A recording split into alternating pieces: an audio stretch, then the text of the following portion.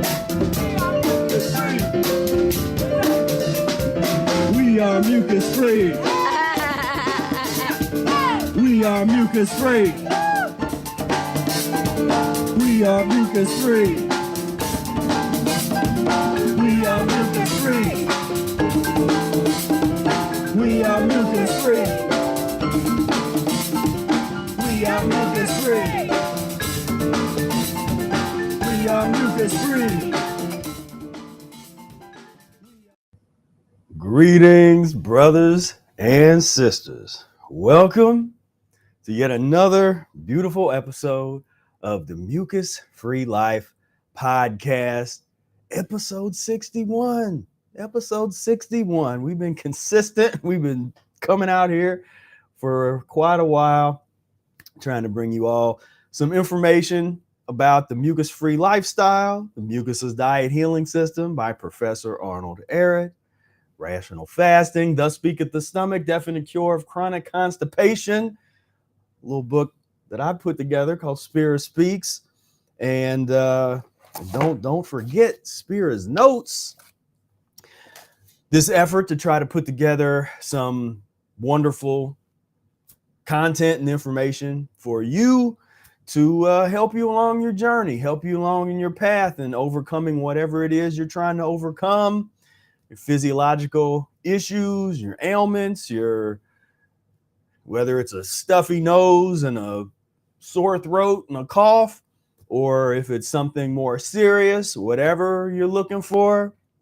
Constipation is, as Ehret says, the foundation of all human illness and disease.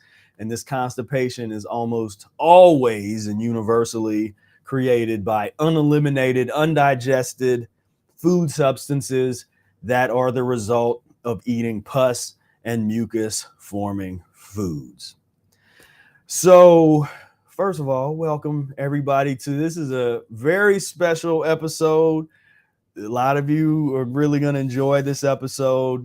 We got, of course, Brother Air going to be on the program. We're going to be talking with him about his recent dry fasting experience. I think he just set his own personal record and actually went 54 days. If you're on the YouTube, you'll see I changed the title from 52 plus days to 54 days because he broke it yesterday.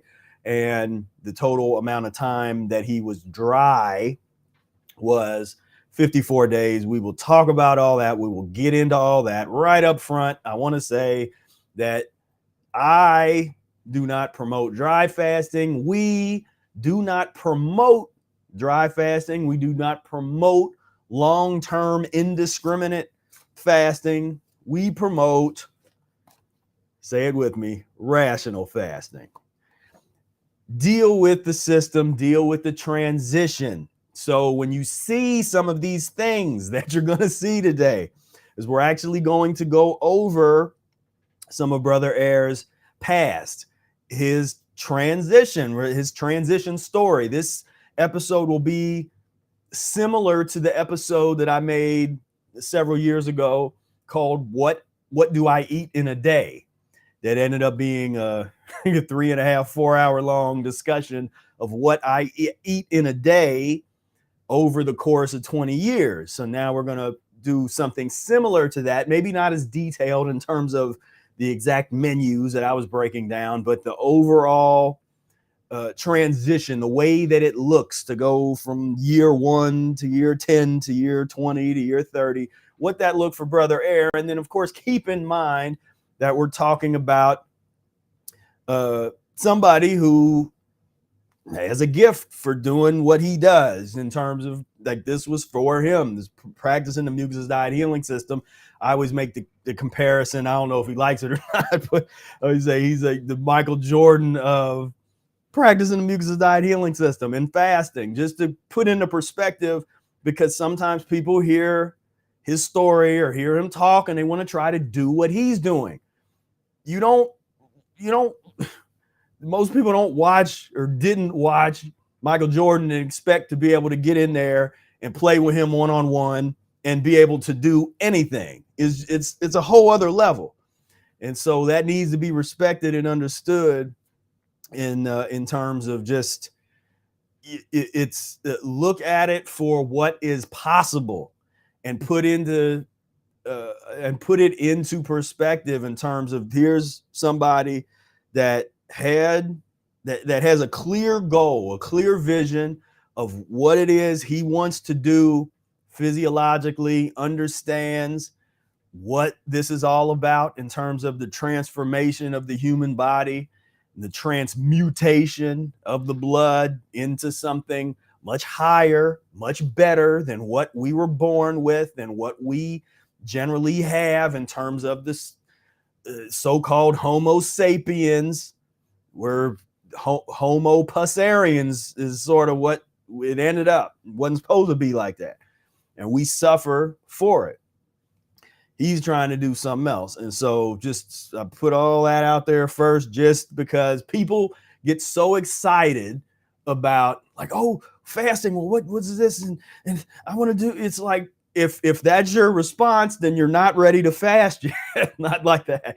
You need to settle it down. Let's take it down and relax and just take it all in and understand that this is what it can look like when you transition for quite a long time. And so I want to highlight the things that he ate that might surprise you over his years. And but you're going to see there's a logic to in retrospect, and this happened to you too. Once you've done this long enough, you can look back and there's a certain type of logic that you can observe from the transition over the years. And so that is where we are today. Let me see what's going on in the chat real quick, and then we're gonna bring Brother Air on. And I appreciate the super chat, Aranka. Thank you very much. Yeah, so happy to have you here. And Monica is in the house. I create lines. What's going on? He said, can you go in on the pus eaters again? I'm pretty sure we're going to be going in on the pus eaters at some point today. I'm sure we will definitely get into that. I need to turn up Professor Spira. People still eating innocent animals. Yeah, man. I mean, we definitely gonna get into it, man, because it's bad out here, and it's so much worse than it needs to be. It's ridiculous. And Michael says your skin looking extraordinary. Oh, well, I appreciate you, man. Thank you so much for the compliment. And Reese is in the house. And why do women live longer than men? That's actually something I talk about that in the Spirit Speaks, and the Fred Hirsch talks about this thing, which maybe we get into that later. You know, there's something to the fact that most women have to sit down to go to the bathroom, where most men don't unless you know better, and so women tend to eliminate more regularly just because they have to sit down. So there's a lot of, before I started sitting down, when I would go number 1 or 2, I was good and constipated. There was definitely times where I could have did number 2 and I didn't, because I just stood up. And so there's definitely something to that, because I actually think that's the answer, honestly. When you start comparing, really looking at why do women tend to live longer than men. So welcome everybody. So let's see, without further ado, I give you the man, the myth, the legend, the fasting expert. He is the fasting master right here. Give it up for Brother Air. What's going on? From the top of the show, we can say that this is not rational. What's not rational? Because she said the rational fasting, so I'm saying what I do is not rational. Yeah. That's Yeah, you started off with the rational, and that's Yeah, the yeah, important thing for people to take away is you started out rationally, yeah. and then Then I got, then I just went into a zone of uh, air worship because I wanted to experiment on myself like Eric, but that's a whole nother thing. But I'm so glad that Professor got his podcast groove back. So I'm happy yeah, about that. And just giving thanks to be here, to be able to share, because I had been, kind of not sharing, but you kind of came at me like, hey man, we need to talk about this. So this is gonna be one of those take your shoes off, get you a nice drink and some dried mangoes or something you can suck on. And we're gonna yeah, talk. yeah, We're we're gonna get into it. So yeah, I've prepared a PowerPoint for today. yeah, So we're gonna kind of go through. So the idea here is it's like, all right, so been practicing the diet since 1982 yeah. and 42 years, and you just got done with a 54-day dry fast. Wow. You just broke that. and Yeah. How I look, man? Do I look bad, man? you would, I mean, you wouldn't at this point, you wouldn't even know you're fasting unless you said something like, or you told somebody. You just look like a slender person, and you're not as slender and as skinny as somebody that would be real uric type, like a But real uric type. that's the art of this thing, man. Is that when people start talking about, or people are afraid of losing so much weight, there's a point to where you transition and you start coming into your weight. But you gotta be patient. You gotta wait it out, Right. and you start coming into your weight.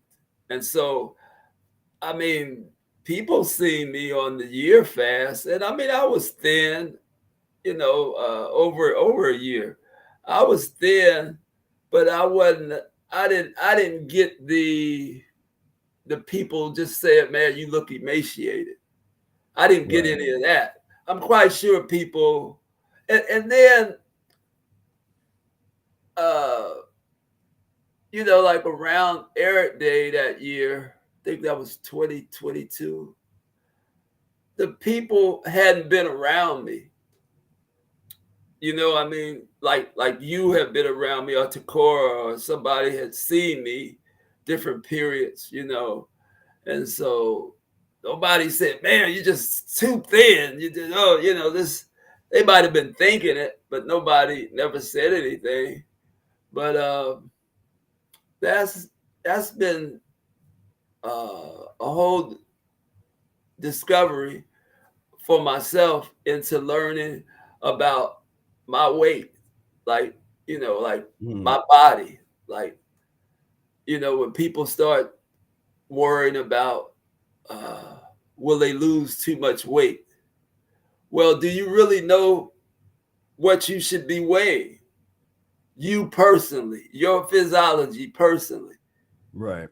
Do you really know? Look at the core.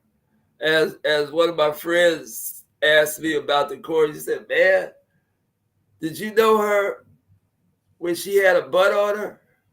Because what happens?" He said, "Is that what happens to you when you practice the Mucusless Diet? You shrink." And so that's been a joke now that me and Decor talk about. We always talk about, and she's always saying, "Well, she shrunk even more, and so yeah, it's no fear when it comes to the weight thing. No one cares. It's all about your feeling, how you're feeling. If your clarity and you're seeing and not with your eyes. It's all encompassing of the of I'm not even going to say being in tune with anything. I'm just going to say just being. It doesn't matter anymore about the weight, and that's what this thing is about, and that's what the dry fasting is really about. Uh, reminding you who you are, because who you are not like mucus and pus eaters and drinkers and diers. That's not who you are. That's not who you are. You're not mucus and pus eaters and drinkers and diers, people who are dying. That's not who you are. So to prove that physiologically, some of us, you go without and you say, well, I'm still here. So when you're putting claims on substance and you're saying that this is what's keeping you alive, the experts that we so much respect, and you say that this is keeping you alive, this is keeping you alive, this is keeping you alive, this is the reason why you're alive, and so when you can take all that out the equation and just exist, it trumps everything. It trumps everything. I'm here. You can see me. I'm here. I'm,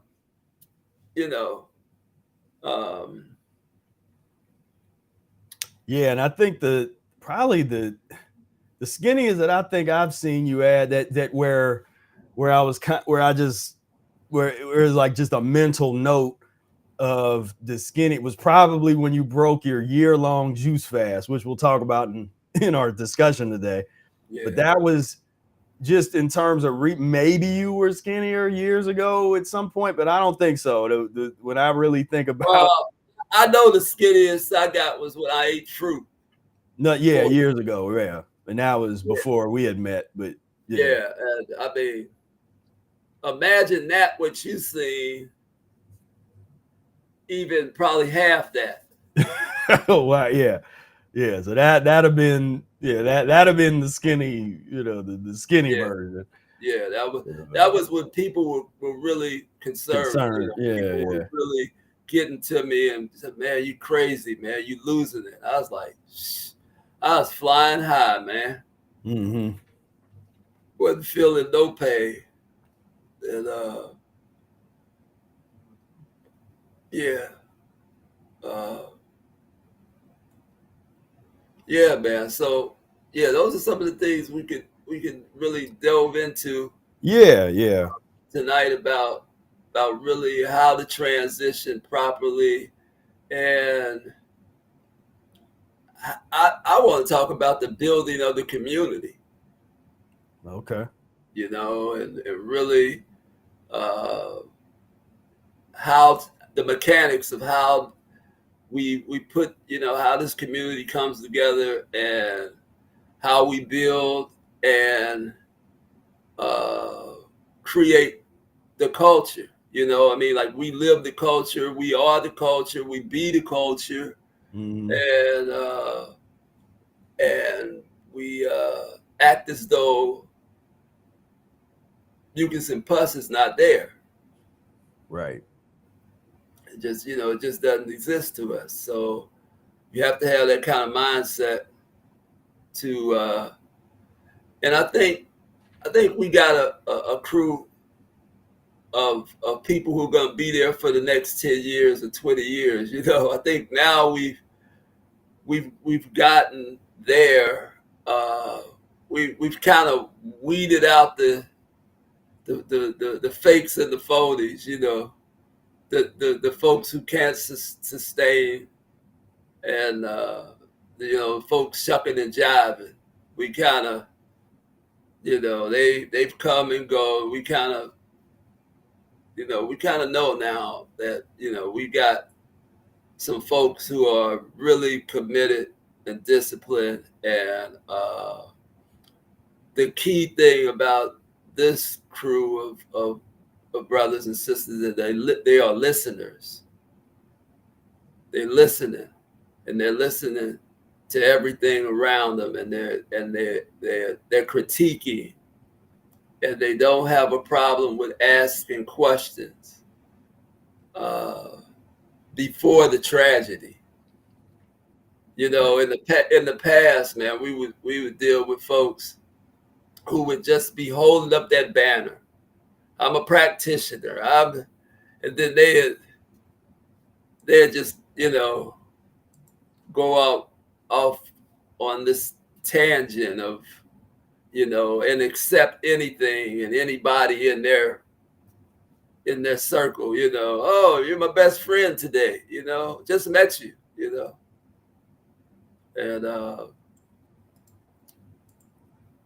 and so, like I say, I think we're down to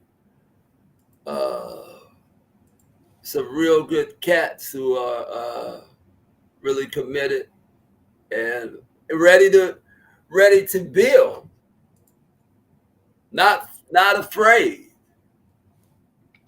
It's like constipation creates that takes away your courage to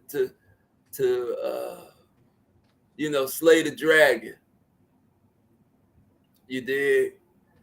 And that's what this is about, because people think this is too daunting, this place that we're on, this place called Earth, to go against, but think about it. You got mucus and pus is just rampant all over the world. Do you want to put your children or future children into that future?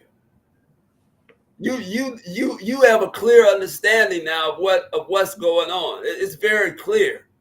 You know what I mean? People, it's very clear that this is not a good ending to this. So now you have a chance to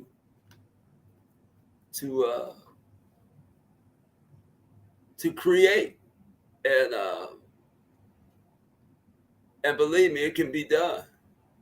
It can be done. Yeah. I mean, just like I had to thank the team for helping with. We got the every week we've been having some food prep videos coming out, the Monica videos, and Brady and Trey and JC and Monica and Hannah and Mia and everybody is in on that, making that happen. Trey helped us get this thing scheduled, working, so we got the serious team now that's behind the scenes, that's like we're all on the same page. We're like, let's go. They're builders and workers. Reese, that's who I'm around more. I mean, I socialize with him more than any of them, but they're builders and workers, and help. They're help people. They're servers. They want to serve. Yeah, they understand that serving because that's what this is, man. And they have the understanding of knowing about, you know, how they talk about survival of the fittest. Well, it's survival of the most constipated. That's what this place represents. And so when you know that that's the end result of like the whole capitalism of, you know, like I'm a winner. You know, it's like to win in capitalism is based on I got more than you. That's it. It's not doing anything, or you know what I mean. But it's basically I got more than you. That's the kind of mucus and pus yeah, but that's reality. pus based capitalism. That's pus Well, based. That's well, pusistism. there can't You know.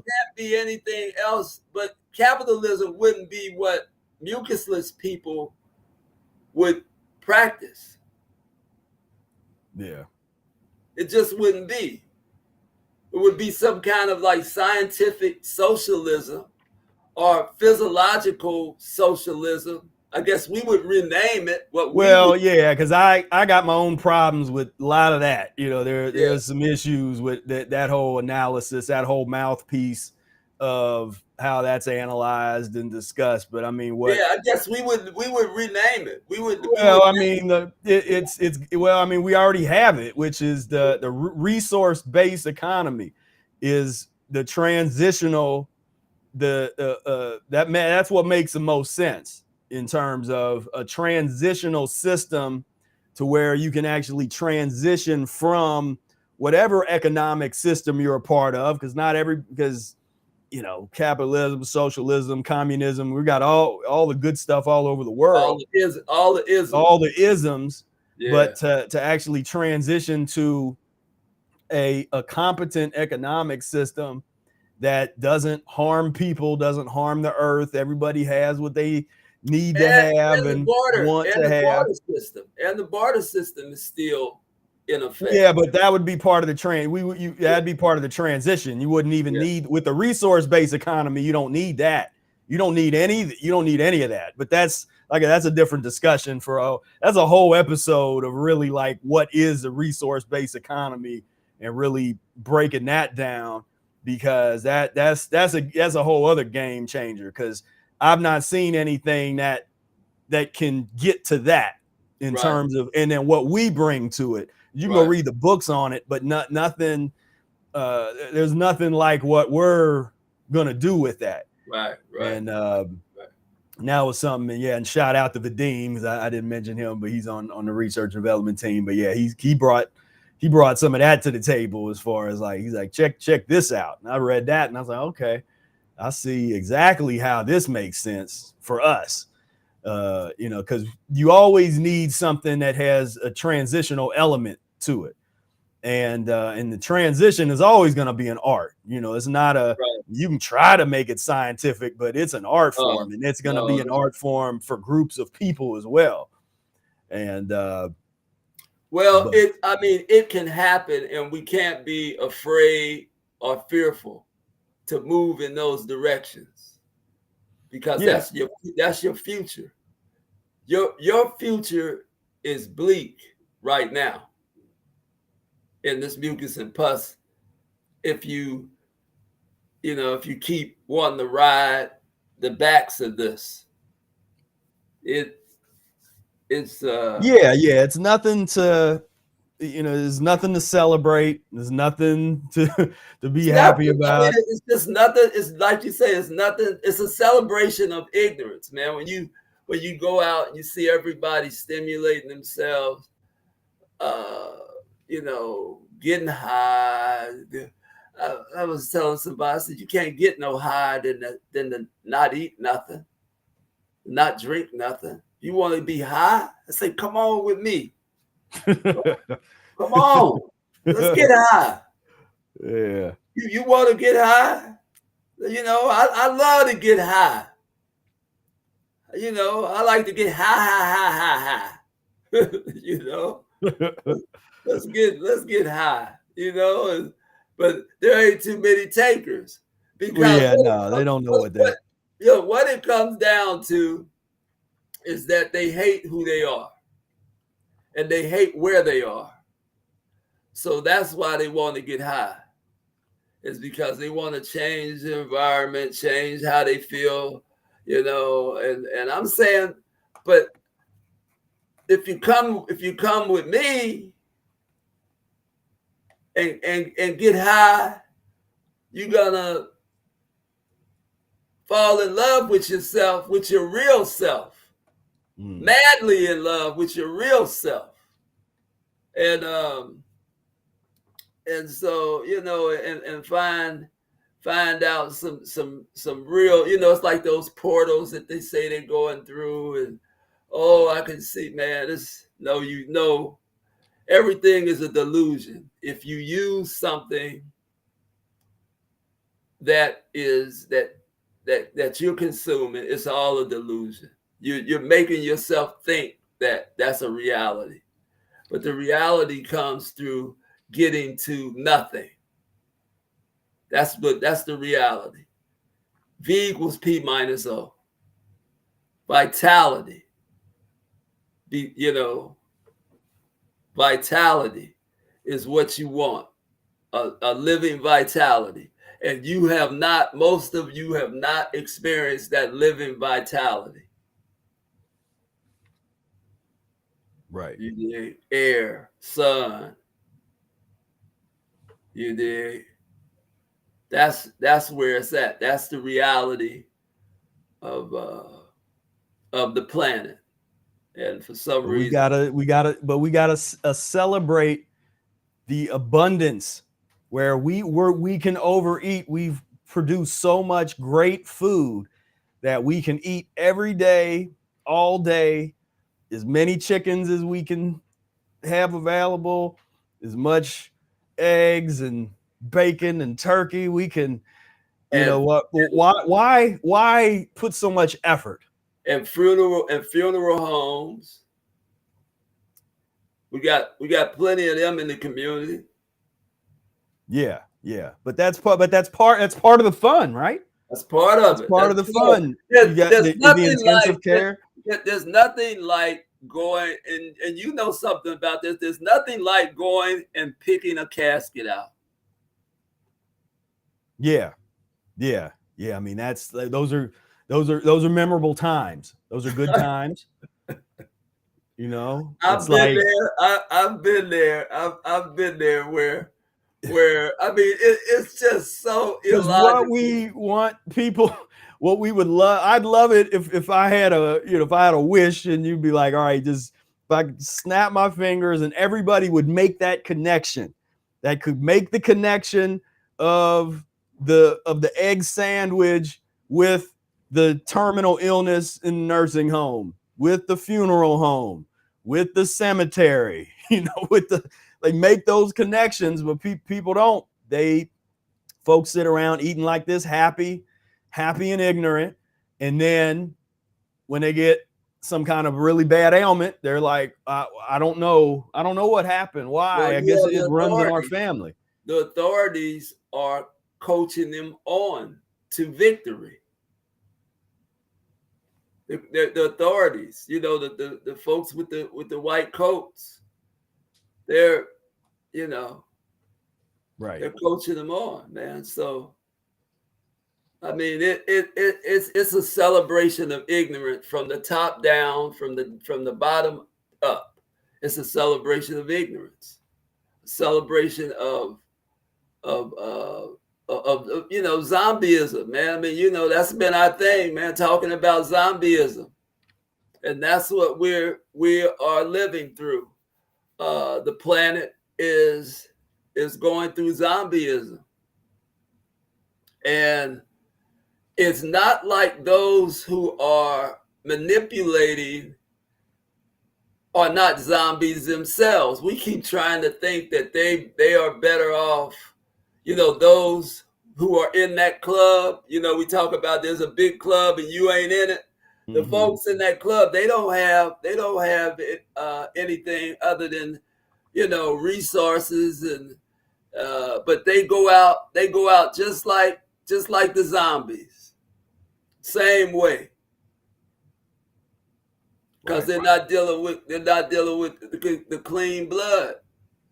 And like me and Spira were talking the other day, a couple of weeks ago, and we just kind of said, look, we used to have this humility about things, about other modalities and all the stuff that's on the internet that we see, and all these people that have their diets and their this, and we just got to the point we said, no, we got this.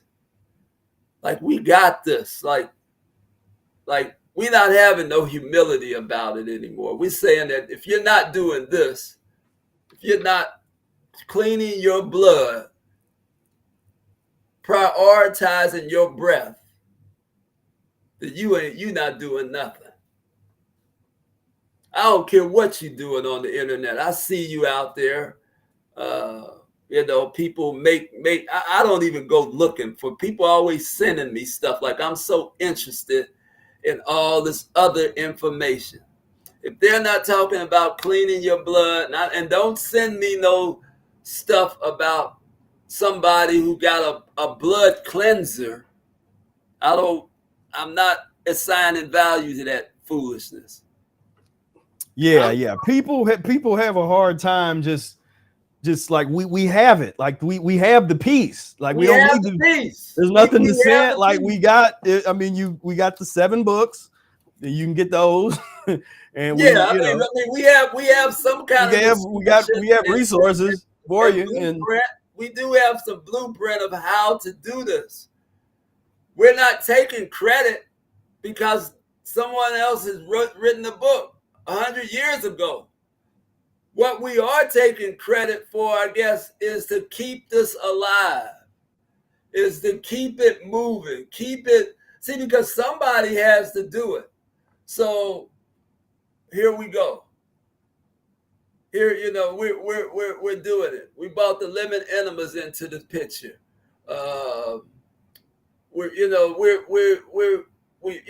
Now you have a community where you can, talk about doing your enemas, transitioning, and all this kind of thing. That wasn't here 40, 50 years ago. We didn't have that. So the internet can be a good thing if you use it properly. But if you just spend your time on the internet looking at all this foolishness and having a information overload where it gets you nowhere, you just got all this information. You dig? It's just so much information. You don't know what to believe. But if you practice, if you start practicing it and really get serious about what you are consuming, cleaning your rectum out, understanding about transition, understanding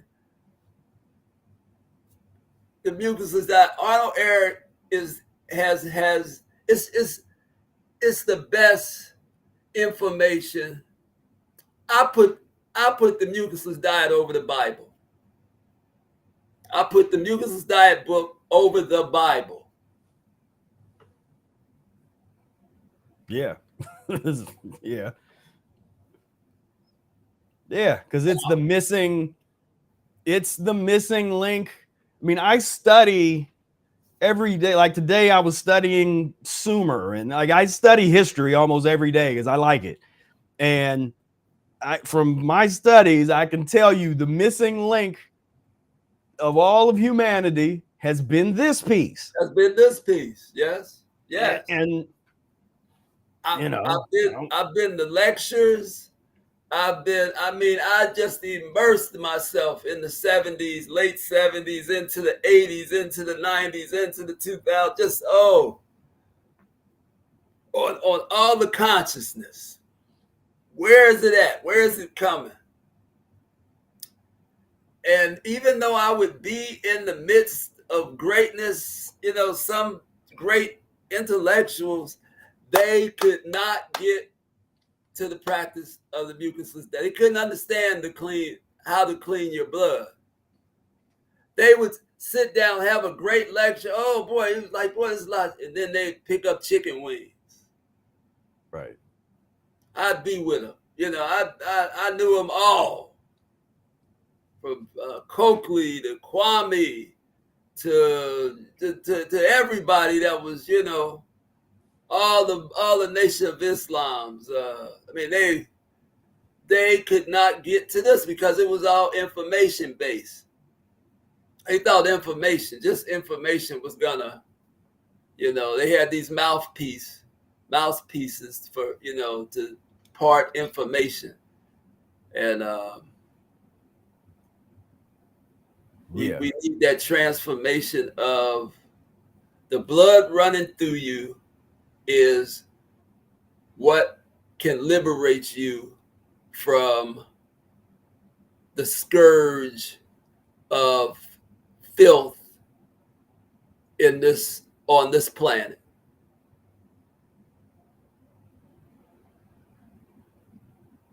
Yeah. I mean, doesn't it make sense to try?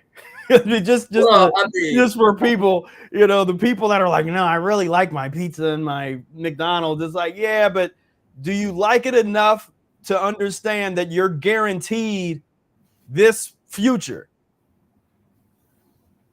If there's like a percentage of 1% chance of not happening to deal with that future, then to me, that's worth it to never eat McDonald's again, never eat Burger King again. Well, okay, so you talking about starting out your inception on dope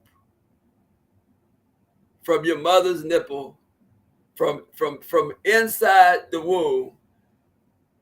You have become an addict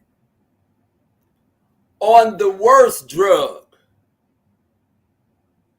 food, or that's not even food. Right. So now you are born, and you have the propensity to be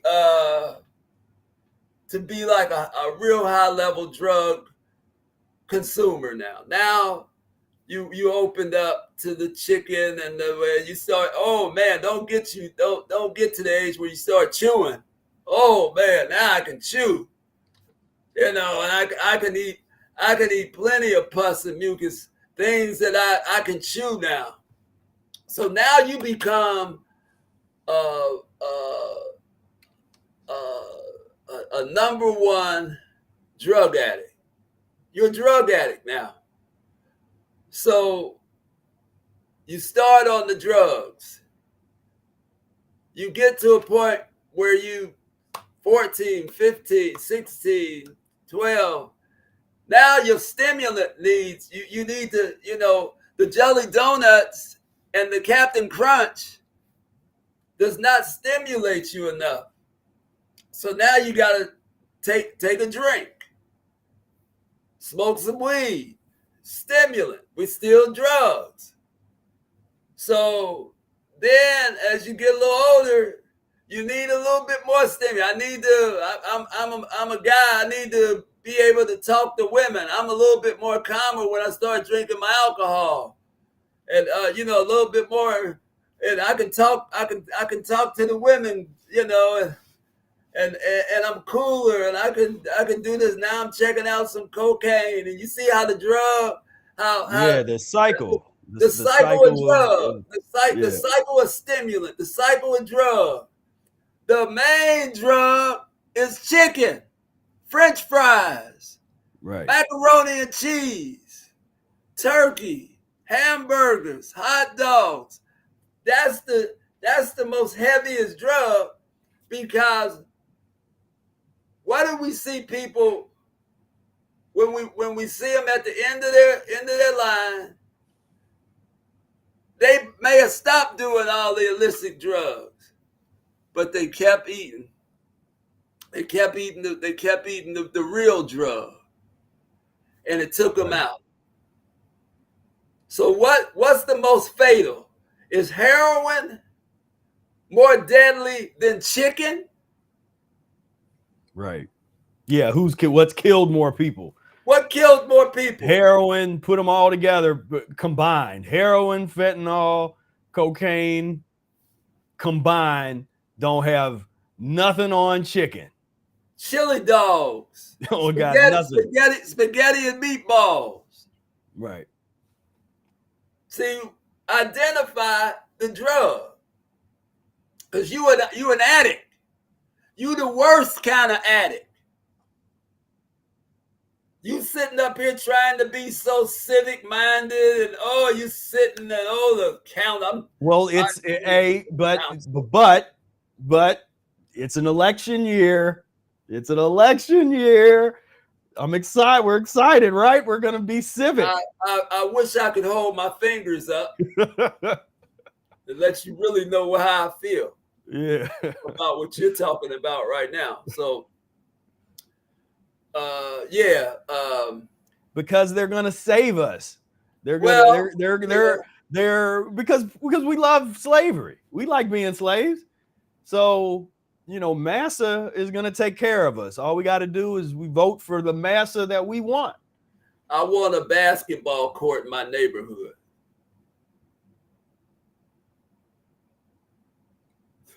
That's exciting. Can you hook it up? That's about all they can do. Yeah. That's about all basketball court. No. Yeah, I mean it's the thing that we hope people can see, and when I show the different images, that kind of stuff, is this entire reality that you came up in, that you've been conditioned into, runs 100% on pus and mucus forming foods. Because you take the pus and mucus forming foods out of it, you have an entirely different world, a totally different society, totally different culture. This is your life. This is your life. There used to be a TV show back in the 50s, I think into the 60s. I remember it coming on, called This Is Your Life.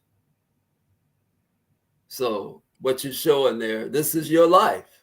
Right. This is your life. You're a master junkie. Obama, Michelle, they're master junkies. You dig? Right. Masters. They can get the other folks to come on. Come on, We can gather the slaves, slave gatherers. Yeah. Slave gatherers. That's all it is. So what where we're at is saying, here's the practice of the Mucusless Diet healing system. This works if you commit to transition properly. There's no way that you're going to get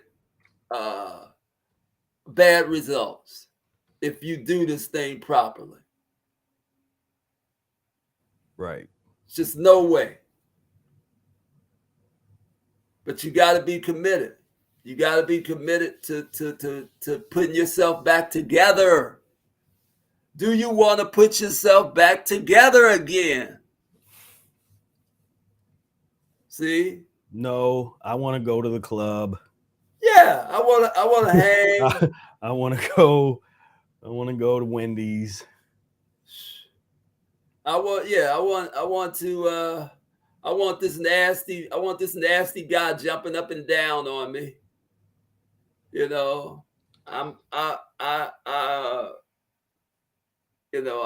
want, look at her big butt. Man, I'm in love.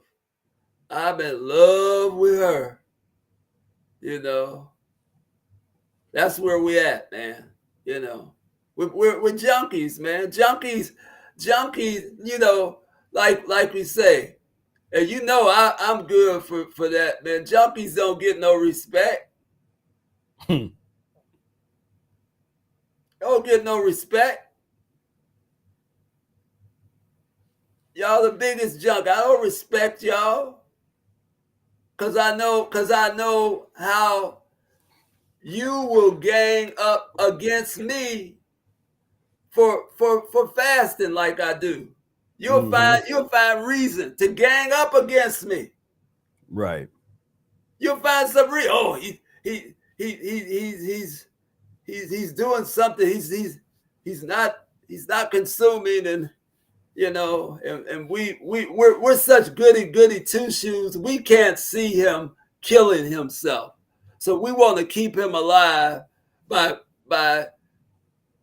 giving him something that we killed, so he can eat it, so it won't kill him. That's the logic. That's the logic. Zombieism. This is what we're in the midst of.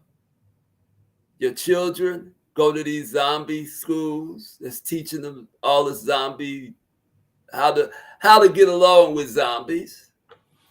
Yeah. It's the transitional education to be a civic-minded zombie. To be a good, well-behaved.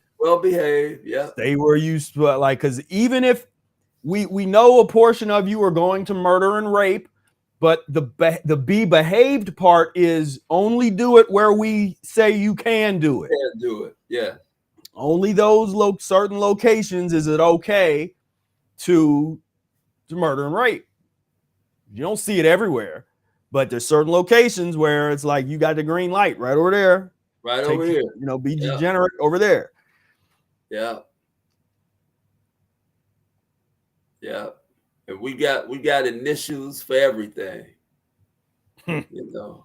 It's just this it's such a sick situation that we put ourselves in, and it's so easy to see once you see it. Like once you see it, like you're like, how could I have not seen this? Once you clean yourself up to the point where it's like the old Polaroid picture. It just come, you know, they take it, they used to sit there, and then it would come, and then all of a sudden you see it. The old Polaroid. That's the way it is in life. Is you see it. Myself, Spira, we see it so clearly now. We are not wrong about what we're talking about. Right. We can prove it. Yeah. We can prove it. See, that's the thing. There's nobody in the world that could come up against us and prove that what we're saying is not right. Right. Now, we issue the challenge that we're saying, and basically what we're saying is if you take mucus and pus out the equation, because every tragedy that happens on this planet, 99.9% of that is fueled by mucus and pus.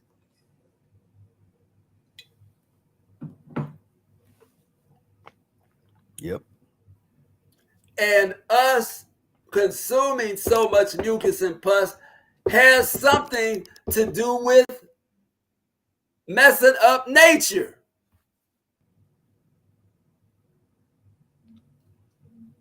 We're all connected. We're connected. We're not a separate entity. We're connected. So when we off balance, it throws off the nature of everything else. A bird don't need no help from you to be a bird.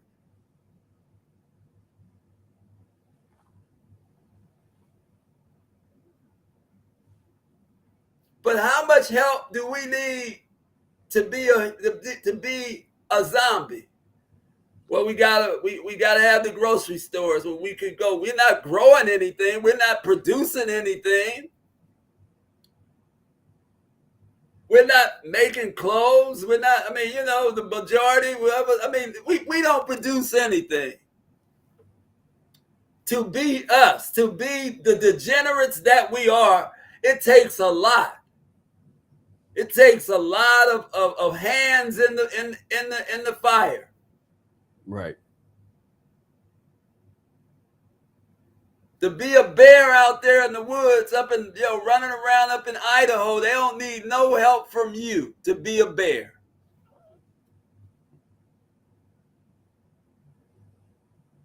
None whatsoever.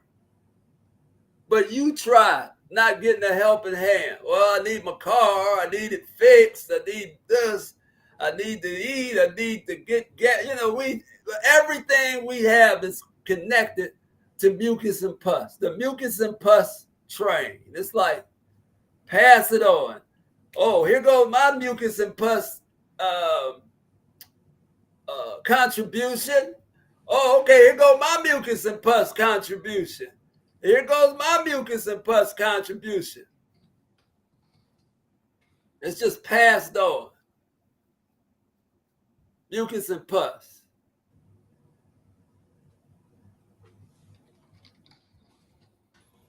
Yeah.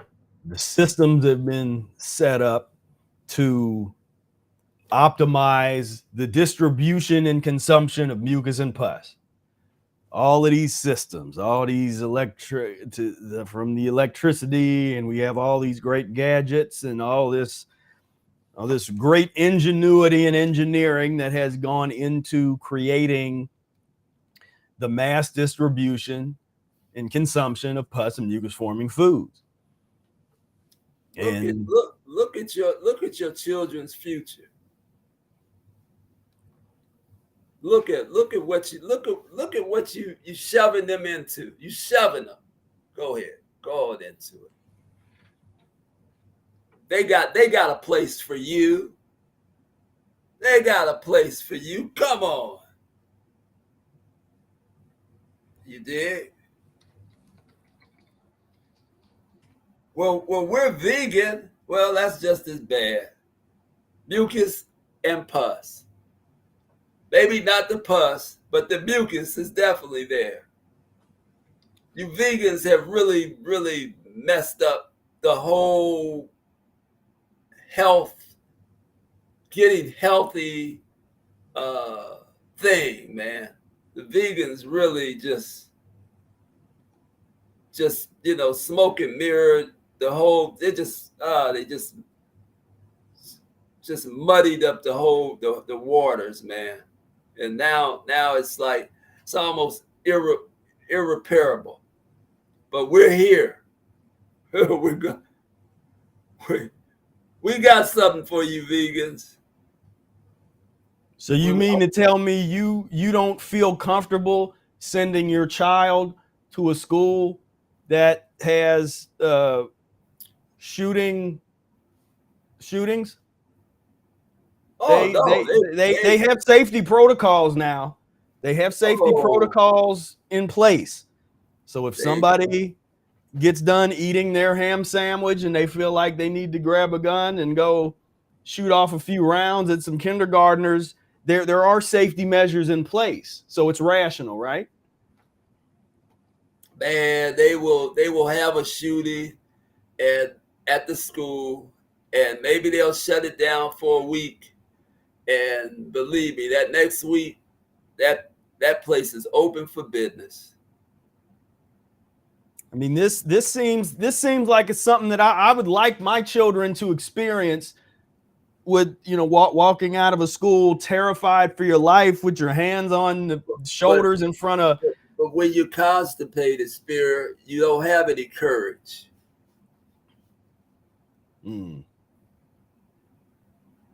Yeah. You don't have any courage. Because people really rationalize, like they really rationalize, and they'll attack us And those of us that want to homeschool or I want to create our own school system that's totally divorced from this nonsense.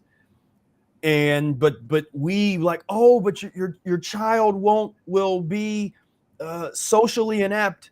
They'll be antisocial. They'll have all these problems. So you got to send them. You got to send them to school. You got to feed them all the meat. We'll take your child away. That's what they claim is being social. If you don't eat hamburgers along with everybody else, something's wrong with you. Right. Little Johnny did not want to eat the hot dogs with all of us. We got problems with that.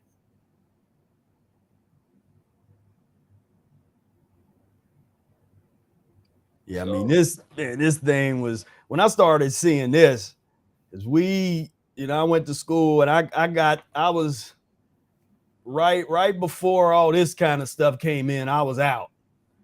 When they started, like, literally we would have fire, like the fire alarm practice and fire drills, and the fact that most public schools now have metal detectors. Most of them have active shooter drills. Like, that's just normal now. It's like, oh yeah, we y'all had an active shooter drill today. Yeah, it was. We got a chance to get out the room. We used to be excited for fire drills. We get out, get out the class, yeah.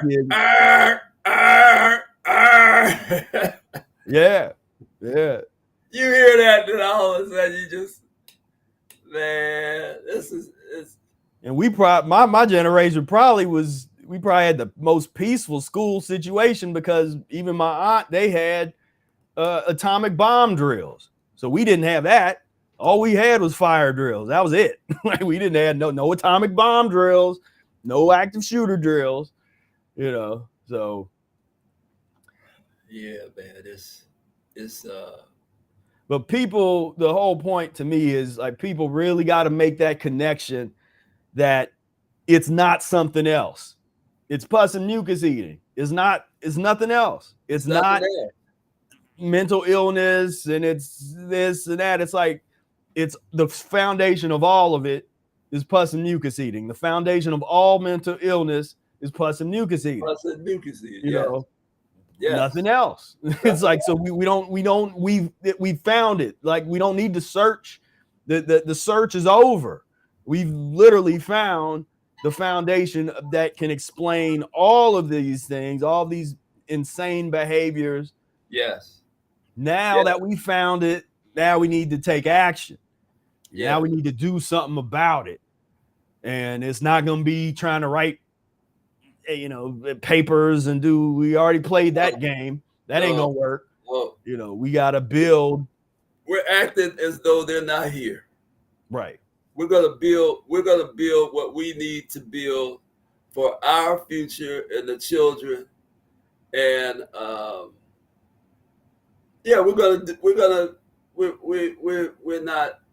we're not discussing it with you anymore. Right. We're just not having that conversation. We're going to build what we need to build to advance our humanity. Simple as that. Yeah.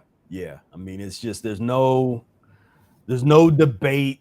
There's no conversation. There's no, like, let's come common ground. It's like, no.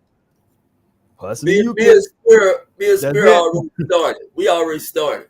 So right. We already started. We're not stopping. Yeah.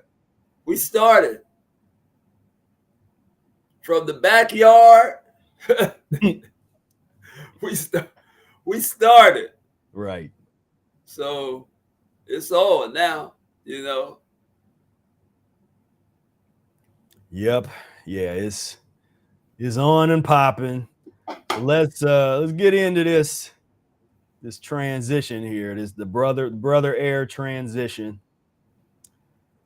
And so we'll kind of go through, and I'm gonna really try to focus as much as possible on the food part. So as you tell stories, try to remember as much as you can about the food part, like what you were eating and why you were eating it or why you were fasting, and that kind of thing, the food and fasting part. Yeah. And of course, our disclaimer that all of this is strictly for informational and educational purposes only. This is not advice at all. This is not medical advice. It's not diet advice or licensed dietary advice. It's nothing. This is just a discussion about some perspectives and experiences that we have had, that Brother Air has had, or I've had, or we've observed. So just as they want us to just say that don't listen to don't listen to anything. This disclaimer, and then the fasting disclaimer. I do not advocate or recommend dry fasting. Please understand, I do not advocate or recommend some blanket dry fasting like we're trying to promote, and that you're supposed to watch this and, oh, let me be inspired to go dry fast. That if you're taking that away from this, then you're not taking what we intended away. That's not what this is about. And I generally do not advocate or recommend fasting without expert guidance. So now there's expert guidance is available now. So if you really want to really do this the safe way, then you'll put yourself in a situation where you can get the guidance that you need from people that have been doing this, that really understand, that can help you along this path. So that's the disclaimer. Don't use this as a model.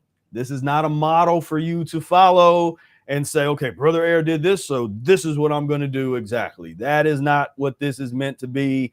This is a case study to analyze. He's bringing his experiences and his analysis to the table.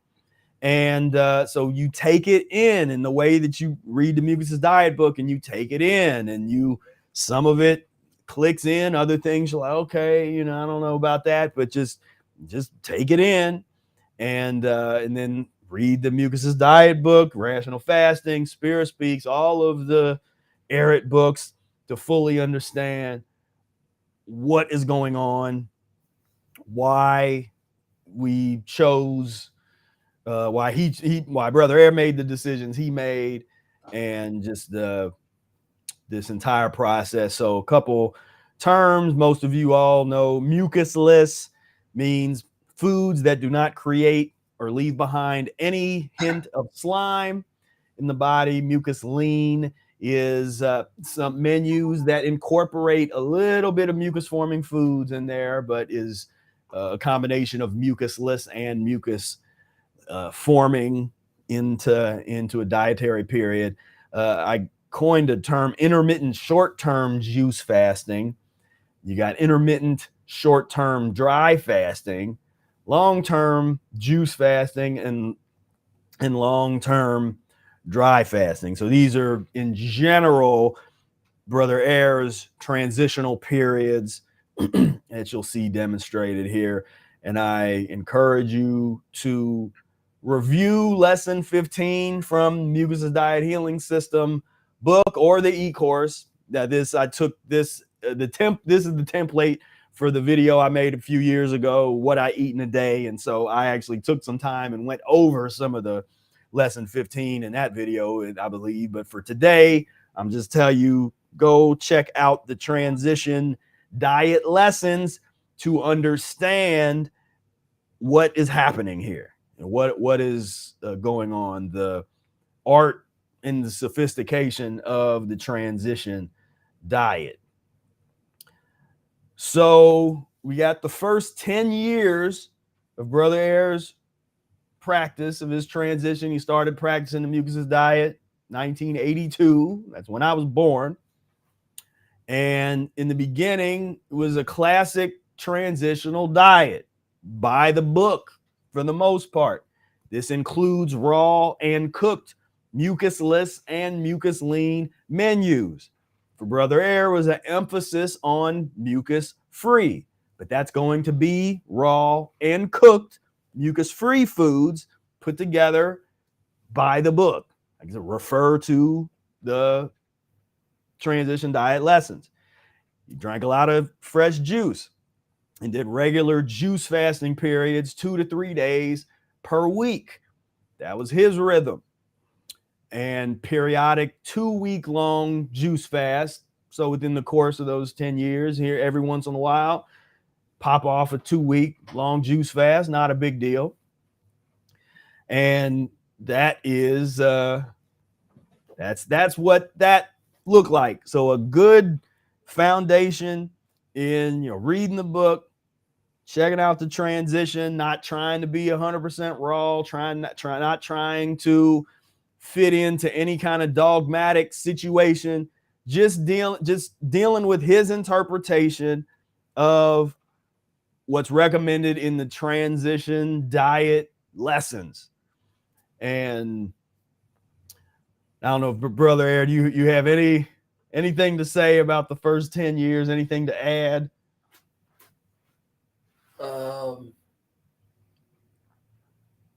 I should have checked with Joe. He would have kept me up on what was going on, because I'm trying. Well, the first 10 years were I wasn't doing enemas every day. Right. I was doing them probably maybe 3 times a week.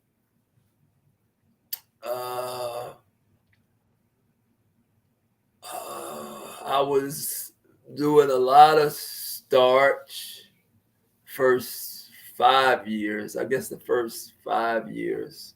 A lot of the beans and the the rice, and not too much rice, but I did have some. Right. The big plates, man, of cabbage and beans, and I wasn't a real pasta guy. I didn't really mess with that. Sweet potatoes. Was beans probably the most mucus forming thing that you had? Yeah, Maybe that besides was beans my and day. Yeah, that was my day. and the well toasted wheat bread probably would be the. Well, I wasn't really dealing with that. I was Okay. I was eating a lot of well, I can't say a lot, but the little pita bread, and I would toast that, really hard. So that, but really it was beans, peas, And that's combined with the raw salads. salads. Yeah, salad. Well, it was it's a always rule, always a raw salad. Yeah, it was always a salad on top. I always would have my salad on top, and I would let the stuff cool down because I didn't like hot stuff touching my salad. Like wilting the leaves of the fresh lettuce, or Right. So I would always let it cool down, and so it would be like a big salad, broccoli, cauliflower, your mustard greens period, your oh different greens. yeah.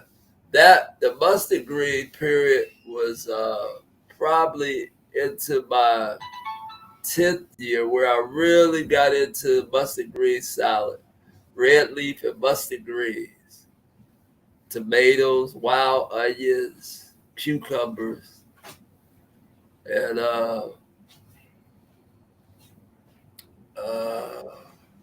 yeah, that kind of stuff. Still checking out dressings. That's when the Annie's or whatever it was. The Annie's, the vinegar-free dressings. It was like a couple that came out. It came out probably, and yeah. So that was first 10 years, man. in 1990, because I started, so that was the first 8 years. 1990, I was 30. I was turning 30, so that was the day that I said I was going to do an enema every day. Well, let's back up, because we got 89, and so this was the fall. Yeah. Oh, yeah.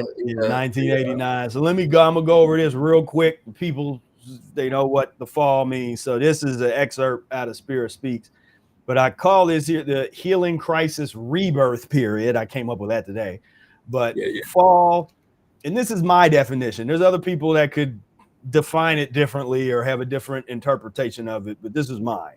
So intensive physiological elimination or healing crisis, usually characterized by the failure of the endocrine system, coupled with an intensive elimination on the cellular level. People experiencing a fall may be bedridden for a time or unable to function in public spaces. Many long-term practitioners of the Mucusless Diet experience a fall 8 to 12 years into their dietary practice. Given the severe nature of the symptoms, many practitioners have been known to blame the Mucusless Diet for the fall and have retreated back to various forms of mucus eating, including flesh and dairy consumption. Some erratists view the fall as a kind of rites of passage where the practitioner's dedication is rigorously challenged as he or she pays for their physiological debts or karma. See physiological karma definition. And this is something new that I've added just today. And this is my opinion, the severity and premature timing of a fall can be drastically optimized by adherence to a good transition diet that is not too restrictive and is not too aggressive. So there's people that bring this on themselves when they try to practice some creation of the Mucusless Diet that they've created in their head. They're ignoring the type of menus that are recommended in the transition diet. They're recommending they would never eat beans, as Brother Air just mentioned here, that he used beans on his transition and cooked mucus-free foods and store-bought dressings and all these things. They would never consider those things because they're very, very narrow. But then in several years, they start to go through horrific eliminations, and then they want to blame the fruit and the fasting and the and they want to, or the mucus-free, when we're sitting here telling you transition. I don't know how to be more clear about it. Transition diet. We're not. People think we're so, but what you should take from this whole discussion is look at how dynamic this is, where you can go from eating meat and dairy to eating mucus, the transition diet, which would include beans and bread, and but you're eating it in a certain way. You're not just eating, you're just like, well, these are the foods I'm eating. No, there's a certain way that you're supposed to eat the bread. There's a certain way that you combine the peas and the beans with cooked greens. And that's the method to this. But then you can take that all the way to a man that has just finished doing a 54-day dry fast. There's nothing out here that's that dynamic. Not even close to being that dynamic.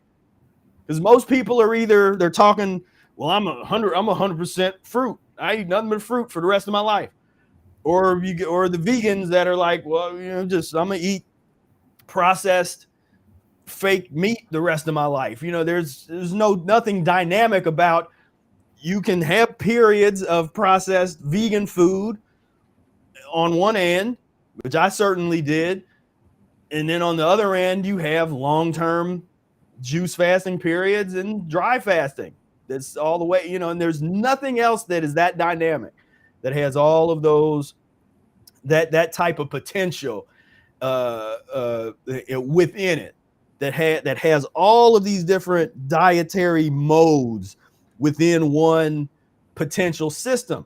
But you got to practice it. You got to practice yourself through those different periods and understand what those different periods are doing for you and why you're doing it like that. And that's the art. That's the art of the transition diet. But I go over that just because when we start talking about the fall, there's some people that get scared. They start freaking out. They get they get in their head and worrying about is the fall coming? Or they'll go through just a regular elimination and think that it's the fall. They'll think everything is the fall. No, the fall is a very unique kind of thing. It's not something that you really have to worry about unless you are really, really serious about this path and really and being a bit more aggressive with your transition. That's why I promote slow down with your transition. Like, slow it down. just in general, a lot of the people that I deal with, because I generally don't deal with the people that need to go more intense, because it's hard to get them in, because most of those type of people, the McDonald's people, they don't come over here until they're sick. Right. Then we're having a different discussion when you dealing with the people that are sick, that are here because they're sick. But if you're here because you were really interested in raw fruitarianism and the raw foods and that kind of thing, but you're finding there's a limit to how far you can go with that, and you start noticing, like, man, I don't feel as good as I was. That's now we got to talk about the transition. We try to get you come off the ledge. It's don't be so narrow with the tools that you have to use. There's a lot more tools that's out here that you would never even think of unless you practice the Mucusless Diet healing system. So this is 1989. So so for Brother Air, this lasted 4 to 6 months. He's got a strong physiology. Was getting into the diet. He's relatively, compared to a lot of us, he was fair he's got a strong physiology. As some people would say, he had good genetics and good genes, compared to, my fall was a little bit nastier in terms of, it took a little bit longer than 4 to 6 months. Mine was a whole other kind of situation, which we won't talk about today. But this was Brother Air. So 4 to 6 months, and through that period, he ate 100% mucus free, 100% mucusless. So and from that point on, it was like he had this period during and coming out of his fall period of being 100% mucus free. And this is when he started doing the lemon juice and distilled water enemas every day, was coming out of this fall period. And again, he was 100% mucus free, doing lemon juice and distilled water enemas every day from then on, after that. And so now we're up to where you were starting to talk about getting into the lemon juice and distilled water enemas every day. And okay, so the fall, with the fall, I just laid there. Preface, I had some finances that I had a fall fund that I had put aside. The fall fund, that's the fall insurance policy that we talk about. Sometimes you want to have some resources set aside so that if you start going through an intense elimination, you're able to take time off of whatever is happening in your life, and you can focus on overcoming that elimination. And financially and socially, your whole thing just doesn't fall apart, Right. Because people get so worried about making money, man, and it just throws everything off. You know, and that's what we created, the fall fund. So I had a fall fund, so I could go and lay down for, like I did. Basically there was a period where I was just getting up, making me an enema, and That was it. That was the Just only lay thing I back was doing. down. Yeah, you laying down, get up, do your Yeah, enema, lay back down. lay down, try to eat, you know, and I would try to force. My thing was I was forcing food Mm, down because I knew I had to do that just to keep my elimination up. I wasn't gonna sit there and dwindle, like, you know, get down to like 70 pounds or whatever. right. I wasn't going out like that. So I did that. I was mucusless. Uh, the mustard greens, the salads, the raw mustard greens salad, and uh, things like that. So Right. uh, eating a lot of beets. Mm-hmm. I was going. I just remember asking my mother, man, you know, to come by. You know, whenever she would come by, I remember she sent my cousins over to look at me. It was like, and they just gave me that look in the eye, like, look, Will, you know what you're doing? Because they were coming to take me to the hospital, basically. Mm-hmm. And they just gave me that look, like, you know what you're doing? I was like, I got this. You know, I know what I'm doing. And so, yeah, so they let me alone, convinced my mother, and I just went through the ritual of uh, of going through elimination on a fall, being really, really calm, no socializing other than those who would kind of intrude my space, you know, because they were concerned about me if I was killing myself, you know. And so, yeah, I went through that, turned the corner, started feeling a lot better, man. It was just like I turned the corner Mm. with eliminations.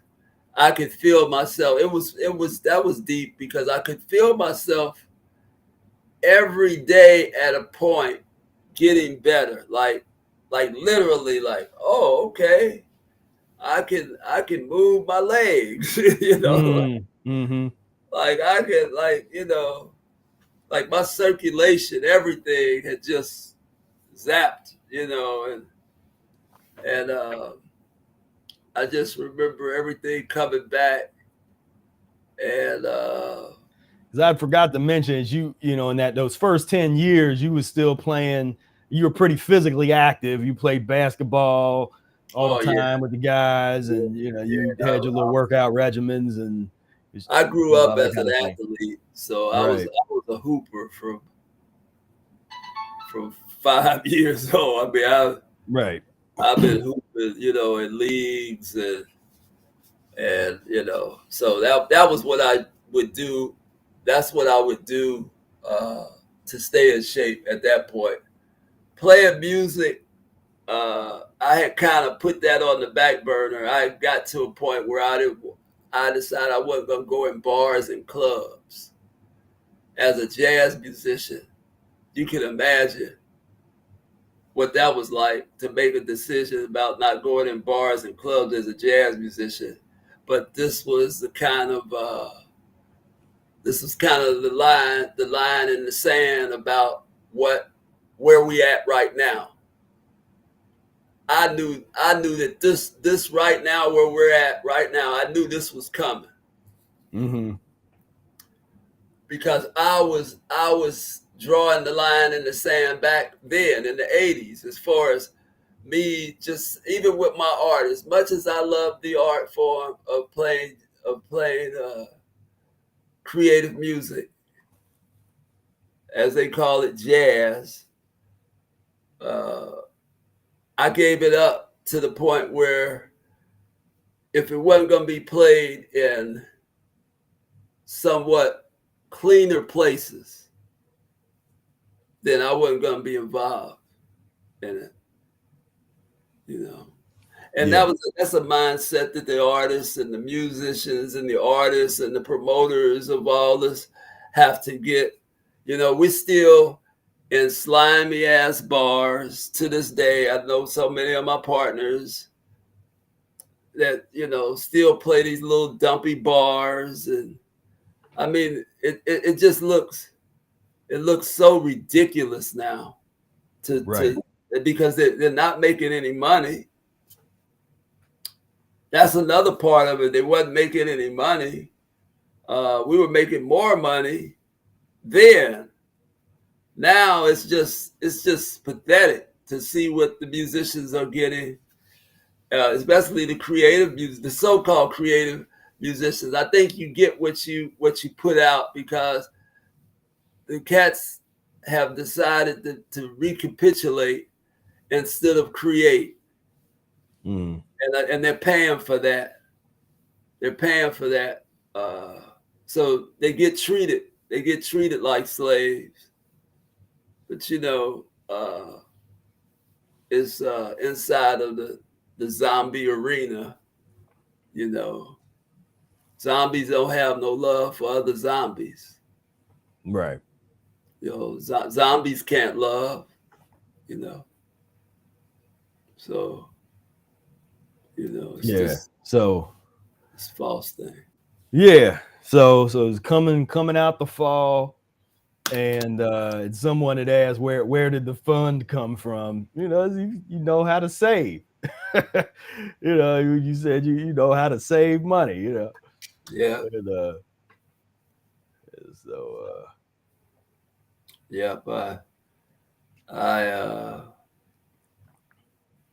know how to save money, man. I wasn't drinking and getting high and barely eating. I mean, my food was, that was back when you could get lettuce for 30 cents a head.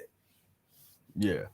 You know, and you know, they were selling lemons.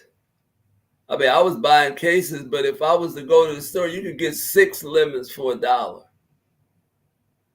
Right. 7, 8 lemons for $1. That was during those times. So, you know. Yeah. So that's where the money, I just, you know, it wasn't. I had a stash. Yeah. You got to prioritize the stash. Yeah, I was at the stash, and I was able to lay there for. I literally, when I ran into my wife, my stash was gone. yeah. Put it that way. Once you found the wife, the stash was gone, and that's the era we're getting into now. So this is 1991 to 1999. Yeah, I'm calling this the mucus lean period, and where you started to eat more transitional mucus forming foods. Well, I found a companion, and I found a companion and somebody who was interested in the things that I was doing. And so that took place, and we ended up becoming a couple. And after about 3 years that we met, and then after about 3 years after we met, but about 2.5 after we really started hanging out with each other. I knew her for a while, and, you know, but we really started hanging about 2.5 years. Right. And it was interesting. So, you know, you say that you started to eat more transitional mucus forming foods to teach and influence the family. Not then. It was after we had a child. Yeah. Right. And So then it was kind of locked in. At that point, we were a family then.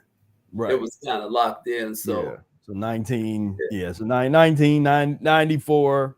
yeah. You know, now one of my points is that to me, and this is just my observation. So even though you weren't eating those things, there was still some dormant mucus addiction that was up in you that would make you be able to have those cravings and still be able to process that food at all. Well, okay, yeah. The cravings came from keeping a fam. My mother had a talk with me and said, you know, like, because I was really negative towards any kind of the new vegan processed stuff, you know, that was coming down the pipe. And she kind of pulled my collar and said, look, you know, you got a beautiful lady that's listening to what you're doing and really she wants to be a part of it. She's trying to bring something to the table. And, you know, and I just had to listen to a mother's wisdom of what I'm saying that's the kind of the rational and the emotional. What I'm saying is that physically, like maybe if you would have kept doing what you were doing, you would have eventually got to where you are now, and maybe you got there quicker. But you would have got to where you are now, where it's impossible for you to eat those foods. Oh, but it was not yet impossible for you to eat those things at that time. That's the point that I'm trying to make. However you frame it, the reality of it is like it was still a process and a legitimate part of your transition of you working yourself physiologically through those foods. I will say this: if they wouldn't have been there, I wouldn't have went looking for them. Right. She was there and she was trying, like, hey, I'm into this thing. She was doing her enemas every day. She was fasting, juice fasting. She was really practicing the Mucusless Diet hardcore for at least 15 years. She was real hardcore.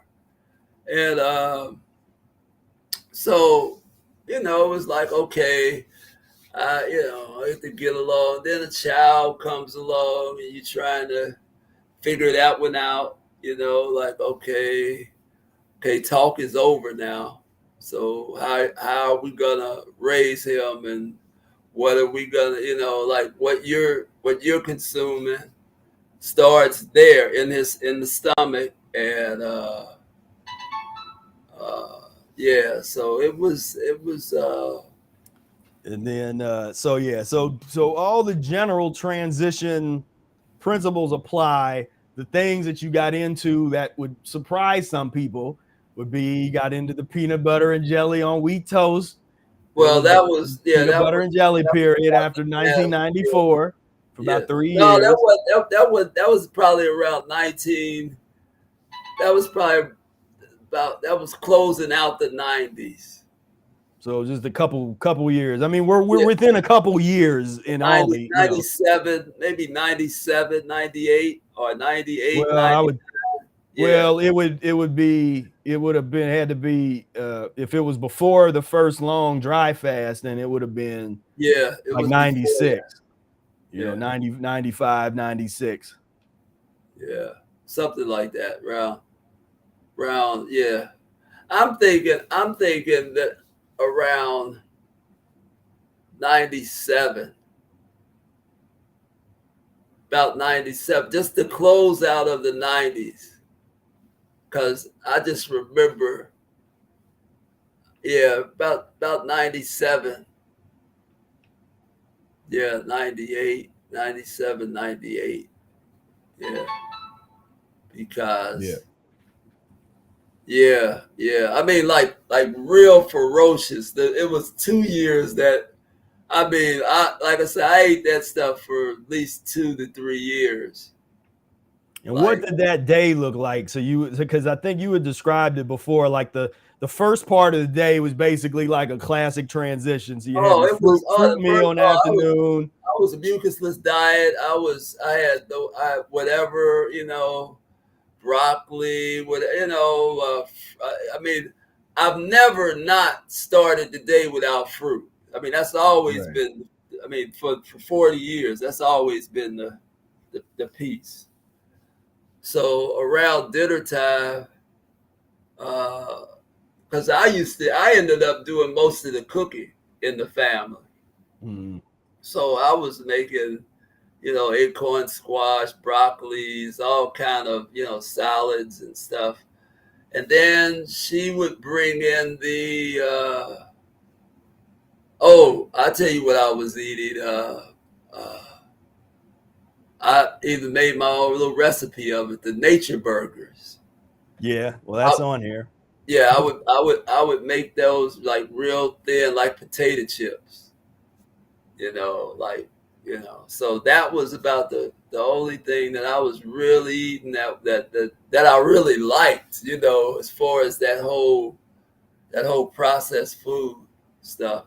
And the children was eating, she was going through the spaghetti piece. I was never really a spaghetti person. But yes, they were doing that a lot, the spaghetti and the on the birthdays, on the Earth Days, they would the Annie's quarter pounders. I remember those, and things like that. So now tell us that you got to tell the white potato story, the well, white potato and peanut oil. That was during the pregnancy. Yeah, that was during the. Okay, so that was earlier. She was pregnant then, and she had the taste for white potato, and I don't know if others can relate, which the men probably can. When your wife is pregnant, pretty much what they want, they get. I mean, you're not sitting there arguing with them and trying to be the mucusless practitioner, other than meat and stuff like that. I wouldn't have stood for that. I don't think if she would have had a taste for goat's milk or something, Right. But the potato was like, okay, so I'll prepare it. So I started preparing it like my mother used to make French fries with peanut oil back in the 60s and 70s, whenever she would make French fries. So I would make these big potatoes and I'd cut them like steak fries. They were real kind of thick. And I would make them in peanut oil for it. And then she would use a tomato sauce. She would never use ketchup. It was always some kind of tomato sauce. So she would eat it. I was doing this for like at least a month went by, me just making, I wouldn't touch him. And then one day, that one fateful day, I took one, man, and one crunchy one, because that peanut oil makes it real crunchy. And man, I took one, and oh man, we started. I mean, they literally became the meal of choice as far as like us watching a movie. You know how you have a bowl of popcorn? Yeah. We would have a bowl of French fries and tomato sauce, and so that became the thing. And we'd sit, and eat that stuff. And so, I mean, she was pregnant. So within that pregnancy, about a couple of months went by, and my left eye just started. It was like I guess there'd be a cataract appeared where I couldn't. Mm-hmm. I couldn't like messed up, like literally. Yeah, messed up your eye. It was like the clouding up of your eye, and that stopped me immediately.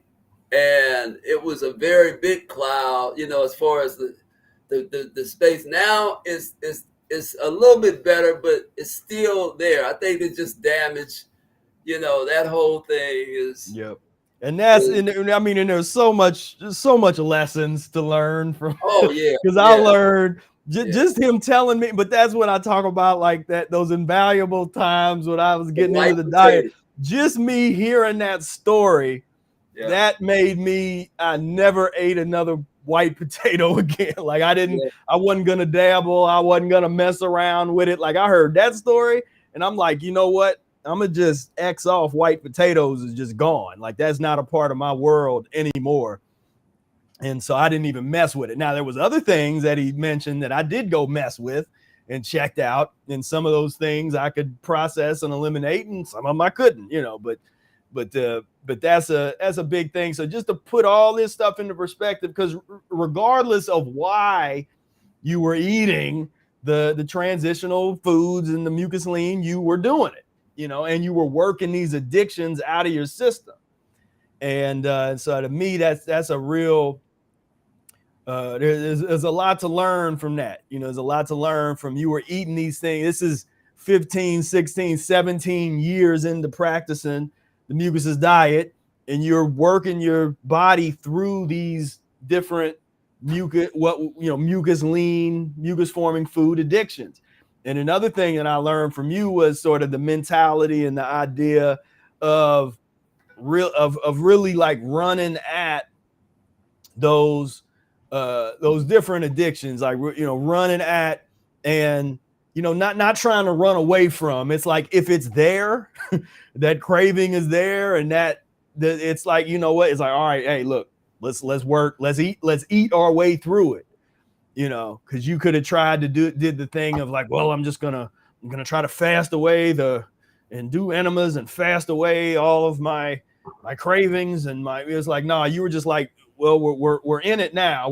However we got here, we're here now. We're eating these things. So let's apply the principles. Always, and my logic was always about keep it moving. So I was doing my enema every day. I mean, yeah. So that's always the logic. Even if you have a bad day, keep it moving. Keep that stuff moving. Right. That's always made sense to me. Yeah. So this is important period. A whole lot to learn from this. Then now we're gonna start to, as they say, now we're gonna get irrational. Now the Michael Jordan is about to get out of high school kind of thing and get into some next level stuff.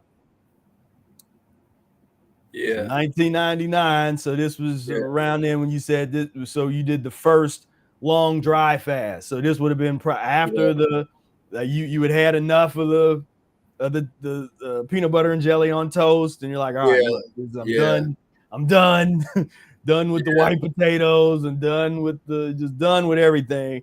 And so you did your first dry fast, so 43-day dry fast in 1999, and this included lemon juice and distilled water enemas, right during that period. And then, well, 2000, you have to preface that too with the amount of lemons that I was using through the 90s. I mean, I was going through 2 to 3 cases of lemons a week. That's when cases was $8 and $9 for 100 lemons. Yeah. I was doing 20 lemons a day. I mean, 20 lemon enemas, 25 lemons. So I was, my lemon consumption was killer for about 2 or 3 years there in the 90s, where I was just, it was almost like, I used to think of it like committing like exorcisms, like a self-exorcism, man, like getting the demons out of me. Yeah. Well, it's like you say, the forgiving factor, so you eat some nature burger, and then the next day you're like, oh man, Yeah, so I was going through that kind of lemon, and then this was partly too before why I was mucusless, and how I was into the relationship, that was what I really was trying to set an example of what my wife could see me, instead of talk, she had to see it, the thing that I always say about women are, it's always about they operate on tell me instead of show me. They go for some slick cat talking, telling them something. But my thing was I had to show her. I could show you better than I could tell you. So I was really, really at it, man, like with the enemas, man. Like I say, I went through 2 to 3 cases a week, man, for years, man. And like I said, the cases was $8, $10, $7. And I wanted her to see it. And then the next thing I know, she's doing these heavy lemon enemas, 10 and 15 lemons. And, I mean, so, so that was my whole thing with my wife was, because I knew where women had been so kind of into being told, they go for that, tell them what they want to hear. But my thing, what sealed the deal with my wife was she was watching me. She didn't know she was like, man, I don't know what this dude is. I wasn't trying to like bed her down. I was just into the practice of the Mucusless Diet. She was just like, wow, this is some discipline. And she was studying at that time too. She had been celibate for a couple of years. She was studying the Bible real heavy when I came along. So she was just really trying to get it together. And then can you imagine somebody like me come along and I'm talking like, check this out, like, and I gave her a Mucusless Diet book, and the annotated version went out at that time. So, not yet. not yet. Yeah, no, I was still up at the Sharonville root beer stand eating the footlongs and hamburgers about that time. Little did we know that it like the annotated version would come from the root beer stand. From the root beer stand, right? Yeah. So yeah, that was a big part of her seeing me, like watching. Like I can show you better, I can tell you. And she just observed. Yeah. And there's nothing, when you're talking about doing these things in with the family there, like because it's one of these things that, like I say, we're on here talking about this, but you can choose to believe it or not, because you weren't there. If when you're there, when you're in the same place with the person and you're around them all day, like you see it, Right. It's like you're like, oh, okay, this ain't a, like you said, ain't talk. We literally were together about 5 days a week. And then I had a place, so I would, well, and because you're going back to the 1992 time, but so just because you want to jump, don't want to jump around too much. Well, I wanted to make the emphasis on the amount of lemons that I was doing at that time. Right. Like, and then this is the citrus juicer lemon juice, just for clarity for people that, so we know that was with the citrus juicer. So like, 10, 15, 20 lemons per enema bag. Yeah. With a little bit of water. That is the BROAIR way. Yeah. And so, yeah. Yeah. So into that, into the eating fruit was kind of a thing where I had decided to just eat fruit for a couple of days, and I wasn't planning on eating fruit. I wasn't planning on going on a fruit. Yeah, you didn't plan a year-long fruit fast. So this is like I just started eating fruit for a couple of days, watermelon and tomatoes, and,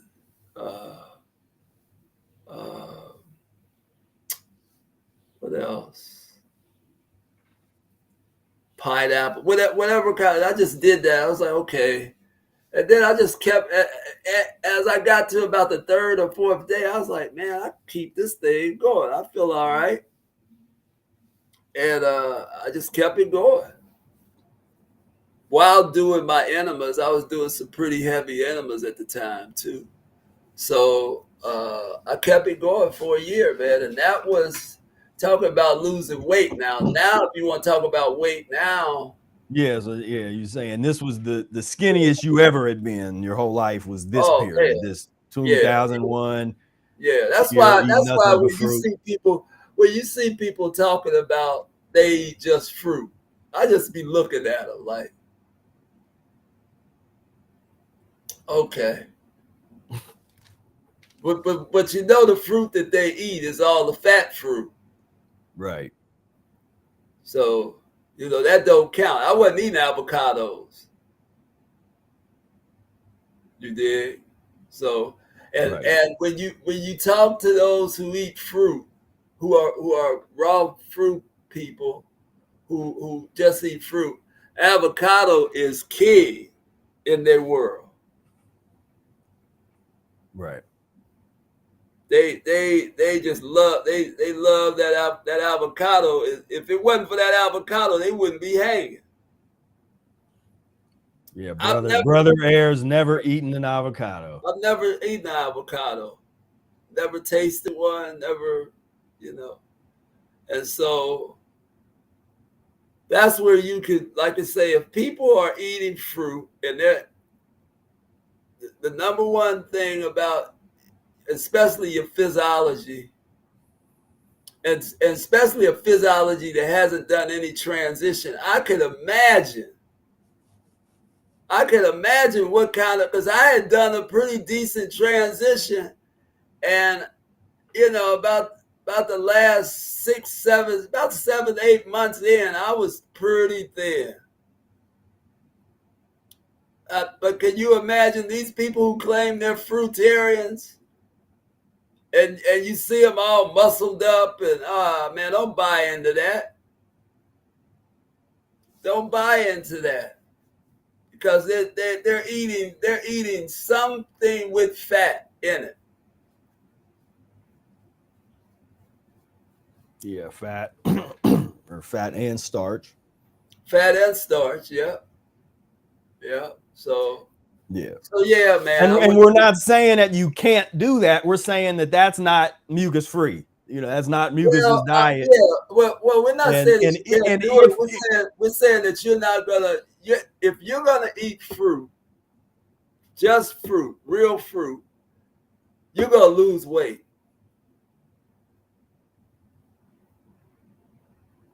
Well, yeah. I mean, if you're gonna eat, mucus-free fruit, I think the point is that we advocate, if you're gonna eat fruit and be 100% fruit, be 100% mucus-free while you eat fruit. Like if you're gonna eat fruit.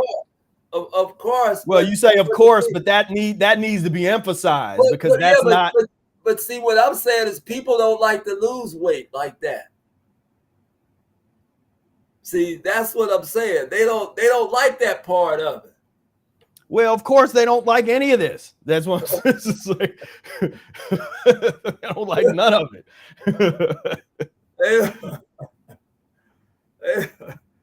They don't like any part of this. It'd be like, oh no, this is cellular. This is, it's just like a wet rag, man. You just squeezing it out till you get all the juice out of everything, man. So I did that for a year, man. And then this is the important date. We won't talk about it too much, but I know for you this was like a real important time in your life with the Timothy Thomas, April 7, 2001, where Timothy Thomas was murdered by Cincinnati police, and then Brother Air became active leader in the uprising to fight against the racist police brutality and in Cincinnati, and that inspired and went along with his physiological pursuits and all of the fruit dieting and the fasting that followed. It was kind of like my civil rights moment, you know? Yeah. And my wife was the one that really got involved, and I kind of came along because one of my best friends were kind of like the mouthpiece for that movement. So there was an immediate type of connection, like, okay, I don't have to deal with rumors or scuttlebutt. I can go right to the source of what's happening, you know? And he and my partner embraced me and brought me into the situation. So I was playing all the music for all the protests, for all the meetings. If there would be, Sharpton or Farrakhan or whoever would come to town, I was the musician that would be there, or I was the one. It was funny because I was like, man, they put me up in front up in front leading where the National Guard had machine gun.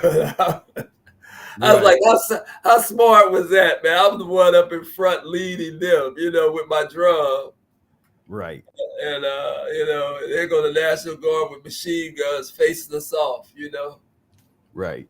And we stand so there. I mean, so he's like, look at this picture, and Brother Air's that just there with a drum, playing drums, and all of that's happening. Right. That was it.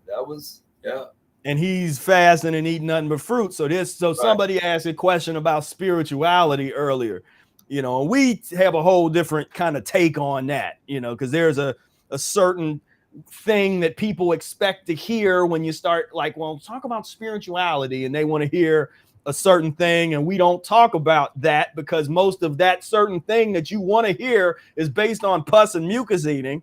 It's not based on real spirituality. So real spirituality is, in my opinion, is this. It's not sitting back all, I'm spiritual, and it's like, no, you don't let pus and mucus run your world. You stand up to pus and mucus. Walk in front of that. See, walk right there. It's like people talk about like your faith. So do you have faith to not get shot? It's like sitting up here fighting for because this ain't about being scared and going and being a coward and let me go hide. Let me go hide. And everybody behind me was mucus and pus. Even the folks who were on my side was all mucus and pus. Right. So I got mucus and pus pointing their rifles at me. I got mucus and pus protesting behind me, talking about no peace, no justice, no peace. No justice, no peace. Now, the protest is over for the day. The National Guard and some of the protesters that I had been protesting with on my side were in the same rib shop ordering up rib dinners. The same people who were pointing the rifles and the machine guns were in the restaurant ordering up the same pig meals as the people who were protesting with me. This is how ironic and how nothing ever gets done, because we say you can't talk about your oppressor when you eat and live just like them. Right. So I was right there in the middle of this, man. Here I am, and I'm trying to talk to them about about cleaning their diets up at some of the meetings, and I'm saying a few things, and it's like, they're just not hearing it. It's just not registering them, but so Yeah. So it's like we had to tell this story for the revolutionary. Yeah, that's about as revolutionary as it gets. Is you're in this circumstance, because imagine if all these people that are protesting, if all these people are fasting, all these people eat nothing but fruit. I mean, you're talking about Joshua fit the battle of Jericho and the walls come tumbling down. We ain't. But right here, you got pus on pus versus pus, and so that's only going to do so much and go so far. I mean, that's just pus versus pus was all. What was that was about, and but sometimes we got to go through. These were some of the actual pictures of some of the things that I was involved in. I mean, those I was there. You just don't see me on camera. Right. He's just not, but he's like right there. Right in that. Bean bag. They shooting bean bags at me. A bean bag hit my djembe. Yeah. The djembe saved me from a bean bag hitting me. Yep.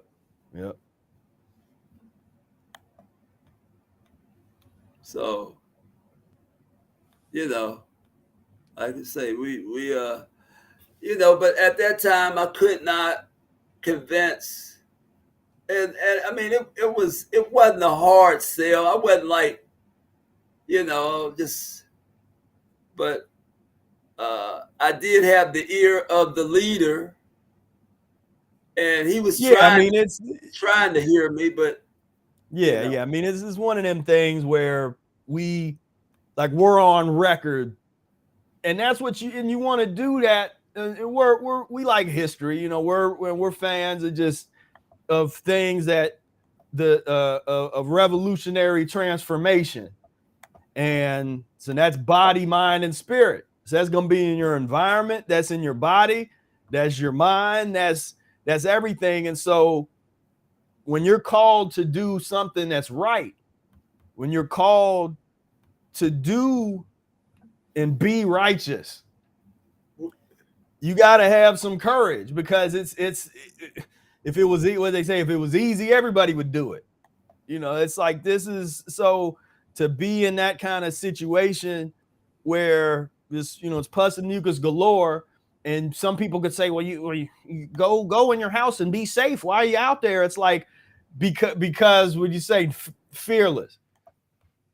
If you into all that spirituality, then you should have nothing to be scared of, because constipation creates fear. Right. See, because these are the folks that could stop you from eating your smoked poke buck sandwich. You don't want nobody to get in the way of that. Right. So you will bow down. I'm not going out there because I got this pot of black eyed peas and ham hocks cooking. You did. So revolution. And people don't see, like, can you imagine, just like I was saying before, really think about when you are in this kind of situation and you got a whole group of people that's being mucus free, eating nothing but fruit, or just are on the transition fasting, the kind of vibration that creates, those people would just literally, like, they would just walk away. I mean, you got some powerful stuff, and but you got to have a consciousness. You got to have something, and there, you pick your battles too. Well, I mean, what we've chosen to do, like you say, you pick your battles, is because we have not had revolution. We've had evolution. What we're talking about is liberation. Right. in a revolutionary form of how we do it. You dig? So we've not had a revolution. We've had evolution. You dig? That's all we've witnessed. It's just, we just watch everything goes the way of the mucus and pus. The way that, what do we get out of Timothy Thomas passing? We got a collaborative agreement. You could cook that with your cabbage. Right. You could throw that little piece of paper with your cabbage and cook it. It didn't mean nothing. You dig? And they try to say, oh, it's the model that other cities use now. Oh, bull crap. Yeah, that's the models that that stopped all the police from beating down individuals. Yeah, that collaborative didn't do nothing. So, like I say, revolution and liberation starts here with controlling what you put in your mouth, having a real overstanding about certain characteristics that you go around, you put yourself around. Yeah, I mean, you have to kind of see yourself in a better place. You have to see yourself in a better place, man. You'd be like, we can't be afraid of these go nowhere, nothing jobs that you work on, that people work on, that's going nowhere, that has nothing to do with them. And don't be afraid to step out, because it's like if you're moving in the steps of the universe, it will provide. It'll give you what you need, not what you want. That's another part of growing up. We have to become men and we have to become women. The problem is we have too many little girls and boys that's running around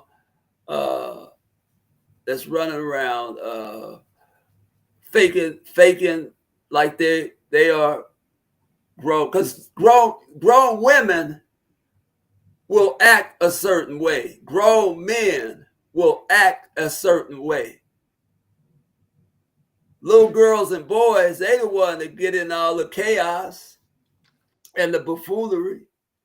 And that's what we have, man. A lot of folks, with this little girl and boy type of mentality. And so to grow up. So pus and mucus, what it does, it accelerates and speeds up your physical aging process, but it creates an arrested development on your mind and spirit cultivation and development. So your mind and spirit, that of a 14-year-old, and your body is that of a 60, 70, 80-year-old, but you might only really be 32 years old. That's the norm, that type of thing. That's what the guys look at the women and they see the body on them. Oh man, she's got a beautiful body. And you talk to her, and you talking to somebody who's like 12 years old, mentality, little girl. Yeah. So that's another thing that runs rampant. It runs rampant in our community. It runs rampant. And the sad part about it is, as me and Spira talk, it's probably you.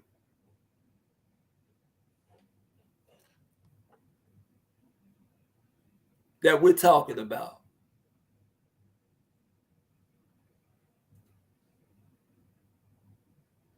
Maybe, but I don't know. Most of the people we talking about, they're not going to be 2.5 hours in on one of these live streams. Well, I would hope, but I've seen the funk be faked so long and so much. It's like I say, you be here in 2035. The 20, You know? yeah, the 10 year, we're going to call that Brother Air's 10-year challenge. Yeah, We'll name a challenge yeah, after you. that's my the challenge. brother, You know, the they Brother always Air coming up with 10-year challenges. challenge. Yeah. Are you still here in 10 years? Yeah, you still Practicing the tuning Mucusless in. Diet. You're still tuning into the chat. You're still coming to the meetups. You're still coming to the book club. You're still coming to Eric Day. You know, are you still? So, you know, I mean, we you know, Spira, we've seen all these phony balonies come along, and man, and you know, we've seen them come and go. Come and go, yeah. We see them come and go, man. So, you know, they tell all a practitioner. I'm just next thing you know, they're acting like little boys and little girls in the sandbox. And that's what this is about, man. Get out of the sandbox. Let's create us a community and a culture. This is what this is about. Developing a culture. You have no culture. You have a deaf culture. And it is no fun being a part of this deaf culture. No matter, I mean, you know, there's all kind of groups that get together and they have these kumbaya moments, and they just sit, they run their hands around the bowl and they're just getting so deep, and we just love everybody, and we know the chimes, and they'll say all this, all the what you say, Spira, all the words, all the divine. Yeah, the liberty of the divine princess and beauty queen of the vibrational, you know, and man, we're just, they got the little bowls going, you know, and man, it's just man. Well, like I said, everybody wants to do everything else but this. Like literally everything else. Like it can, like let's do the sound, the bowls, and the meditation, and then this and that, and it's like they always try to put this on the back burner, like where this ain't that important. Don't worry about that. Clean that ass. It's about being a good person. It's about being a good. I'm a good person. He likes me. Yeah. She likes me. Yeah. Everyone likes me. I'm good enough. I'm smart enough, and doggone it, people like me. You know. So, I'm just a good person, and I know it. I'm a good person. I rally around my own self to celebrate me because I'm just a good person. Could you bring me back a 2-piece and a biscuit? Give me a side of ribs with that. Yeah. So, all right, so we up to 2002. This is the fateful year where Brother Air introduces me to the Mucusless Diet healing system. And August of 2002. And in this period, put up some of those pictures of you. You got to put up some of those pictures of who I was talking to. Because I wasn't talking to Spira that looks like that. Yeah, he was talking to that guy here. The guy on big the left. I thought he was the Puerto Rican. Puerto Rican trumpet player. Puerto Rican musician that you thought I was. So that was this guy's from Puerto Rico or something, you know. Yeah. So in this period, you came off of the year of fruit. Now you just kind of finding these grooves, or you doing like 2 to 3 month fast, your juice fasts, 100 days. I think it was 100 days. Yeah. Kind of stuff. Intermittent with just mucus, pretty much mucusless at this point, mucus-free. I did maybe about 4 of those. Yeah, I think if the only mucus that I remember you eating really would be like the toast, or like the toasted English muffin type of thing. Oh, okay. Where you would still mess around with that, or you get the English muffin with the raisins. Wasn't the Nature Burger still out? Yeah, that was still out. I think you would still mess with that a little bit. Yeah. So it was still rear its head here and there, but that was about it. I don't think you was really messing with beans at that point, or it was kind of the we would go, but you have to. Well, and you would have the nuts and raisins. Well, another part of it too is the evolution of the different pineapple juices through the years. You know. Yeah. Well, I wasn't gonna get into all that detail. Well, that was important for another day. We used to think something was cleaner than, I mean, at one point we thought Dole's was adequate. Right. And I mean, you were writing the company letter. Yeah. I mean that. Yeah. That was a whole. Yeah, that's like I said, that's a whole other story. You had skids of it delivered to the house. Yeah. Oh man, but we've been serious about our pineapple juice, boy. Yeah, we definitely did that. Then we had a thing where we would go in and beat each other to the pineapple juice, and people would know that when I come in, they'd be like, "Your buddy just came in." Yeah.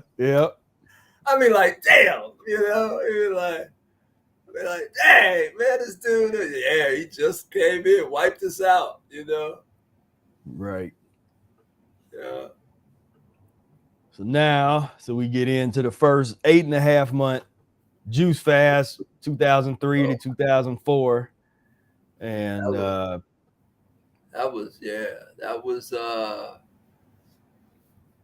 that was around the community was kind of forming, right?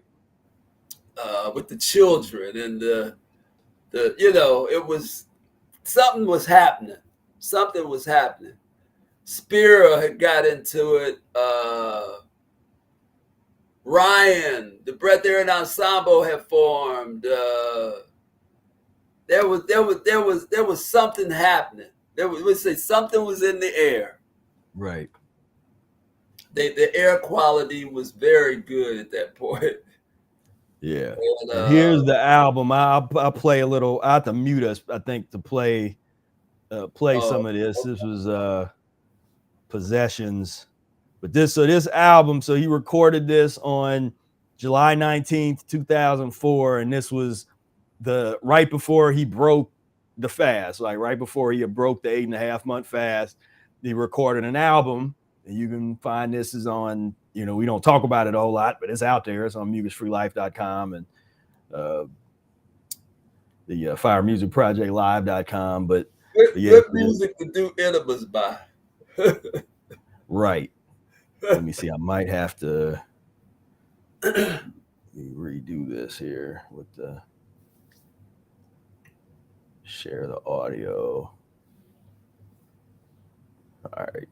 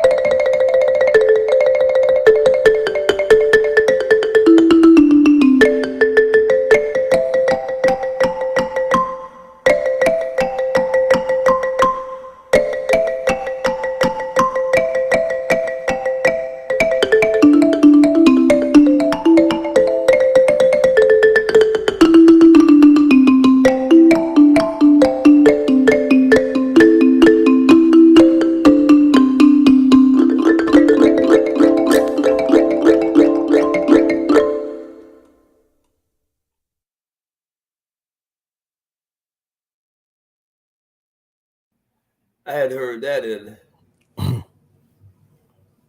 in ages. Wow. Yeah. And that was funny when we recorded it because nobody had ever heard me play that. And Right. they were kind of like I had it set up, and what you hear on the bottom is my feet playing the TikTok on the bottom. So that's like all that is nothing is like pre-recorded. Like, you know, it was all done at the same time where my feet are doing the captain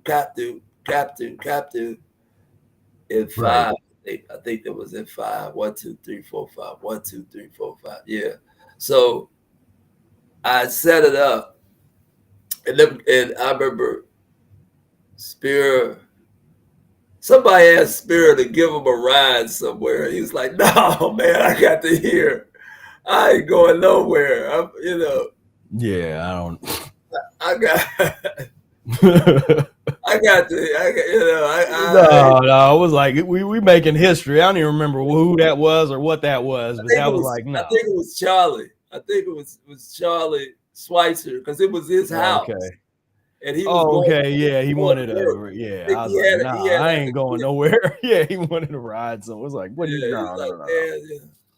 That ain't happening. So yeah, I set that up. I had my drum kits. I had a couple of kits set up in different places because they had turned the room into like a studio, you know, with mics. And right. With Matt Anderson of the Healing System. He was the engineer.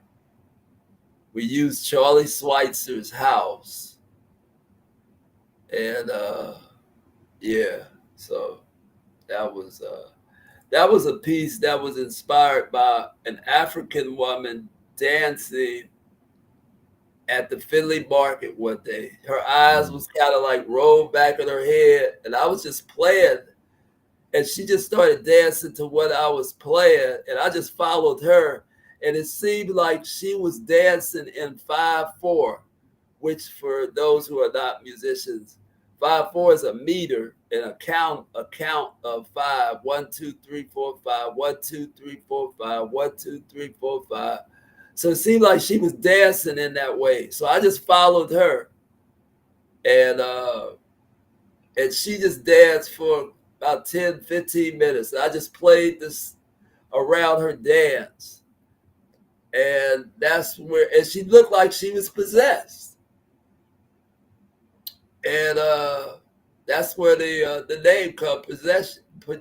That's where the name comes from, possessions, was from that. But when I set it up for the recording, Spira had heard me play it. I just got it a couple of weeks before that, and I had never bought it out and played it.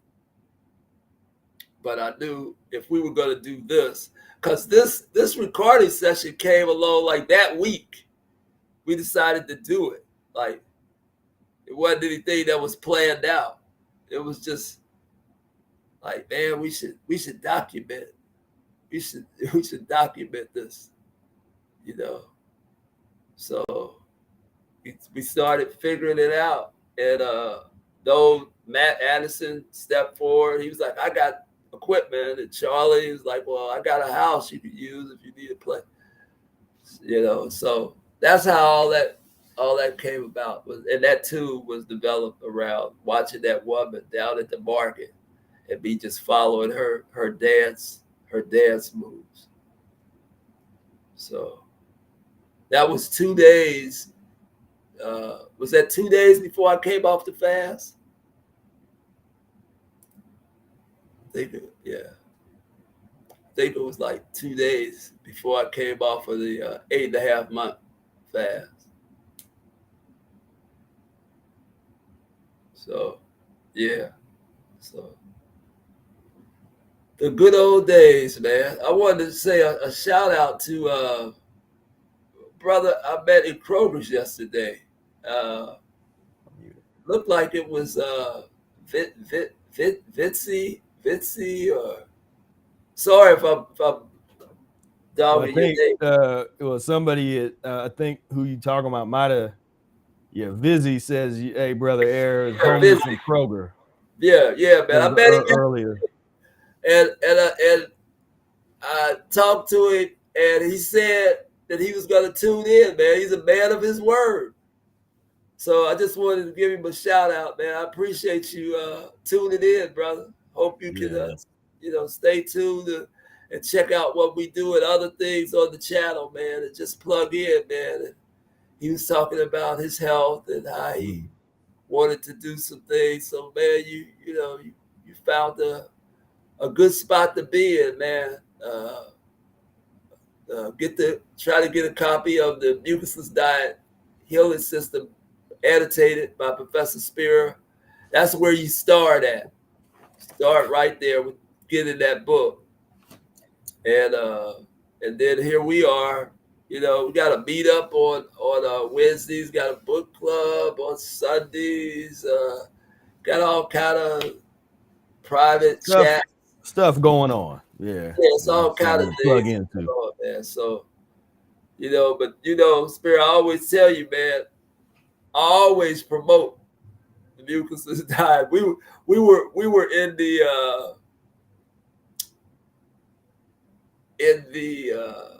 produce section, and we were just, I was actually doing my lemon thing. Right. And he was standing there, and we got to talking, man. We talked for about 5 minutes, and real nice brother, man. And so hoping that he heard something tonight that could motivate him to get it together, So. All right. Moving on to the next big block. We got I just called this the long-term juice fasting era, where from about 2005 to the current present time, well, here I got 2021, pretty much you was fasted most of the time. You were drinking, or liquidarian, if you want to call it liquidarianism or something, was drinking juice most of the time. So you would eat maybe 2 months or two or 3 months at the most, and then you'd be right back to doing another long stint of being on fruit juice. 9 months or 7 months, or that I eat for a month and a half. Sometimes I eat for 2 months and a half. Sometimes, so it was a lot of fasting, a lot of juice fasting going on, and when I'm doing my juice fast, I always slip in 2 or 3 days of dry fasting anyway, 4 days of dry fasting, 5 days of dry fasting. That always happens, within those long fasts like that. Like if it's an 8-month fast, I'll get in a bunch of 2 or 3 day dry fasts within that 8.5 months. Might be 4 or 5 dry fasting periods.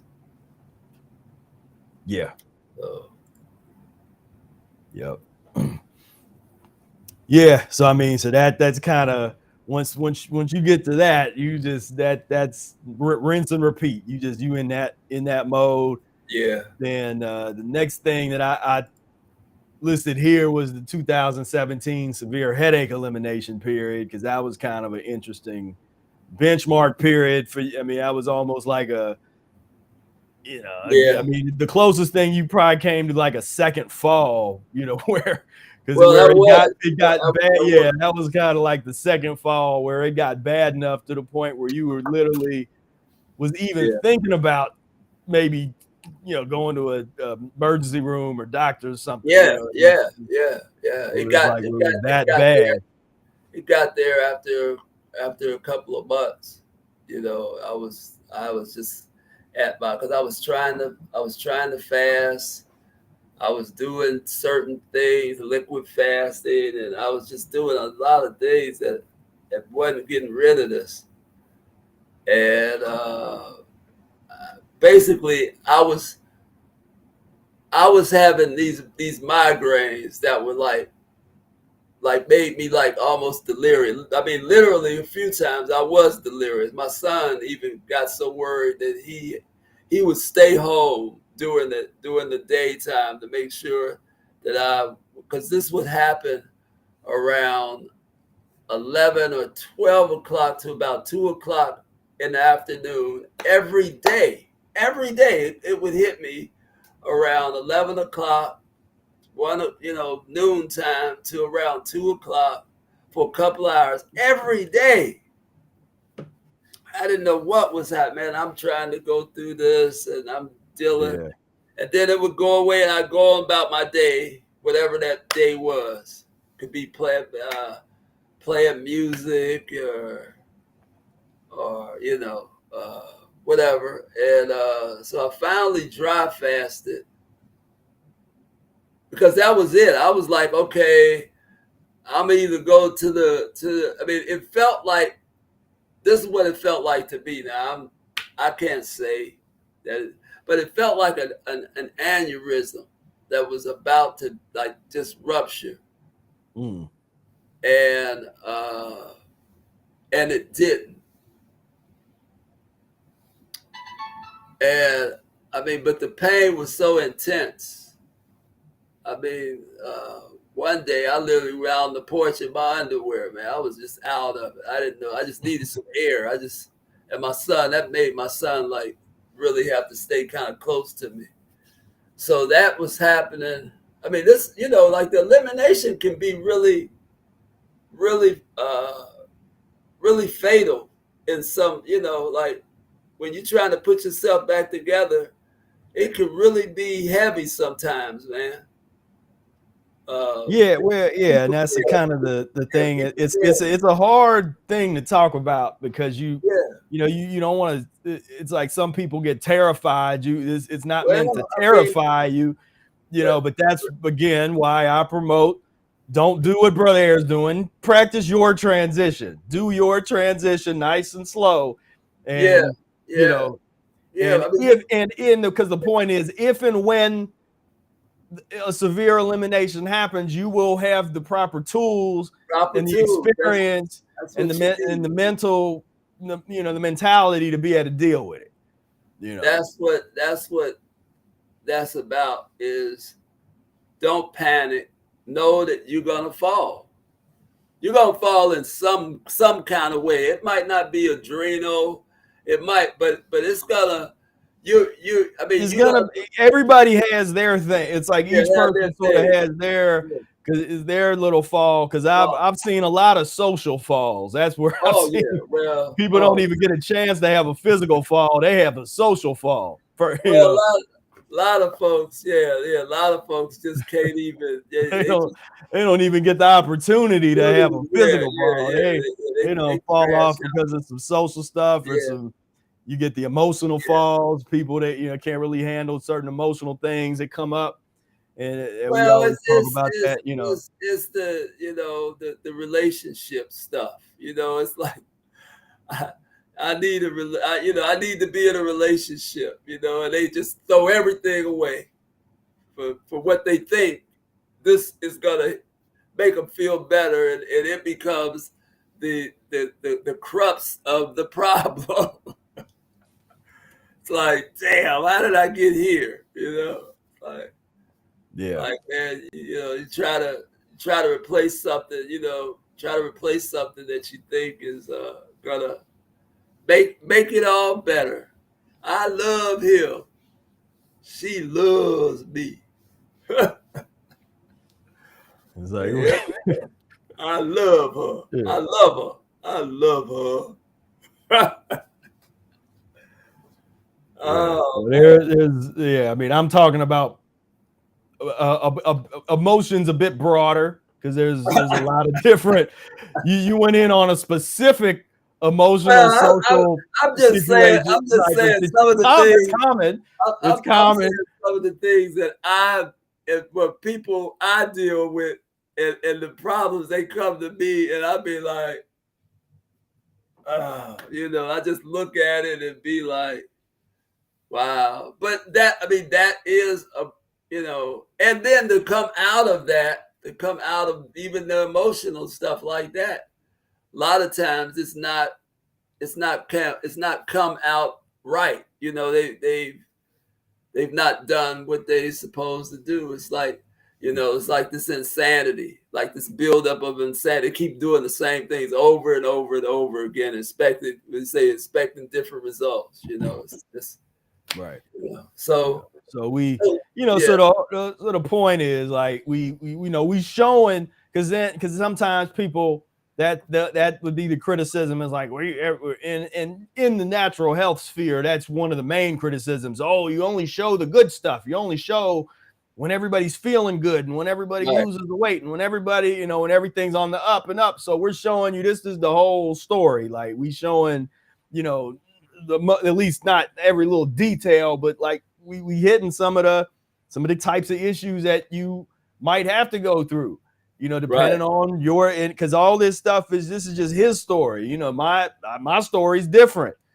You know, my falls were more tragic than this. So this is like, you know, this is like, you know, I mean, but everybody's got they thing, you know, what they had to go through and what they had to, and there's a whole, and we say the mentality that goes along with it. And that's where you get into the art of this thing and the seriousness that it takes to really be successful long term, you know, dealing with what you got to deal with. But and then at this time too, this was also the time where I don't know if Decorah was talking, because in my head I was thinking, I was like, man, I know by this time I'd had the herbal experience, so I'd had the herbology under my belt, and I was kind of looking at what you was going through, like, man, I could give you a couple formulas that I'd just knock that out. But I knew you wasn't about it, that you wasn't gonna be messing with it, so I just had to kind of let you kind of go. There was maybe one time you were maybe a little open to it, because that's how bad it got. Yeah. You was open to herbology for like a couple days. I listened to what you were saying, and what I was saying. Okay, I'm listening, and I was just thinking. Then I got into a long dry fast, and it was actually 11 days. And I remember on that 11th day, that's why I remember 11 days. I kept up with that. Is that 11th day, man, it didn't happen. Yeah, and it was gone. Yeah. So, I mean, you did it, that the BROAIR way, which was like, I just ain't going to eat until ain't going to drink, ain't going to do nothing. You know what I said? I was feeling so bad. I mean, that headache was so intense.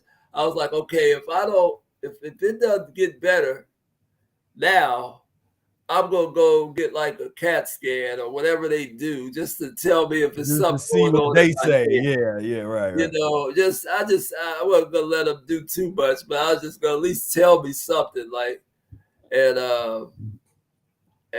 so, yeah, man, it got to that point where I was like, okay, because this was 2 months. Now, can you imagine that kind of pain? Most people would have went within a week. If that would have happened 3 or 4 days, they would have went to the doctor within a week. I'd lived with it for 2 months trying to deal. I said, I'm gonna do this. I'm gonna figure this out. You know, V equals P minus. So I'm just chanting all the mantras, all the I'm doing everything, you know. And so I did that, and I said, okay, death, come on, whatever it's gonna be, come on with it. Whatever. So I just stopped eating. I was like, okay, I'm stop eating, stop drinking, whatever happens. It was kind of like, I'm signing out right now, you know. Whatever happened, you know. Because because another thing for people to study and to hone in on is like that attitude. Like, that's because we're not saying you have to have that attitude, but we're showing you to have this kind of success for that, what Brother Air's doing. Here's the attitude. Like, this is the kind of mindset and the attitude that someone has, just so you know why you're not going to be doing a 54-day dry fast, just so you know you don't got that mentality. And it's okay not to. Right. Perfectly okay not to, but just understand the difference. You know, that the difference of, you know, like what they say, there's levels to this thing. Yeah, you can do epic things. You know, you have the capacity to do epic things in your physiology. You just got to commit to it, to whatever it is you're doing. You just got to commit to it. The difference is I've committed to the practice of the mucusless diet. Simple as that. I've committed to it. Like that one. I mean, there's something. What's the word I'm looking for? There's something. Not epic. There's a word that I want, but it's escaping me at the moment. But there's something. No, here's the word. Now there's something divine about finding that one thing and getting on such a level of mastery of that one thing. Yeah. That is a long lost art form today, and it's getting worse and worse in this modern era, this internet era of the dibbing and dabbing. I mean, the dibbing and dabbing today is unlike anything we saw 20 years ago. That's what I was just going to say. Whole different level. Dibbing and dabbing. I stayed with this one thing. I didn't dib and dab. I didn't check a little bit of this, a little bit of that, a little bit of this. I stayed with the practice of the mucusless diet. It's just real basic stuff. Checking the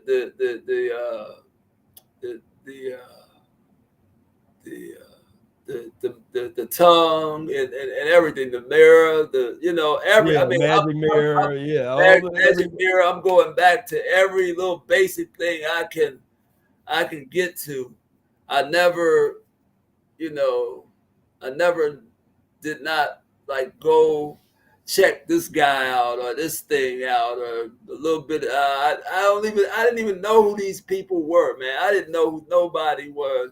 All these Sabies and Morrises, and I didn't know who they were until Spira turned me on to them, and other people turned me on to Sabi just because it was a cultural thing. That's how I learned about Sabi. It was this black thing, it was like this black consciousness. Oh, he's all the talk. I was like, huh? And then I heard he talking about the mucusless diet. I said, well, he's talking about what Otto Eric is teaching. And nobody is giving Otto Eric the credit. They giving Sabi the credit. Right. And then he ends up screwing up the whole thing with that electric food list that was just stupid. It was like, that was just the stupidest thing. I mean, like, why would you want to destroy the whole system? With, it was like he was trying to bring something to the table, but it screwed up everything. It just messed people up. It's like, can't eat this, can't eat that, can't eat this. It was like, what's wrong with broccoli? What's wrong with, as far as transition? Because that was as crazy as the lady. You remember the lady was saying don't eat apples? Yeah, the don't eat apple lady. Yeah, you can have salmon and buffalo, but don't eat apples. Yeah, don't eat bananas because they get brown. It was like damn. It's like, don't eat bananas, don't eat apples, don't eat anything. And I was like, wow, this chick, So yeah, man. So that, but that's, so we get into that because, like I said, there's a lot to be learned in terms of when you look at the kind of work and that real deep transformational work that's being done. It's like, because right before, it was almost like if we had that type of elimination that got intense, then after it was, he reaped the benefits of having gone through the elimination period, where now he's on a different level. So now you get to 2021 to 2022, he did a whole year on juice with intermittent. Now you getting the expanded intermittent periods of dry. So now it's like the dry days are getting longer within the context of the whole fast. Yeah. And this was the year from like arid day to arid day. This was the 100-day, or where was that? Well, I got on the meetup. I got on the meetup and started running my mouth. Yeah, and committed. Yeah, made a commitment. Like maybe I'll not eat anything until next arid day. Yeah. And so that ended up being what was happening. And I know there at the end, when there was some good watermelons, everybody's talking about good watermelons that year. You was at you was starting to get like kind of antsy. You're like, man, I want some watermelon. You're like, did you push yourself to the arid day to make it? And we got now that year-long fruit juice fast, that was the skinniest I'd ever seen it, because I didn't know him during the fruit year. So that was the skinniest I'd ever seen that toward the end of it, you know. That's a long time ago. I mean, that year is, when I was doing that, the one thing that dawned on me that kind of shook me up, that I remember getting like, oh man, like really like, was when I was doing it, and it was like I looked, and it had to be like maybe a month and a half in or something.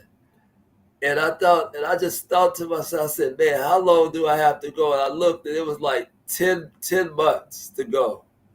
And you just start looking at that, you'd be like, 10 months. Yeah. That's when the reality hit me, like, wow, this is, and that really shook me up. I really started thinking about, because I was saying, well, if I come off, ain't nobody gonna do nothing. I mean, ain't nothing like, Right. But I was like, okay, I kept feeling good. I mean, it was like I didn't have any kind of traumas or anything that were going on. So I just kept it going. And yeah, I kept it going. And then that December, which was one of the coldest in the Midwest, that winter of 2021, Mm-hmm. I said, I was talking to Asha, and we were talking, and Asha is Sister Decora's son-in-law. And we were talking about, I was on this dry fast. I wasn't dry fast. I was just fasting. And so I was saying, yeah, man, I'm thinking about this dry fast. And he was saying, well, like you should do this dry fast, man, and not do enemas. Mm-hmm. And I was like, why don't you do that? Because I was like, I'm insulted when folks tell me not to do enemas. I was like, I dare you, not to do an enema. Like, man, that's my thing, Right. So that kind of, I thought about it after we got talking, but I was like, man, why don't you do it? You try to get me to. So as I get closer to December, I started thinking about it. And I started thinking about the proponents of, or the naysayers, I say it like that, of the 43 days that I had done. People would, he was doing enemas, that kept you hydrated. And right. All the water. Yeah. He got his water through enema. Yeah. So I kept thinking about them. And I started, like, the architect in my mind started blueprinting of what I could do. this time if I was going to do this. Mm-hmm. I didn't know it was going to be the coldest December of the decade, Right. like man, and my furnace went out. So I'm in the house. I'm in the house, man, with the cold as it's just freezing. Excuse me. And so I decided to do it. I said, okay, I'm gonna do it the whole month of December. And that was our birthday month, Mm-hmm. Right. So at that point, wasn't nobody hearing from me. I think you were in Florida somewhere, like in the bushes, running around with a leaf on or something. I don't know. Yeah, that was yeah, that was Yeah, one of the Florida years. Yeah. I don't know where you were, but you wasn't around, and I didn't talk to nobody. I just went into it, and what I said when the furnace went out, I was like, oh man, I can't believe this. So here I am, run out, go to Myers, get a little space heater, because they're not able to fix my furnace until a certain date. And oh man, so I went through that. So okay, the deal was I did the month of December 2021 with no water, no enemas, and no water touching my body. I didn't brush my teeth. I didn't take a bath. I had no water touch my body for 30 days, I think. 29 days, 30 days, something like that. Yeah. So yeah, 30 days, 100% dry, no enemas, no baths, no shower, no exposure to rain. Dry fast. Yeah, just dry. No brushing my teeth, no water touching me. Right. This was an experiment. This was me really connected with auto air, like the example that experimenting on myself. Right. That auto air kind of exuded.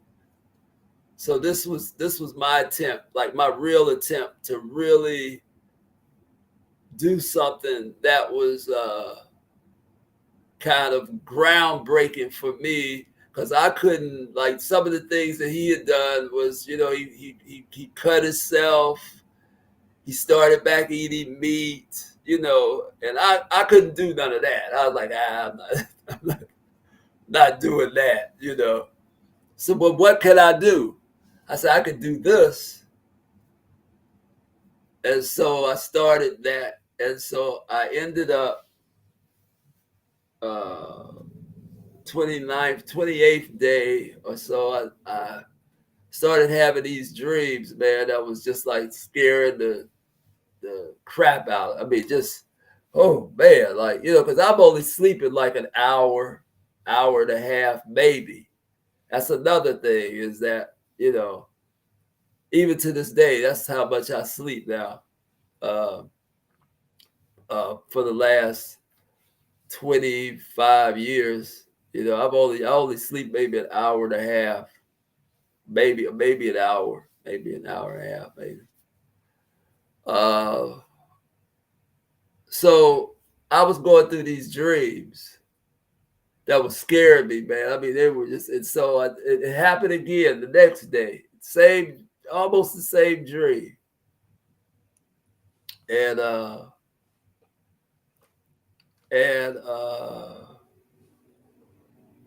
yeah, this was right. I think this was before you broke the fast. Yeah, this was July 26, 2021.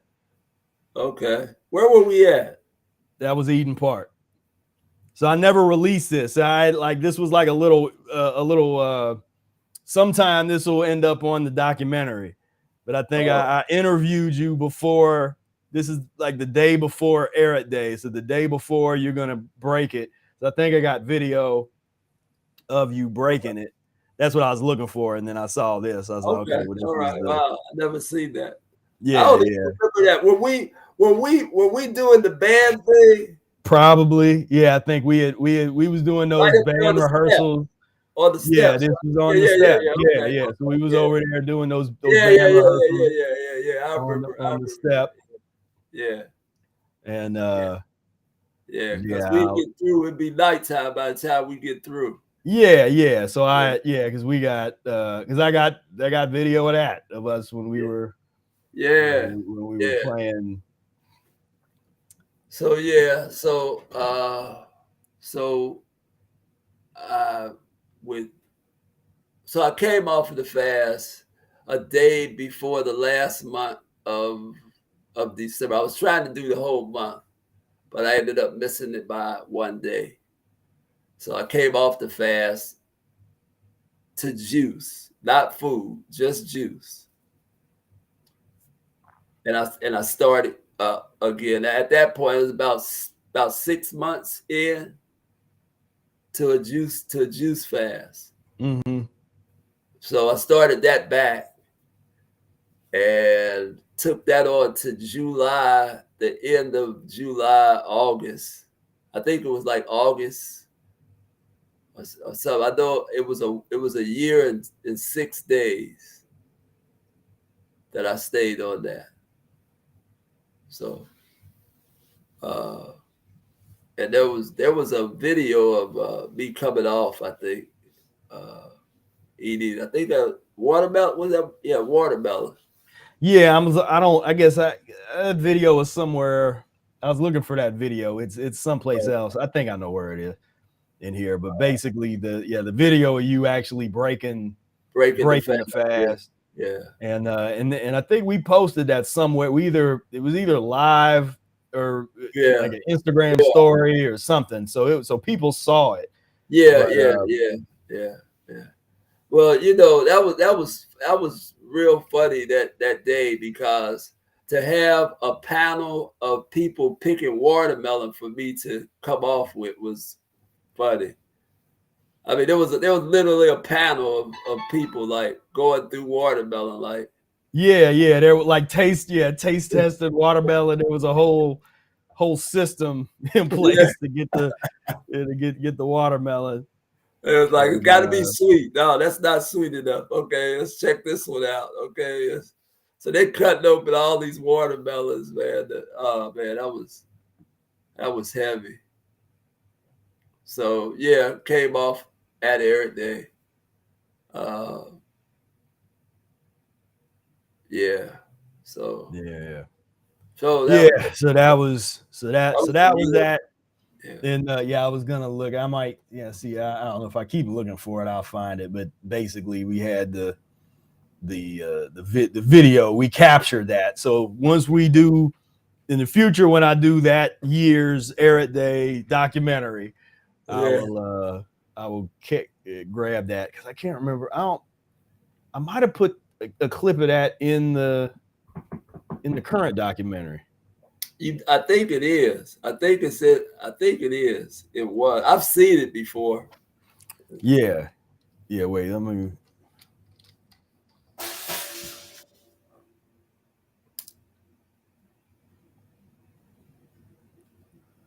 Yeah, because it's like the countdown. Let me see here.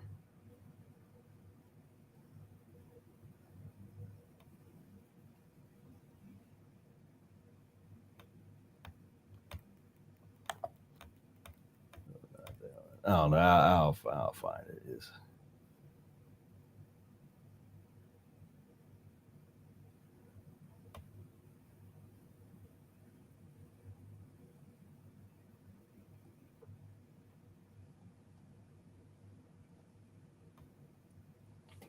Yeah.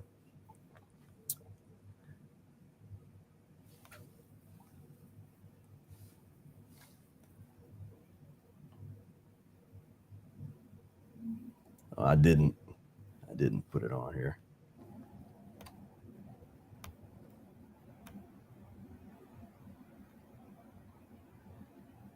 That's a 2023, isn't it? Well, I did this mashup in the beginning, so it was a quick 2021 went by quick. So I showed I had this nice little effect. Yeah, that was 2021 when I came off. Yeah. It was this year. Yeah, I just don't. I didn't include that in that footage. It's somewhere. We'll look at it. Yeah. But well, I mean, I came off and came off and I ended up going back on a fast. After that, after maybe 2 or 3 months, maybe of eating, went back on a fast. Did about 7 months or 8 months, I can't remember. And when you doing them fasts like that, it kind of comes up on Eric Day again. You know, here comes Eric Day again, and so come Eric Day, I had been missing a lot of fasts. I had been missing a lot of Eric, not missing, but I wasn't able to eat at the Eric days. I was always fasting. So I kind of changed up everything where I would be eating during Eric Day. So I missed a couple of Eric days where I wasn't eating. So I was fasting. So I was like, people want to sit down and break bread with you, so people come from long distances and want to sit down and have a conversation, maybe eat dinner with you. So I changed it up, and it just made more sense to come off in the summer. I was coming off these fasts in the wintertime, man, which was just not cool because there wasn't no fruit during the wintertime. It was like, so I got smarter. they kind of. I got smarter with it. So yeah, this fast. So where are we at with the timeline? Okay, now we're basically into the present day. That yesterday you broke your fit, or 2 days ago, I guess, I guess it was yesterday. Yeah, broke the 54-day dry fast. Yeah. And so that was because I think this was your longest dry fast that I know of. I don't think you ever did longer than 54 days. Even counting it. I just really wasn't even counting the days. I really didn't know what was going on with that. I just was trying to heal myself. Some things were going on that I really needed to. So it was. I was just having the hardest time, man. This has been the longest that I've eaten this year. Well, from 2024 to 2023 into 2023 into 2024. This has been the longest period before this fast that I've eaten. I actually ate for about 6-7 months. Mm-hmm. And I would try to fast. I just could not get a fast going. I just could not. I would get a day or two going, 3 days, man, then I'd crash. I'd be like, oh man, what's going on? I mean, this was the longest that I've eaten in almost 20 years. Before I was able to do this. And I think Brother Reese and Sister Dana had gifted me 2 boxes of lemons all at the same time. So it's like lemons. I had 300 lemons, man. It's like, wow. So it wasn't no excuses. It was like, okay, I got all these lemons. that's what thrusted me into a serious fast. I started doing 10 lemons and getting back to that because I wasn't doing real big lemon enemas anymore. I was doing maybe 5, 6 lemons. That was my normal. But with the 2 cases of lemons coming to me, being gifted to me, Brother Reese, and so that kind of thrusted me into this. And boy, I needed it because like I said, I had to eat that long, almost 7 months of eating. I had to eat that long since 2000, maybe 2001, maybe, or around, maybe 1999 or 98. I hadn't eaten that long. Mm-hmm. So it was, so I was lucky, man. Thanks to Reese, man. He knew exactly what I needed, so that was cool. And you came through on the Earth Day with some Mm-hmm. sugarcane juice. Yeah. And stuff like that. So, that was cool. As far as just so yeah, man. That's coming off, and now I'm just back to juice again. So I'm probably gonna go till the first day of spring, maybe. That's what I'm thinking about. Maybe the first day of spring. Yeah. So yeah. Yeah. So that's it. And so takeaways and observations. Practice the transition diet without guilt for a very long time. just do it. Cultivate clearly defined goals and stay focused. That's it. That's what you do. And yeah, but another thing too is I came off of this fast. I had to tell Cherie, it's another dream. Cherie was all in my dreams. I had to tell her that here once again I came off the fast right when I had these dreams. I was like, when I started having these dreams, because I don't dream. When I started having these dreams, that's kind of like a sign for me to come off. I had to hit Cherie. I was like, man, she was all through my dream. I was like, yeah, So I came off the fast, man. It was like, for some reason, I don't know if those dreams, tell me something. I guess it's like a sign for me to come on off. So yeah, so this is so as I said earlier, do not use this as a model. This was meant as a case study of one person's ongoing mucus-free transition.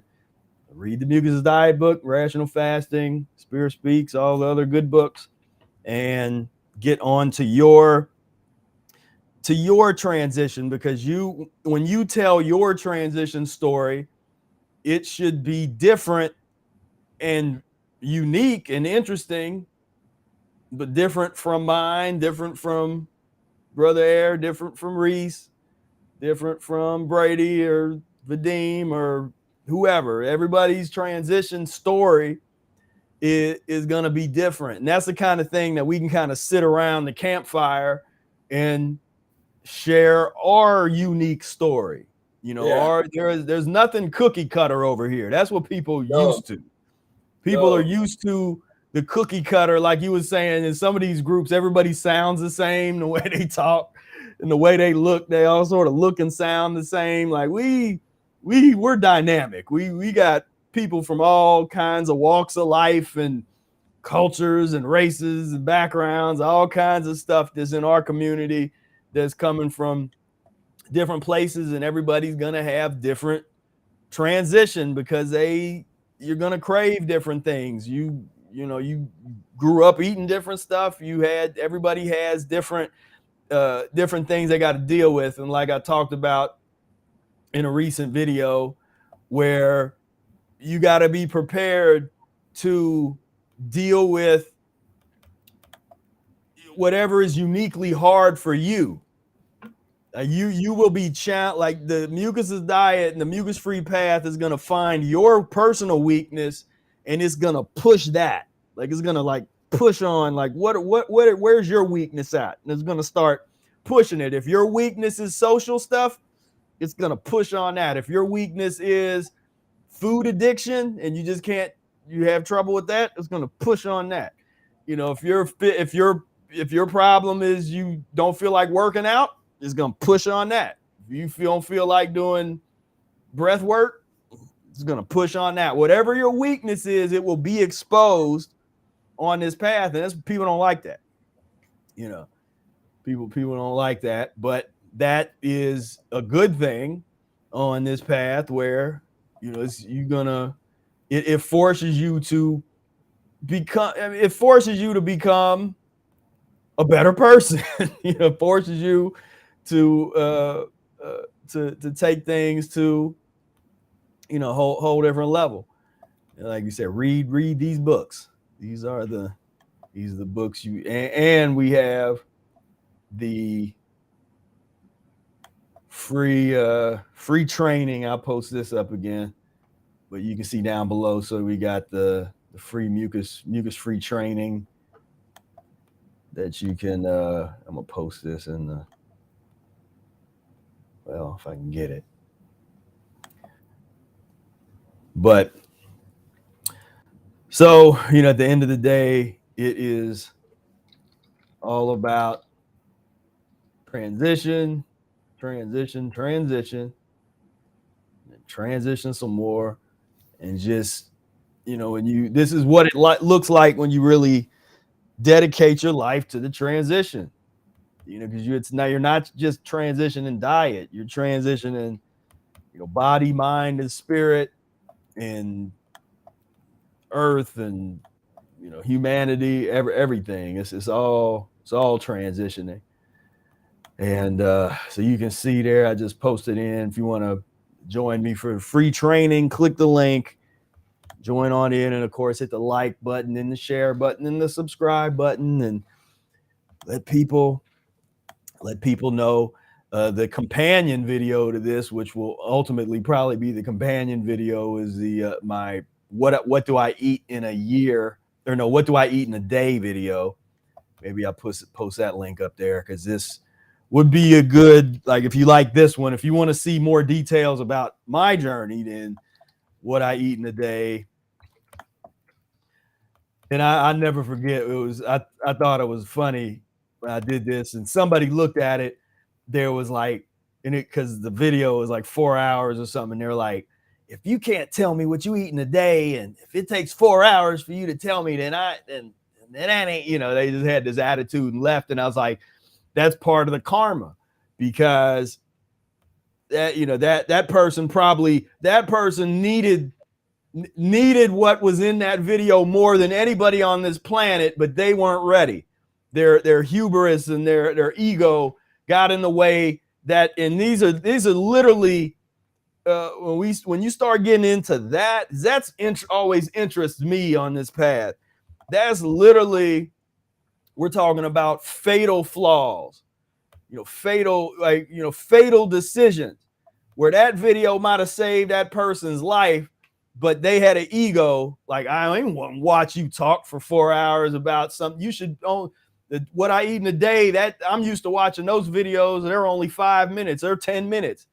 You know, so if it takes you that long to explain what you eat in a day, then it's not for me, you know. And it's like, yeah, that's spoken like somebody that's gonna not make it on any of these on in life, you know, and definitely not on this path. Yes, everybody has their opinions, and they are entitled to them. We live in this, so that's why I can't really listen to opinions. If you want to have a conversation about what it's like to not eat for a year and you've done it, then we can have a conversation about that. That's intelligent. Right. But if you've never done it, then you don't have a clue about what I'm talking about. You don't know, you know what I mean? It's like sometimes you just got to listen. And then the believing thing is, how do I know? You know what I mean? How do I know you did that? Well, you don't know. You know, you don't know. Well, and that's what I said in the first thing I said. I was like, take it in, and because all we're telling you to do is read the books and practice the transition. Ain't no point did we say you need to dry fast. At no point did we say you need to do long fast. We said read the books and practice your transition, whatever that may look like. Because in the Mucusless Diet book, Arnold Ehret literally says you can practice this diet without fasting. It's right in the book. Fasting is a very small part of this thing. I mean, you don't have to fast and can use the foods, the transitional foods, to become mucusless. You don't have to fast a day of your life. And you can still obtain mucuslessness. Right. If you're doing the transition properly and cleansing. You don't have to fast. Fasting is for me, the fasting just was something that I just was drawn to. You know, back in the 80s, I would fast. You know, it was a rites of passage, like growing up. Like, man, I'm doing something. You know, because at that point, I was related to some religious type of event.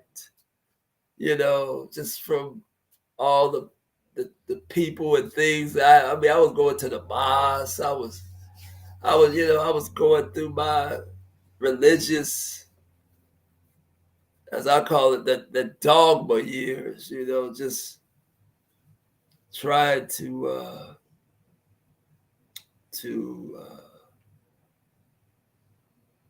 get it together. I was trying to, you know, like, okay, I never chose a religion. That's why you don't hear us even talk about God like that. I mean, we just, and it's a personal thing.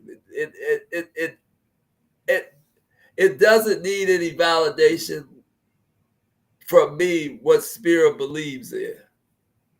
If he could be a Buddhist for all I know, you know. We don't talk about it, you know. The bottom line is his actions towards me and others that I see. That's how and vice versa. It's based on, we've always worked on, we do what we say we're going to do. That's how we maintain our relationship. We do what we say we're going to do. You know, we're not going to leave each other out there in the lurch. It just,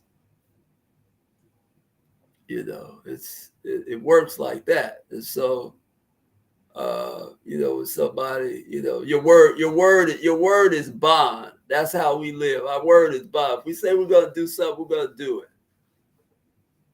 You know, other than bar and emergency or something getting in the way. Right. You know, but other than that, man, that's just been very simplistic of, you know, of doing things, man. We've always tried to involve each other in our musical exploits. If I was involved with something, if he was involved in something, we were always trying to get each other plugged in, you know. And, yeah, and right here is this is an excerpt from Mucusless Diet. This diet alone can heal every case of disease without fasting. although such a cure requires longer time. Yeah, there it is. So just for all the people that are, oh, they're promoting dry fasting, they're promoting long fast, or all we said was read the book. Did you read the book? Did you catch that? It's right there. It's right there. But you got to read and retain. You have to retain information when you read. Yeah, and I'm an individual, and this is what I choose to do. It's just an individual thing. It's what I choose to do. And that's why I say, when people start, if you look at this like an art form, as opposed to trying to people program you to try to think in this fake science concept, which it's not. None of that is real science. Like what people think is science, where they're all like, they think they're so rational and with the scientific. None of that's real. Like nobody that thinks like that is thinking in terms of real science. And this is an art form.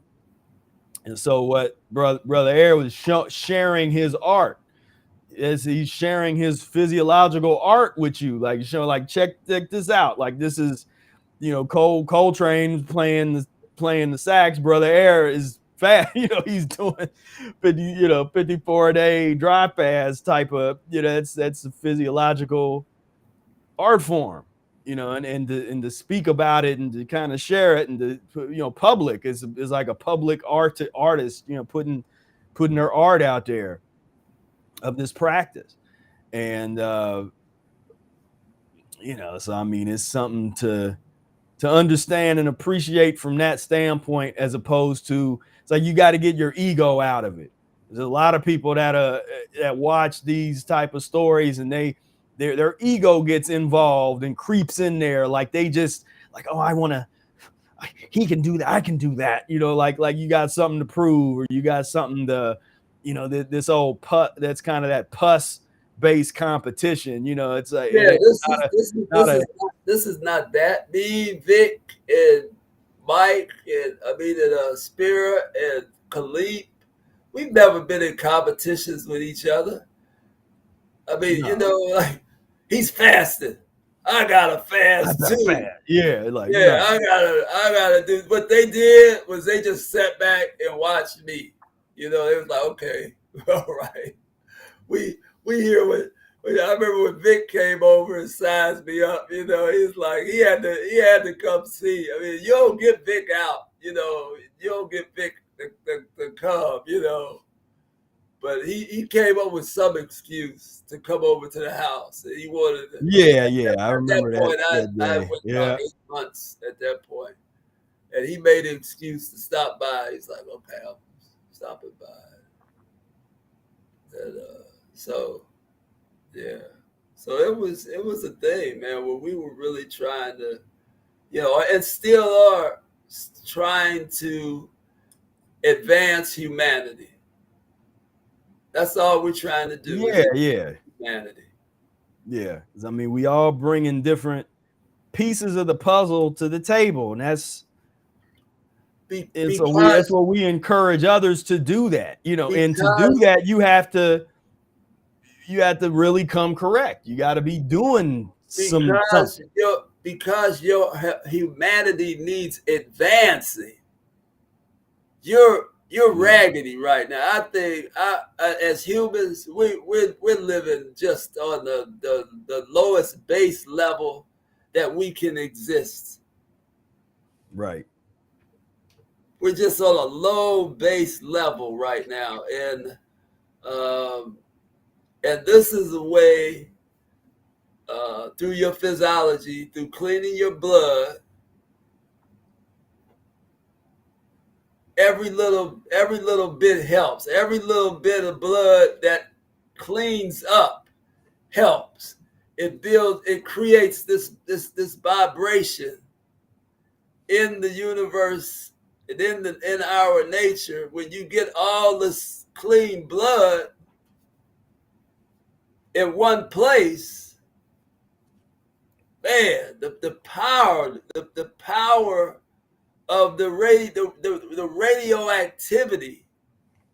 I mean, look at where we're coming. This is, see, people want to, there's these people that try to get into this ancestral diet discussion, and they have this obsession with their Neanderthalic ancestors. They really just, oh, I love the Neanderthals. I loved all of the cannibalism and the rape of my Neanderthalic ancestors. And we're saying, you got to do enemas. You got to get that Neanderthal out of you. Those were the zombies of that time, of that era, right? Exactly. So, those zombies. Those zombies. There was people getting it together somewhere. Yeah, somewhere there was there. They had lost it. So. And we don't see enough of those examples of the people who was getting it together. Why? Because they don't come. They're not going to be on YouTube. Yeah. We're not going to be on YouTube. Eventually, yeah. Eventually. Yeah, it's going to be believe me. Come a day. We're gonna be gone, bro. It ain't gonna be no sense to even have any relationship with, So. Yeah. So this will definitely be. This could be another podcast day. We'll get into. I've been studying this. I've been getting into this sort of Neanderthal and all these other human species, and I don't know about human.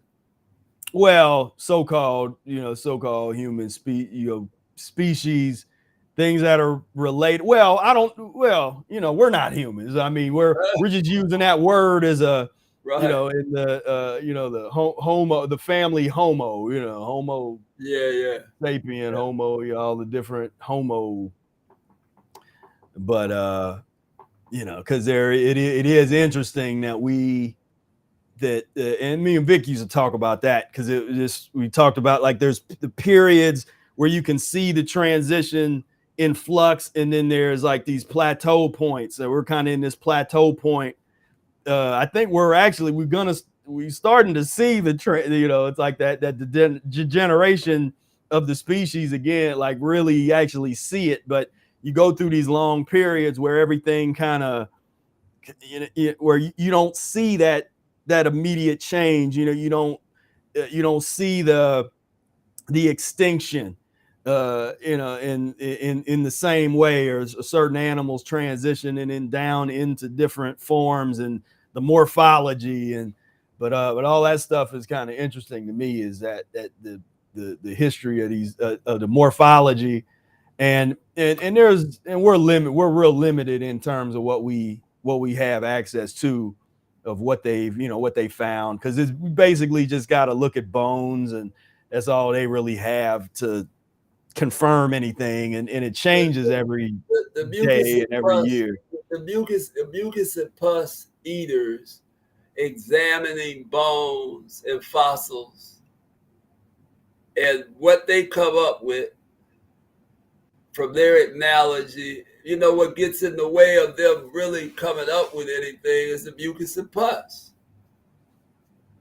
So they're not gonna come up. Well, I mean, their whole paradigm is based on that, So they're looking at, and you watch all those old documentaries and all that stuff, and I've been kind of going through them again, like, and they can't help but have that Eurocentric perspective of, so we're obsessed with Sumer and and any Mesopotamia, just this obsession, because that's our history, that's right. Theirs, that's like, this was the dawn of civilization and all. It's like, man, come on now,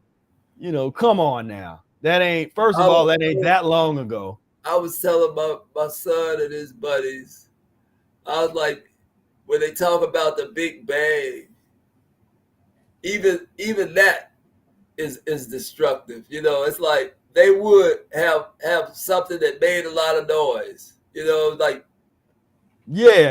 I mean, the big fart theory. They got like this big explosion as a, big explosion. that it had to be, based on that. This is how things started by chaos, by a big bang. Come on, man, we could do better than that. So Well, and their interpretation of a black hole is something that it eats everything. The black hole, it eats everything. Everything, it's a big eater. It's a big black eating hole that it eats everything. Like that's their whole paradigm of. Well, that could be described by a big black fat woman eating everything.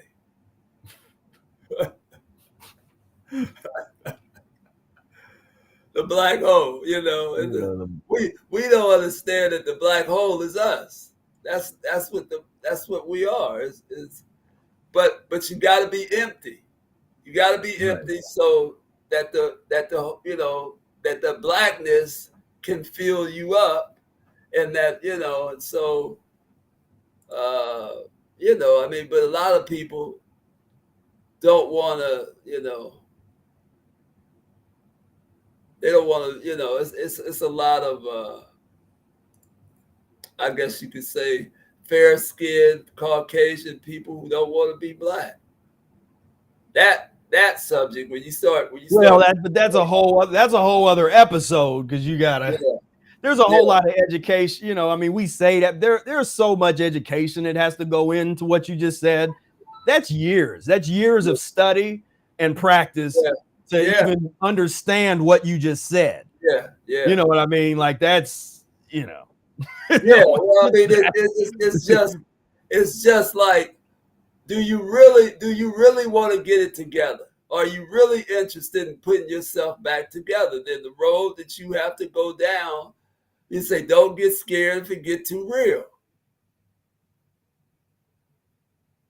So, realities is a wake-up call. It's, the real reality is wake up, wake up, clean up. Yeah. What Bob Marley say? Wake up, clean up. Yeah, clean up. Get up out the way, Yeah. So, I mean, it's so, we bring different, it's like the different perspectives, the different things of, so like when I'm looking at this, it's like this, so when you land there going through a fall or you going through an elimination, think about your Neanderthalic ancestor eating a human. Yeah, they the cannibals, eating, think about that. Like you got that in you. That's in you.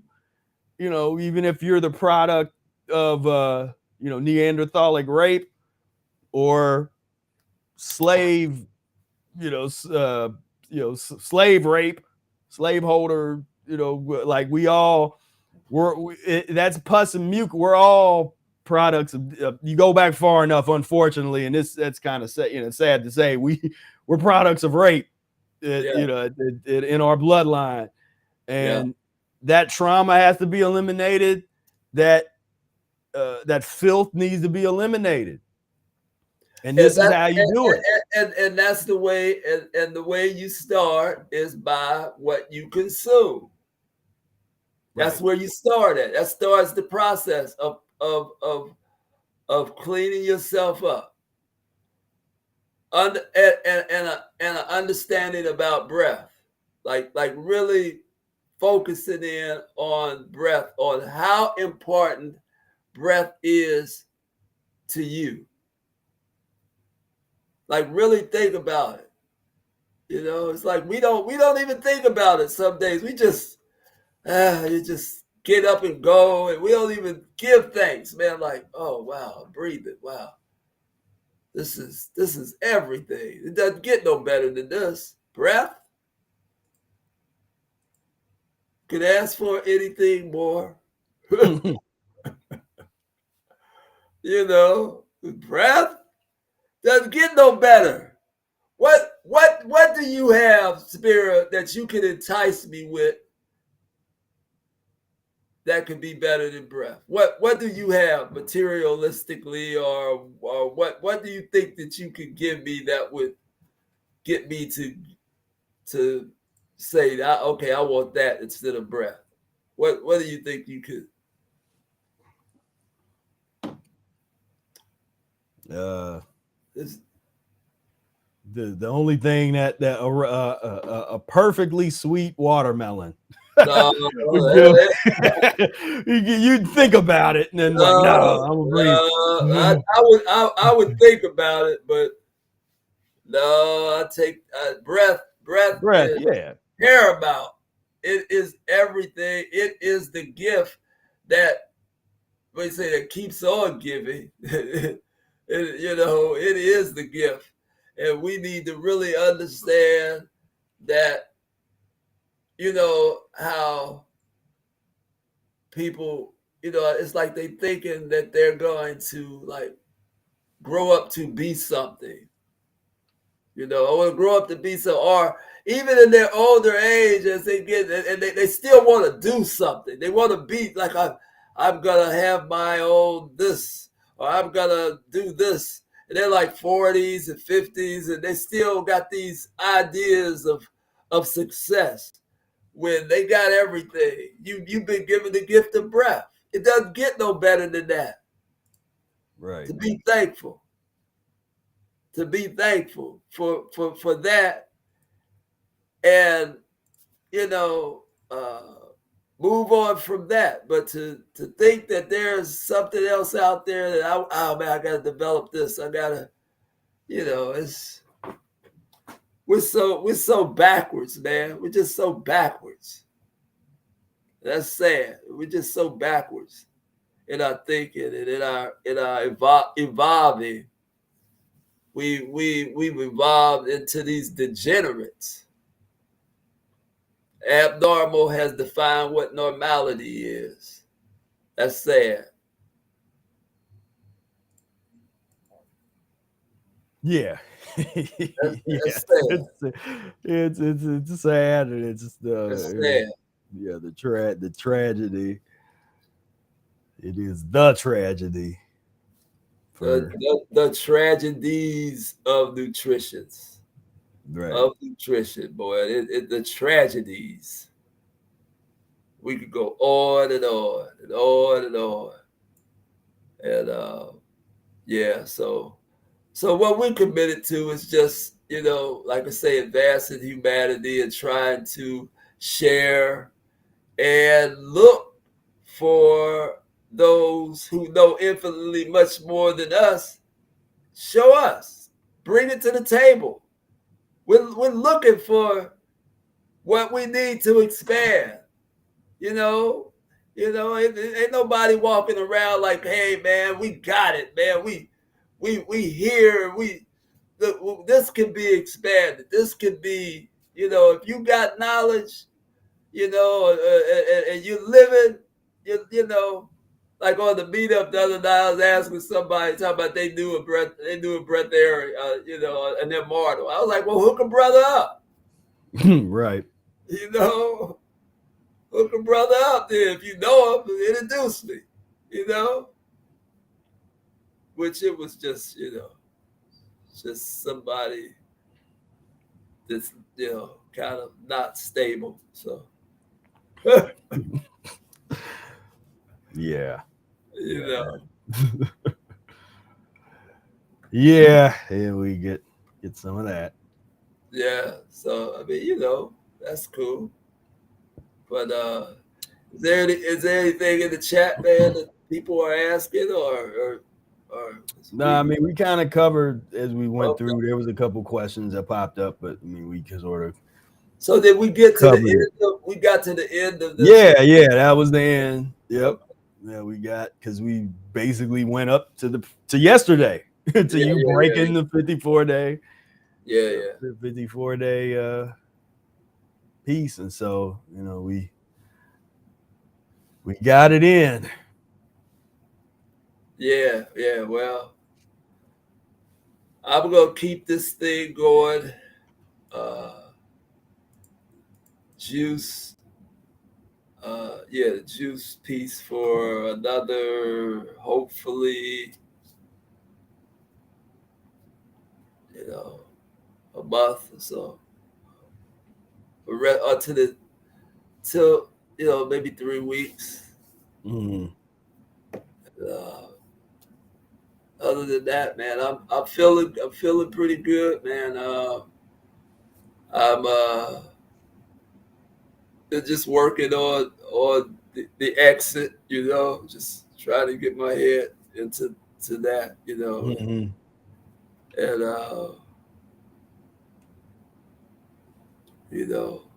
talk to Reese all the time. So he's been, kind of like a plug-in. He keeps me like motivated. Hey, brother Air. Hey, he always got something going, man. So he's an interesting cat. So he's one that I know in 10 years he'll be around. He's gonna be a standout, stellar type of superstar. Mm. So he has skills. He has so many skills. That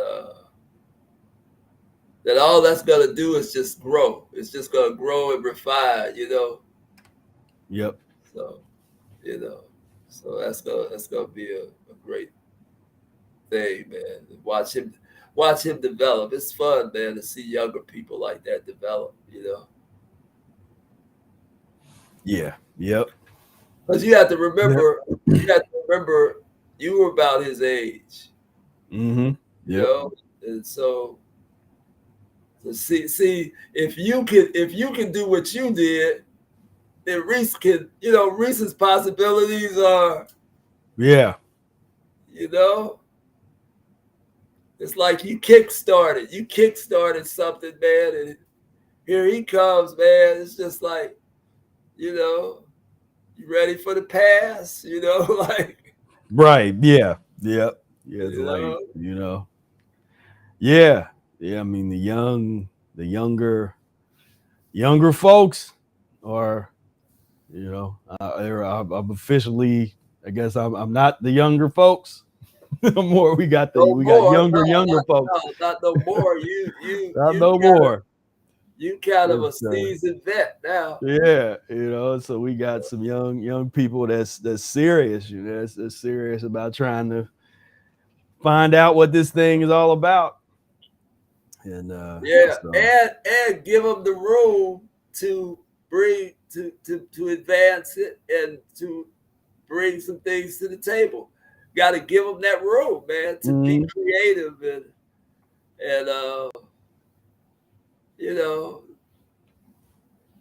watch him fail and watch him succeed. Yeah. Right. You just watch him like, you should have talked to somebody. Should have ran that by. Should have ran that by. So, but it's all good. Yeah, man. It's all good. Educational opportunities. Yeah. You got anything to say about the I know how you on the men this week, the feminine, you say the feminization of the, what did you say, the feminization of the men or something? I get a kick out of hearing you just blast on the I don't remember. Yeah. Well, I mean, that's what happened in the society. It's this, the feminization of the men. Check this out before you go on. Your boy Nature Boy got life today. Oh, woo, man! Oh, wow. That was They it. And we knew it, but I mean, it's yeah. when they really, I didn't know they was going to give him life. I thought maybe 30 years. I knew they was gonna get, because There they you go. asked him. They said, "Look, we got a plea bargain for you for 30 years." Yeah, the 30-year plea bargain. He turned that down. He turned it down. So I was like, "Oh man, they gonna stroke him good." Then he got rid of his lawyer. I was like, Oh, he was his own lawyer. oh no. They gave his ass life, man. Like, damn. we called that so early, Oh, early. man. We called all that, and it just unfolded. He was in there. His last words to the court was telling the judge that he loves her. I love you. I love you, and I forgive you. He's trying to act like Jesus, you know.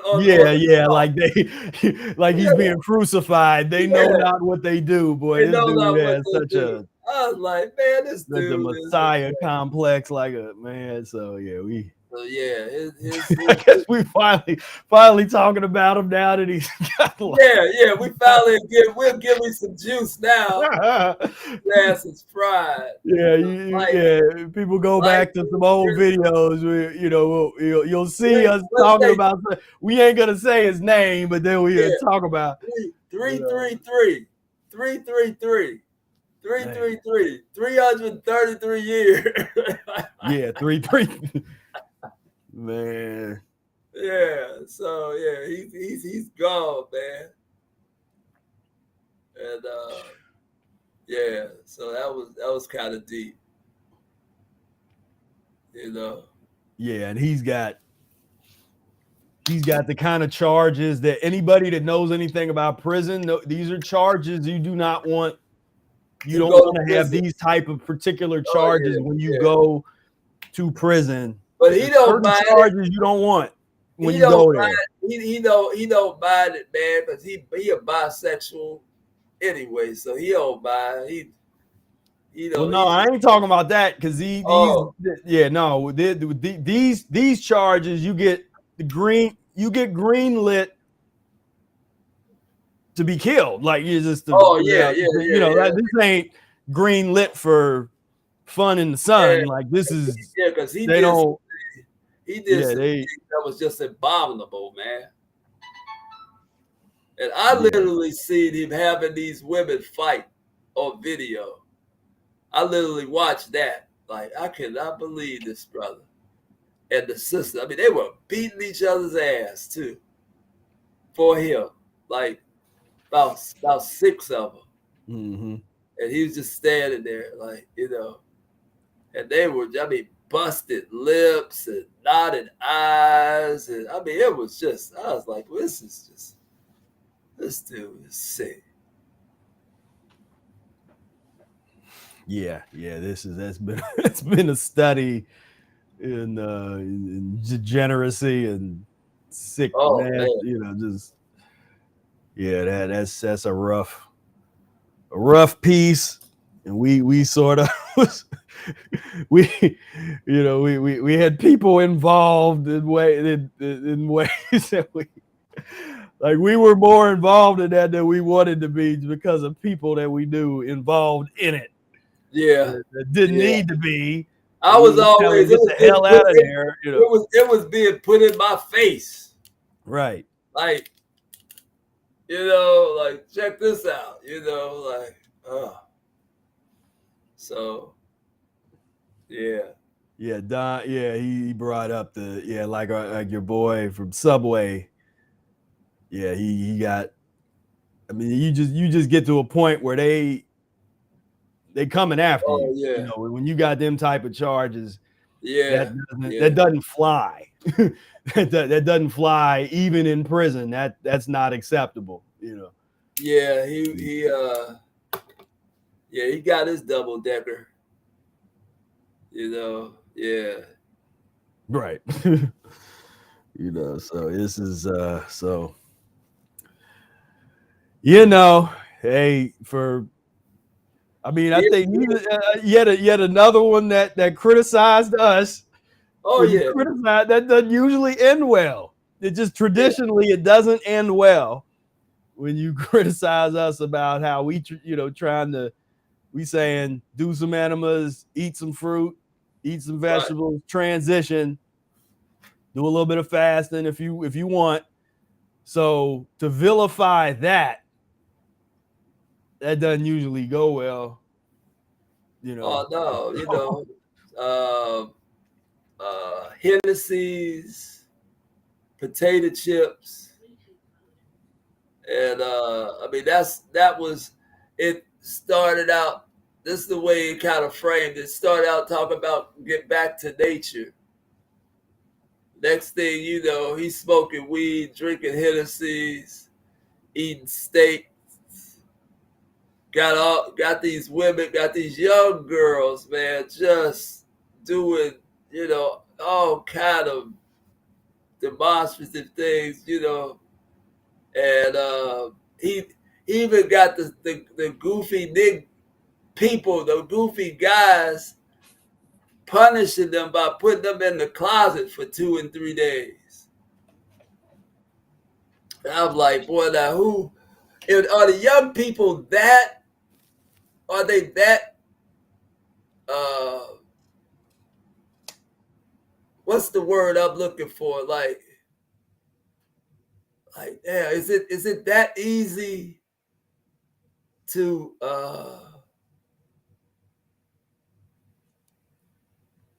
get their minds in that kind of space? Well, not all of them, but just as is typical in them kind of groups, you talking folks that generally join are a bit more on the weak-minded side, or they went through something tragic in their life, or they had, generally, I'm just speaking in generalizations in terms of all kinds of different groups like this situation was.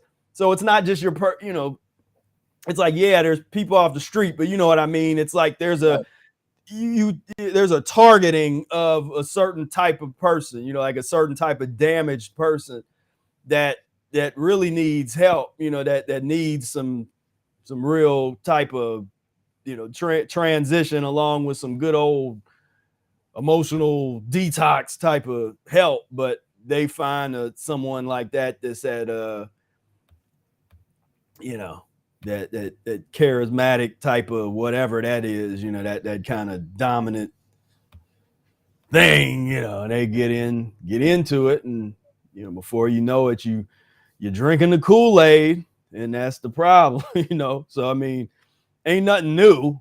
You can't even really blame this on the youth, because we got plenty of, all throughout history and all kinds of different incarnations, we got Kool-Aid being drank.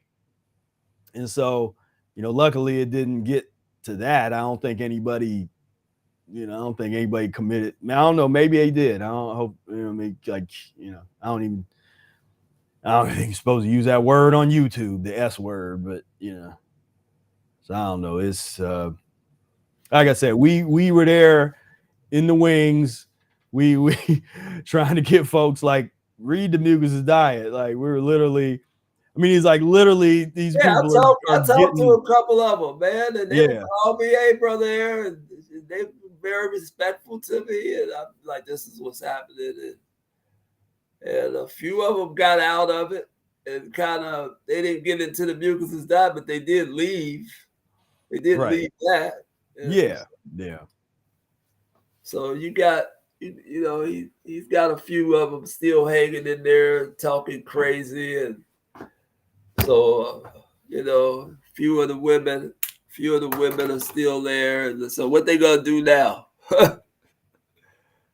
You ain't gonna see him for a minute. Well, the hardcore kind of ride or die, they'll do that prison marriage thing, and they'll be there and write them and go to visitation every opportunity, and kind of live that lifestyle. We'll see how long that goes, but that typically, again, just based on history and typical what usually happens. I remember with Manson, his followers followed him for years. Yeah. While he was locked up, I would see him on the national news all the time doing something. It was one of his followers was named Squeaky Frog. And she would just do things, man, through the years, get caught with this or get caught doing this. And she would still have the Manson little cross on her forehead or something. I just remember this. And for years, man, even into the 80s, man, they were still worshiping this dude, and CBS News, 60 Minutes was still doing stories on this guy behind the bars and in prison,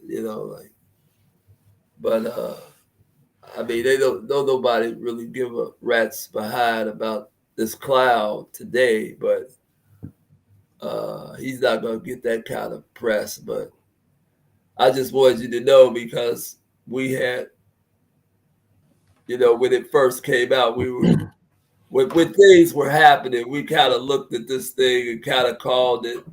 Yeah, I mean, literally, like we talking 2020, we called it the whole thing, the whole thing, and the way it looked.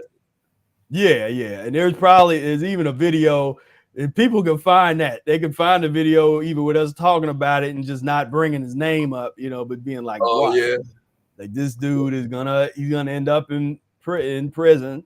And the only thing that happened was it happened a little sooner than I predicted. I gave him a couple more years. Right. But he didn't last at all. Like, I mean, I thought somebody's family member would get him, like would just rough him up at least. Like a brother, like or find him, yeah, father or something. And yeah, I thought that was gonna happen first, but that never happened. I think one of the fathers went over and checked the children, checked her out. He ended up passing. The father, from New Orleans. From New Orleans. He went to Mexico to visit and to try to, and he ended up passing like that next year. It's like, man.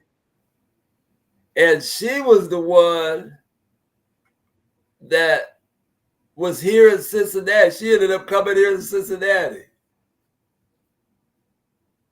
Right.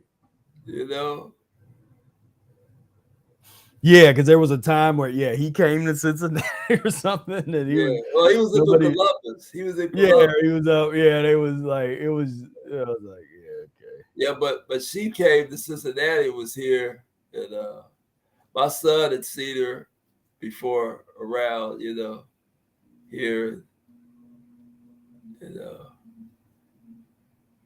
so. Yeah, I will dedicate this evening's enema to all of the victims of that situation and nature of no nature boy emphasize, what I said. Yeah, nature infant. Yeah, so yeah, man. What else? Are we? I guess that's our current events for today. Well, that hit me. Because my cat, just before we went on, my cat showed it to me. Yeah. On the video, it was like I listened to his. Yeah, we had just talked about it, and Yeah. So, and I knew we knew that was coming. That wasn't going to be pretty. Yeah. I don't know.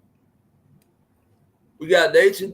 I mean, we got Eric Day coming up, so that's something that I understand we're working on that, and so I'm looking forward this year to that. I am coming, So it's no doubt, no wonder this year I'm coming. So last year I wanted to create that tension. I was like, okay, I'm gonna mess with him, but I'm coming, and I will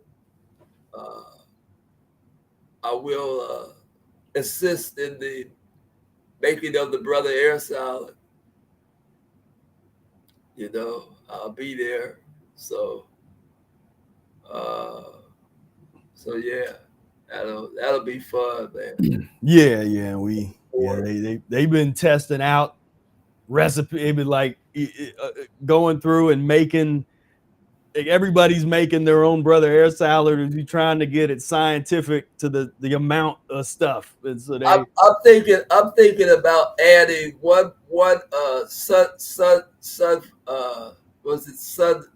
sun-dried tomatoes. That's the only thing I'm thinking about adding to that. Just as something that's not going to destroy it, but just might well, I'm used to it when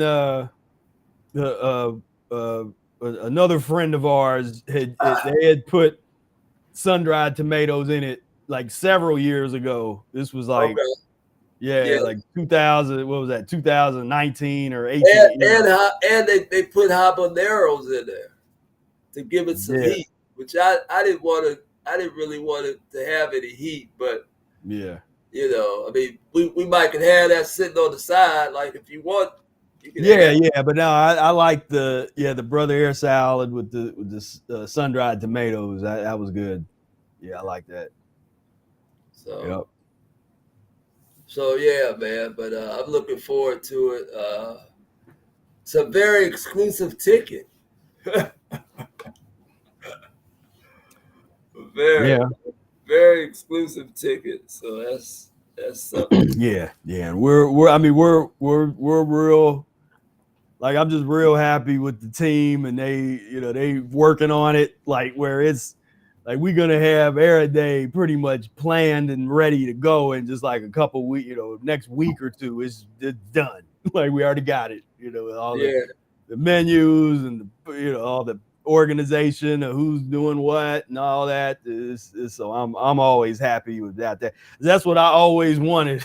Was like just kind of look up and like, okay, Air Day is it's done. Like it's put together. Like great, So that's exactly what's happening. So I'm real happy with the team, and it's gonna be epic. That's all I'm gonna say is it's gonna be epic this year. So it's something to look forward to.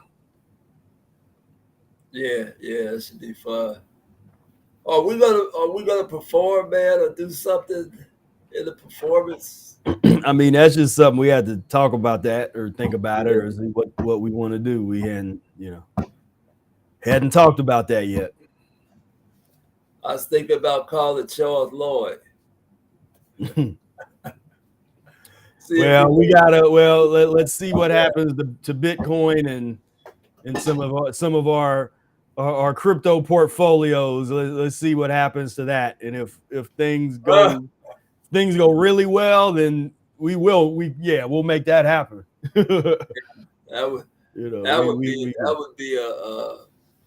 would be a real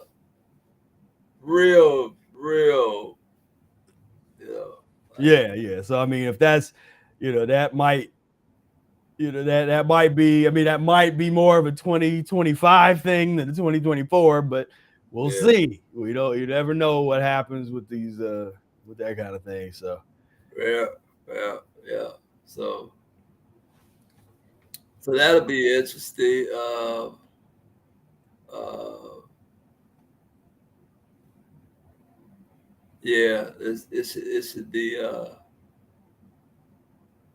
It should be real nice, man. It should be, like I say, it's a real hard ticket, but it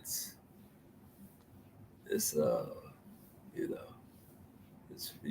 be fun, man. I'm looking forward. And I'll share. I'm not going to share. Yeah, I'll share the some images in the coming weeks. I'll share some images of like where we're going to be at, because it's right. is cool. Yeah. It's cool. Yeah, I like it. So Yeah, I don't know if anybody in the chat is saying anything, but I appreciate y'all all for tuning in tonight. This has really been a real experience, and sometimes just getting this out and talking about stuff, like for me to to hear the song Possessions again, that made me really like kind of get full, mm, of some things, just because uh, that was right in the belly of the whale, as far as everything we're developing, and and the community, and uh, like I say, I was people didn't people didn't know what I was gonna do on that instrument. They just looking like, yeah. Like what he gonna do with this, So that piece was was cool. I love the way that piece was recorded. When he started playing it earlier, it started skipping or something for a minute. When you put it on, it started skipping. well, Like, there was this thing. I actually couldn't hear the playback. For some reason I wasn't able to hear the playback, so I didn't know it was playing, and so I kind of kept putting it back. That okay. was me, and then I was like, Yeah, okay. he kept doing it, but once it got in sync, it was like, oh, okay, the way that was recorded, the way that instrument is built, it's just acoustically like perfect for. It just has an acoustically perfect sound for the mic and whatever we were using. It was Right. just came across so pretty, man. So clean, and you know, and I had the jam blocks instead of the cowbells at that time. I was using the jam blocks for the TikTok. Right. Yeah, that was. Yeah, but the time was really cool, man. Everybody, the Breath Air Ensemble was coming together, and it was just a real. We were doing. Were we doing Immortality Pipeline? Not yet. I don't think not yet. Okay. Yeah, not quite yet. Because this was pretty early on when we were doing that. Yeah. So. Yeah, here's what that looked like. Oh yeah, that was. Oh yeah. Yeah.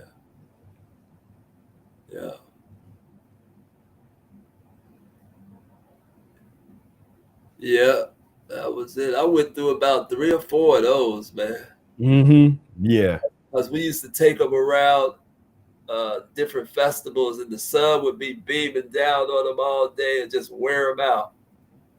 So I had to get about 3 or 4 of them. I had to order from some guy up in, I think he was up in Connecticut, just to make these by hand. And yeah. Yeah, I missed that little instrument. Boy, we spent some time with that. Yeah. I busted for years with that. Man, Hadif had a strong little hit, with that. He had a djembe.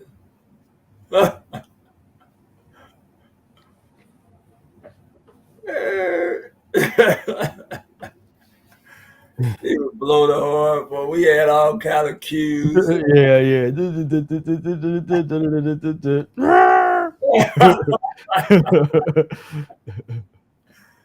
Oh man, we were.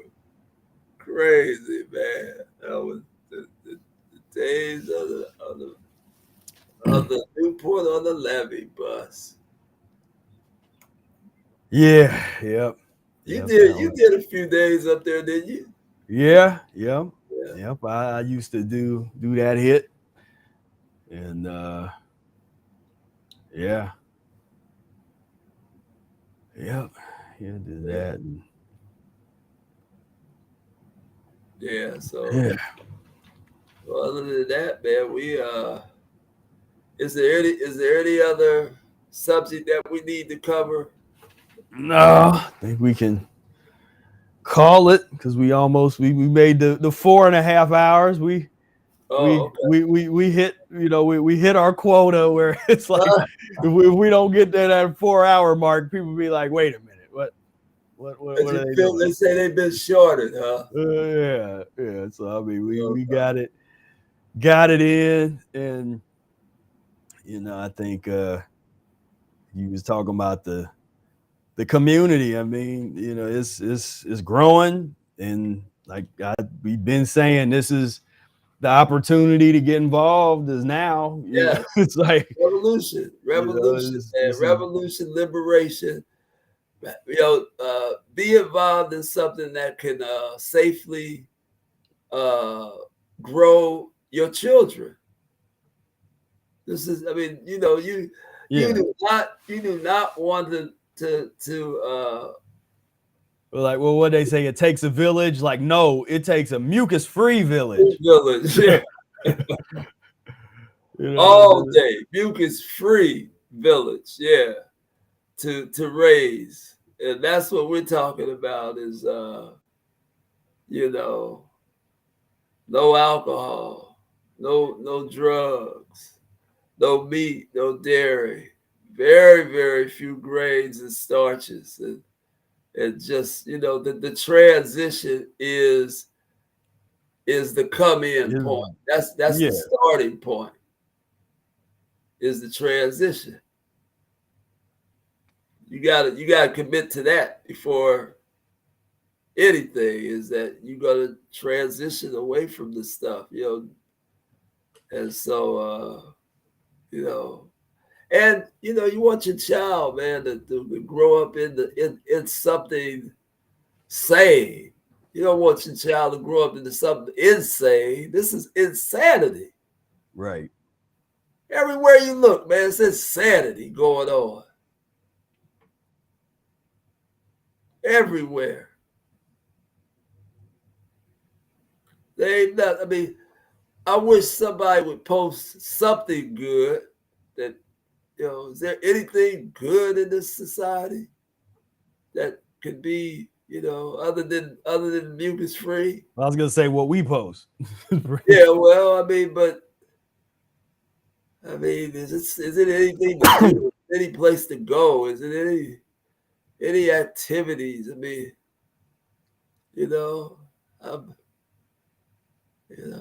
some friends of mine just hit me up talking about they wanted to know if I wanted to go on a cruise. I was like, hell no. What the hell I want to go on a cruise for? Well, it's real cheap. I'll pass. I will pass. Yeah. I mean, you talk about not trusting. I have no interest in no type of cruise. I don't trust anything about these big boats that's out there. If I can't see the shore, I don't like it. I already don't like flying, and we do that very minimally. When we need to. I'm not a fan of flying either, but I will do it. But yeah, it's like I'll do that, but I would rather not. Talk about when you start talking about a cruise, I'm like, nah, I'm good on all that. It just doesn't make sense to me at all. Like, you getting on this boat, and they got it with all decked out with all this mess, and then you just rolling. I was like, man, I do not want to be on no boat in the middle of the water. I just, that don't compute to me, and people love it. Like people, they do that. I was like, man, you can't pay me, which was that was an option back because there was the time when back when I was like graduating and before I got the gig to teach. When I'm like, okay, how am I gonna make some money? And I had some friends that were all doing the cruise thing, the cruise thing, you know, and they making all, you know, the money, and they had it all kind of explained how to do it and how to hook it up so that you can come off the cruise with a bunch of money in your pocket. And I looked at it, but I was just like, man, I can't do that. Man. I can't, you know, I just can't do that. One of my friends did that in the 80s, and he ended up doing a consultation with me over at Eden Park. He was like over 300 pounds. Mm. He had been doing it since the 80s. And piano player. And he was like, all you do on it is eat, play, and screw. yeah, it sounds about right. That's all you do. That's all you do.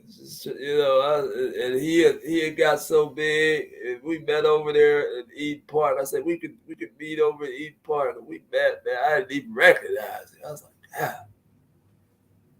So he was trying to get it together. He actually came to some of the Fire Music Project's gigs up there at the. Remember when we were in Kentucky? Mm-hmm. At the, what was that spot? Forget the name of that spot. The one where you got into it with the older. Oh, yeah. Well, whatever the name of that place was. You gotta had to put him in. You had to check him like. You will pay us. Oh yeah. Oh yes, you will pay us. Yeah. He had to. Yeah. He had to get the not as pleasant Spira. Right. He got to meet that part. Yeah. And well, don't do that. Yeah. Don't break your word. Yeah. He had promised us like a 4-week or something like that. It was something. Spira like, oh no, oh. I was fast. I actually was fasting during that time. You were about to. You were kind of in this place where you was about to give up on it. Like, well, I guess I was like, no. I'm gonna call him. Yeah. And I recorded that call, so I got that call recorded somewhere because I was just like, oh no, this ain't happening like that. Yeah, I ain't on it. You know, and then like we said. Cross us. What happens? That bar's not there no more. That's gone. You know, they went the way of the dodo bird. Yeah. You know. Yeah. So. Yeah. But I don't know. So this is every time people talk about cruises, this is what's in my mind. This is all so they be like, going on a cruise. I'll be like, oh, that doesn't sound like a good time to me, but you know, I hope you enjoy yourself. Be safe. Man. I mean, they think that's the end results of 30 years of working some places is the reward of a cruise with all the nasty food and alcohol you can drink. Yeah, all you can drink, all you can stuff constipation. That's a sad. Yeah, I mean, my brain just don't. It's not a. I don't. It doesn't. I'm not a boat. Cause like you can throw me in the middle of the woods. Like as long as I got some trees and creek or something, like I'm good. Like you can just put me out there in the woods. I'm comfortable, but I don't care how much amenities the boat has. I don't want to be out in the middle of the water for no length of time. Like not like that. Like I probably like water more than you. Like I like water. I want to be, as long as I can see the shore. I don't want to be so far out that I can't see the shore. So if I can see the shore, I know I'm a good enough swimmer. I can get there. You know what I mean? Like I can get where I need to go as long as I can see it. You know, I can get there. But yeah, I don't want to not see the shore. You know, that don't make any sense to me. Well, I guess Fire Music Projects is not going to get booked on any ships anytime soon. I mean, it would literally had to be like if it was a yacht party that just didn't go out if they didn't go nowhere, it was like they just right at the shore. Like I'll play on the boat, you know, we on the shore, or if it just goes out a little ways, you know, but I ain't trying to go way on out. Yeah. Traveling, you know, doing these long ass. And I even watched, it was some video guy, some YouTuber that was doing this thing where they was following, they did this long, here on this long cruise. And then toward the end of it, stuff started, it was like somebody died that was on the boat. And it was like, and then they had to like cancel several of their, it was just like starting to get crazy. And I was like, see, it's like, that's wow.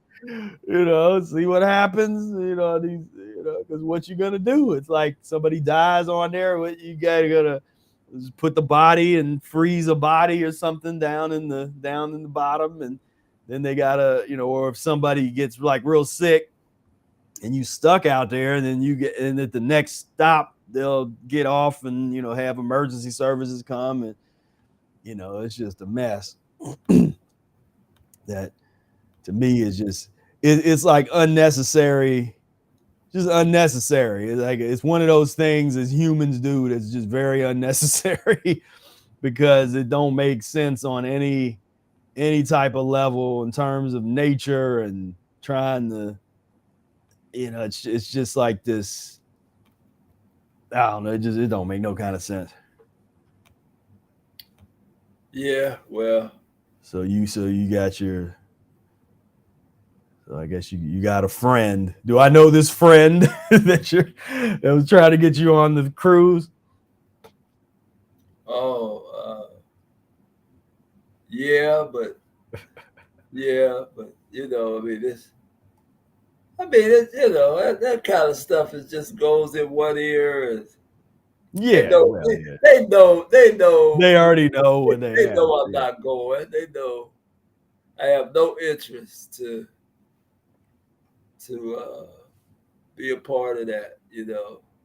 And not that I'm just like a killjoy or anything, but I'm just saying, come up with something that's something, you know, that I could, you know, I could enjoy, you know, I really could get into or something, man. I don't know. You remember, I mean, it's so funny. You remember the day I asked you about trains.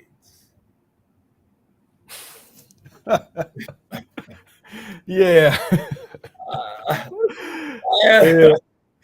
asked you about trains. I said, man, I'm thinking about going on this train. You know, like organizing a mucus-free train ride. I'm interested in what would it take in the train. And you said, I said, what about Amtrak? And you said, man, I ain't heard nothing about Amtrak in a minute. I said, I haven't either, man. I was like, is it still running? And we didn't really know. And then we look up, man, the next day, one of them runs off the next rail. day, one went off the rail. And killed a couple of people. Yeah. I was like, yeah. You know, and then the following week, it was a big old shooting. Though I mean, it was just, I was like, man, it's like all chaos jumped off as soon as I mentioned it. Yeah. I was like, dang. Like, what is it? What is it to do? What can we do, man? What, do we have to build our own recreational things? Do we have to, let's go for a hike. we just walk it out, man. Go for a hike. That's about the safest we can get. Go for a hike.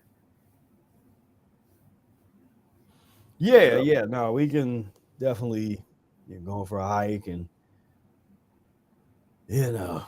ride some bikes. Grab some yo-yos. I mean, I'd rather going. I mean, we would probably before all that would be like a camping. Go camping. Yeah, I can see us doing that. I'm not a camper, but I'll do it if it's folks around that know what to do. Right. I'll be like, what you do with a wildcat or a bear cub? Somebody that stuff is easy, man. But because for one, you just make noise usually. As long as you with the bear, if a bear comes in, you just make some noise. And or if you got some bear, I guess the only the weapons that I have in my vehicle, like I got my bear.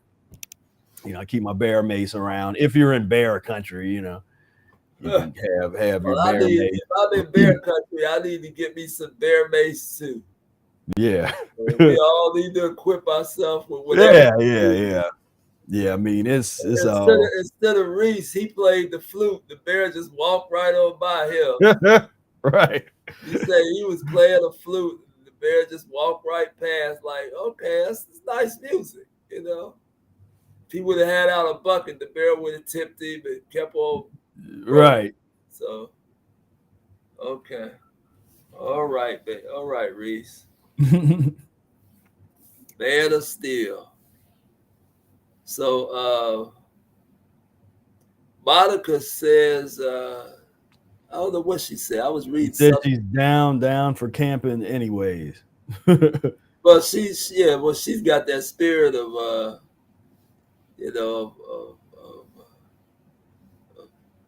camping and doing the whole nine. So she's the real deal. So we'll, there's people who know more than I know. So those are the folks that I'll be plugging into if we do anything like that. I'll be hanging out with them. Yeah, I mean it's just preparation. It's just you bring the right gear, you have a good time. Bring the right gear, and we've been talking about we got to do a swimming lessons for Brother Air. We got to teach you we still got to teach you how to swim. That's one of those. It's like, how can you be a grown person you don't know how to swim? Like you missed that. And I was an athlete, and that was the only thing. And I used to go swimming and try to learn. For some reason, man, I just could not get it. I could float a little bit, but I was like this great athlete, but for some reason I could not do that. I was like, I mean, damn, why I keep saying like, what the hell?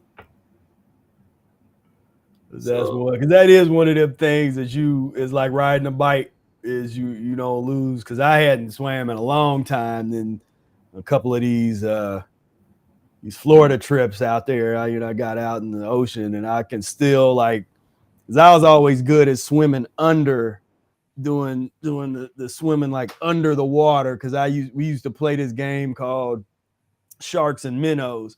And I would dominate that game, because the one person starts out as a shark, and all the other people on the other side, the minnows, and we in the deep end, it's 10 feet deep.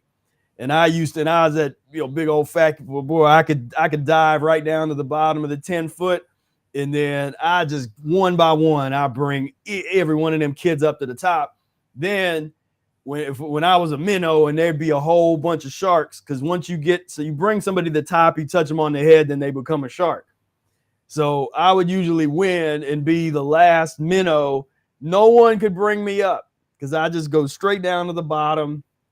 I just be swimming along the bottom, and they trying to grab me. I'm like, get off of me, because they most of them, I was big, you know. I'm just like, get off of me, and I could hold my breath for a long time, so I could be down there for like a minute and a half, 2 minutes, just like, y'all gonna come pull me up or what, you know? Then I go to the top, yeah. So yeah, so I still got that. I can still do that, you know. Like I can still swim just like that, you know. You don't lose it once you get it. You know, it was yeah, I used to have fun playing that game. Well, like I say, I eventually will get it at one point. I guess I will take the time to do it. Yeah, we'll get you in a freshwater lake. And, get it going. It's definitely useful in case of case of issues. You definitely wanna be able to swim. Yeah. Oh, what else do we need to cover?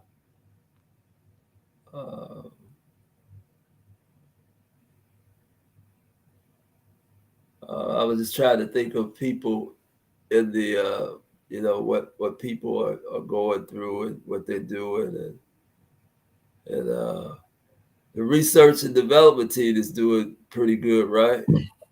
Everybody, yeah. I mean, we taking things to the next level, and yes,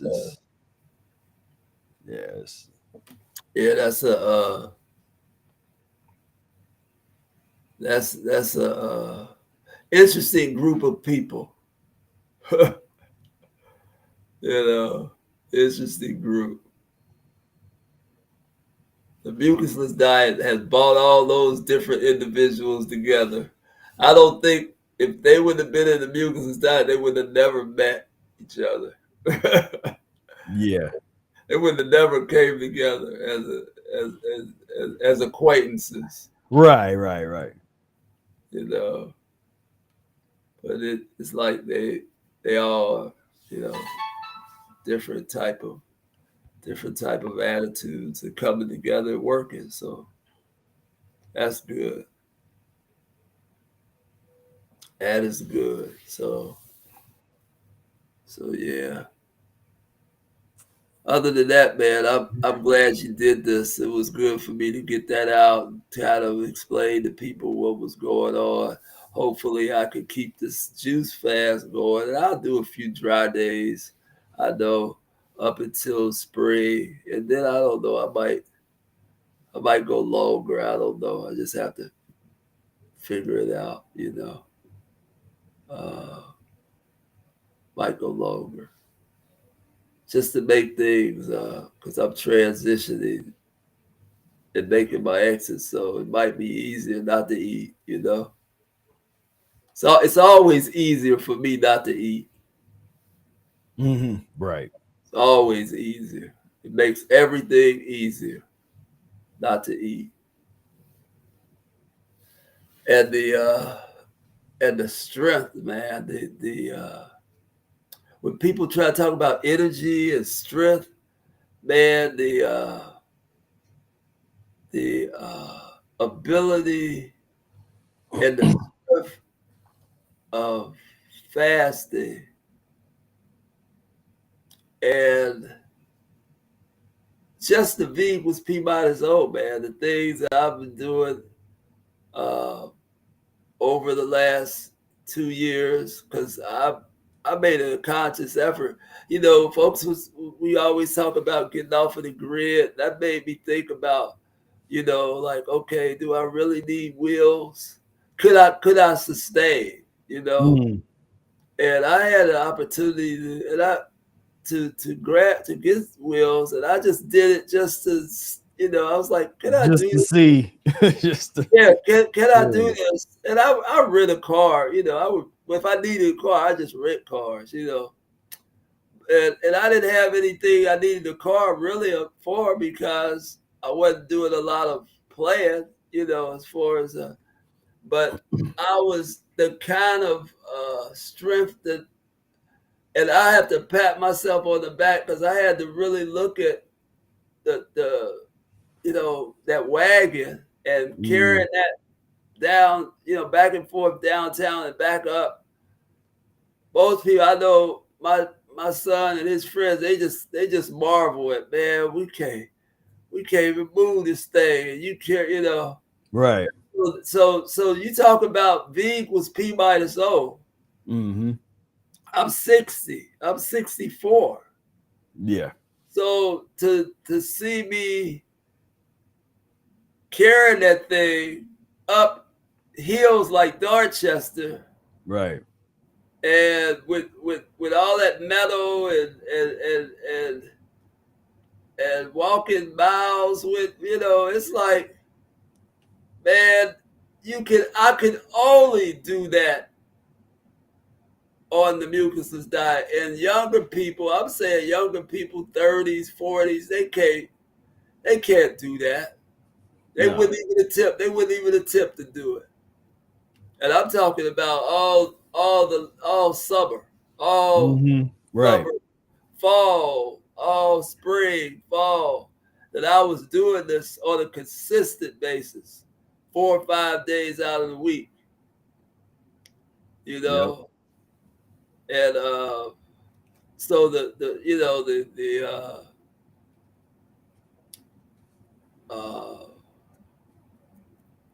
I got something tomorrow. Supposed to be like 60 degrees, and so Well, and I've been, and we didn't, that we should have mentioned that probably earlier, but we didn't. But that's like what I say is, you got more vitality and strength than anybody I know, and I mean, it's a testament to the practice of the Mucusless Diet. Like, right. Are you really interested? Because people be like, well, I don't want to lose my strength and I want to have energy. This is real energy. You try doing this, what I do, with all that equipment. But see, the mechanic, what people don't understand and what they don't, they don't want to have to deal with is to go through, we talked about the fall, right? To kind of go through a fall or go through a period of being weak and getting real skinny, and then you rebuild with real vitality. Like once you remove all of the stimulation, when you come back, now you got a different physiology now. That strength is coming from something else. It's not coming from Red Bull and coffee and donuts. It's like now that strength is it's pure vitality. Yeah. Most people don't have pure vitality. They have stimulation. They have getting high. But what we're talking about is pure vitality. And I've seen people just completely try to hang and then just completely just pucker out. Like, man, I can't do this. Like, like literally just throw up their hands like, I don't know how you doing this. And they just, I'd be like, it's just, it's V equals P minus O. Right. It's where the real strength comes from. It's the air. It's air. So especially now, as soon as I start eating, that's when I lose my vitality. As soon as I start eating. As soon as I start eating, I lose my vitality. Oh man, I'm lazy. I just I'm gonna go, it's all right. I'm not even gonna do it today. So that's why I try to juice fast or fast most of the year.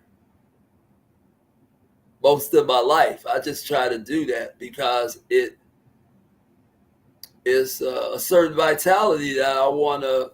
That you've grown accustomed to. You're used to. To that kind of So that's a beautiful thing, man. I'll be down at the Taft tomorrow, man. So yeah, so anybody in the I was gonna say you can catch Brother Air if you in Cincinnati, the Taft Theater. I'm doing Playing music the on the come street. in and hopefully I'm doing the come in and the come out. I normally don't do the come outs. Right. I'm gonna do the come outs tomorrow. So I'm gonna be there all evening, man. So anywhere in Cincinnati, come on down and hang out. Cause there's a big period there where I gotta wait. So come in and keep me company. Right. Talk, talk mucusless diet. Diet, yeah. You get a free consultation. Yeah, right. Yeah. Get a free consultation. Come and help me waste some time waiting on them to come out. Right. Yeah. All right. Well, thank you for getting on here, and thank everybody for tuning in. And hopefully this will be one of them sessions that'll go down in history and people will be talking about, because now we getting the people that go back through the whole history of the videos, and it will start bringing up stuff like, man, remember when you said that? I'll be like, well, that was like 10 years ago. That was 15 years ago. Can't remember things, man. You'd be like, they just refreshed. They just watched it. They just. But you know what? Really, between me and you, we repeat ourselves over and over again. We say the same thing. Well, yeah. I mean, we've been very consistent. We've been very consistent. The one over the years, and the one thing that they will see that there's different. The temperament can change. Be like the temperament sort of changes over the years, and some of the things get refined or shifts. Well, I mean, for the most part, we've been saying the same thing for. The temperament changes when the temperament has to change, because when we're serious about something. I remember the last time we you got on the guys, I got on the women. Right. And it was like, look, from my standpoint of looking at, the sisters and the women and their position, they were in the most perfect position to bring on change. You're women. You can control more than you think. You're women. Use your assets. Use your assets, man, to control. Get these brothers cleaned up. Ain't gonna happen. He's like, that shit. That ain't gonna happen. That is not how that's gonna work. I know. But then you have to come and get on the brothers. Right. That's would be more likely if something would work. That'd be a little more likely. They just get mad at you and be telling you to kiss their ass because you don't know what you're talking about and all that. And they brothers don't want to hear brothers, tell the truth about them. They think they got it all figured out, and so. Well, like I said, we in this era it's not full brothers. I mean, we talking about the feminization of the brother, which was part of the. That's a sad commentary. I mean, you literally talking about that from, like I said, look at all the guys at your age that used to be alpha males. I bet some of them starting to have them breasts. Them male breasts, they all soft now. They don't got that alpha thing is gone. They line dancing their life away. Yeah. You know, and, they line dancing their life away and baked beans and potato salad and spare ribs. yeah. I mean, that's just they ate themselves into a feminine position. That's what happens. You know, Yeah. so guys, if you want to, you know, that's what you want. You know, you want to eat yourself into down into that, into a, you know, a womanhood experience, then keep on eating the pus and the mucus. Go Well, on ahead. they are keeping on eating the pus. Yeah. And the women are as well. And that's what, you know, pus and mucus gets together. And, you know, it's like pus and mucus coming together. Yeah, but like we said, there has is like traditionally, you know, which is just my thing is what's programmed into our brain, like what are we programmed for from a so-called natural standpoint? And we're programmed for the men to take things somewhere, to build and to lead. Somebody can say, "Oh, that you sound like you're to build and to lead." Are we inside of a deaf culture? And well, but it's they. I mean, if there is to be a humanity to move forward, then that's going to happen. Some small percentage of men are going to have to figure that back out and build and lead. I think the only way you figure it out is that you got to be mucusless. You got to attempt. That's inferred with what I'm saying. Yeah, you know, I mean, so build and lead, and that's what has to happen. And so once there's men that's actually building something and leading something, then we have a chance.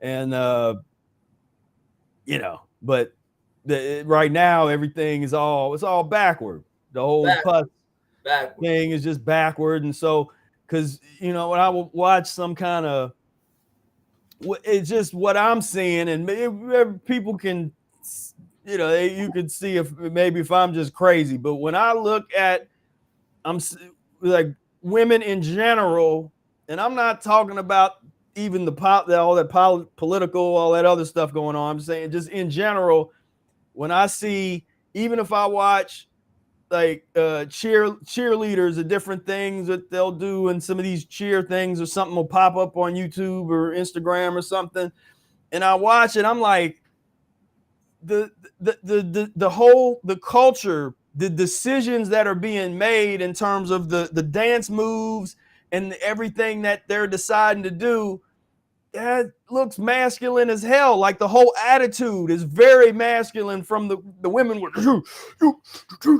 you know, this like all this kind of stuff. And then the guys, you know, they have the male cheerleaders, they take the feminine type of thing. And so you have that. But I mean, I just see variations of that all over the place, where it's like the whole attitude, like look at the pop stars, some of those women pop stars, like the very few of them are very, very traditionally feminine. They're like very like super extra, that attitude, that strong, that is a certain attitude thing that is like all the rage right now. That's all the Doja Cat, Cardi B's, or whatever, who all these people, the WNBA. Well, I don't know nothing about it. I mean, that's your thing. You into the watching, you know, the NBA. I could care less about that, because when I watch with my little guilty plus pleasure at the UFC, those women are generally feminine, you know, in the UFC. So I don't know what you talk about with you the basketball guy. No, the WNBA, I mean, that's like, you know, that's like a whole nother, I mean, it's just, you're talking about masculinity. Oh man. You don't even know if the women are men, or, I mean, you gotta really focus, like, is that a man? And they're playing. Ain't nobody dunking. I mean, maybe a few of them, but nobody dunking over nobody. It's not exciting. It's not, you know. And they're trying to keep it around, but that eventually you know, those owners are gonna get tired. I mean, I'm equal opportunity, not excited by Yeah. the men or the women playing basketball. Right. But yeah, the men, I don't even know anything about what the men are doing on the NBA. I know it's still thriving and it's still there, but that WNBA, man, it's on its way out. I mean, that is just, I mean, the big thing is women's college basketball. That's, they get like 30,000 people to come see them. Yeah, so yeah. I mean, that's where that is. But I mean, I'm looking at, but you looking at things that's the wrong stuff to look at. Like, look at things that were supposed to be feminine that have been turning more masculine. There, in no reality is the cheerleader supposed to be. That's supposed to be. I don't even know if that's supposed to be feminine. That just it shouldn't even supposed to be. They should just abolish the whole WNBA. Like, just get rid of that. The women don't need to be playing basketball. So, but I mean, like I said, I don't got no comment on that because I don't care about it. It's like just lay it they up. want to play, let them play. That don't have nothing to do with that's like a whole other reality. And but I get concerned when I see high school kids. It's like, what, just the whole, when there's just an overall cultural shift from sports in general, man, is a stimulant. It's like, that whole stepping inside the arena, is based on a whole type of stimulant type of. I don't think you will see too many football players eating fruits and green leafy plants. No. So, Ocho Seco and what's his name? The guy who went down to Colorado, Deion Sanders. Them guys, man, they just, a bunch of pus eaters. I mean, it's all. Everything surrounds. I mean, it's just a sad commentary. Everything surrounds mucus and pus. Everything that is anything that we assign value to is surrounded by mucus and pus. Right. Take mucus and pus out of it probably wouldn't exist. Right. And so, and that's something that's going to be forensic in the future. Mm-hmm. They're going to have to make these connections sooner or later. We did an autopsy and we looked in their bloodstream and they had cocaine and meth. Well, I mean, you'll even have people that's in the space that'll make the point that these sports are so boring that you don't see these sports without the hot dogs and all the food and all the beer. The beer, beer and the hot dogs, $8 glasses of beer. $8 glasses of beer, and it's so, I mean, you take like you say, take the pus out of the equation. There's not a whole lot of people going and sitting there. A baseball game? I could never. Yeah. I mean, I know that was your thing, but I could never really. Well, it was my thing to play. It wasn't my to play. Thing to I had to watch. Yeah, it was like, I haven't been. I think I took Hanif to one. to one game. I remember that. We played the ball games, all right? Yeah, yeah. That was when we were playing the ball game. Yeah. I said, well, at least let him know what this is about. See what it is. Right. So we went in and we end up taking in all our little snacks and stuff. Right. And he sat there, and he'd be part of the wave. I mean, Hanif was like, what, 11, 12 years old then, man. And so, but we never went back. He never wanted to go back. It was like, so, yeah, man, that kind of stuff. Football, I haven't watched any football in probably over 30 years. I know Super Bowl, that just happened. I don't even know who was in it. I have no clue. Yeah,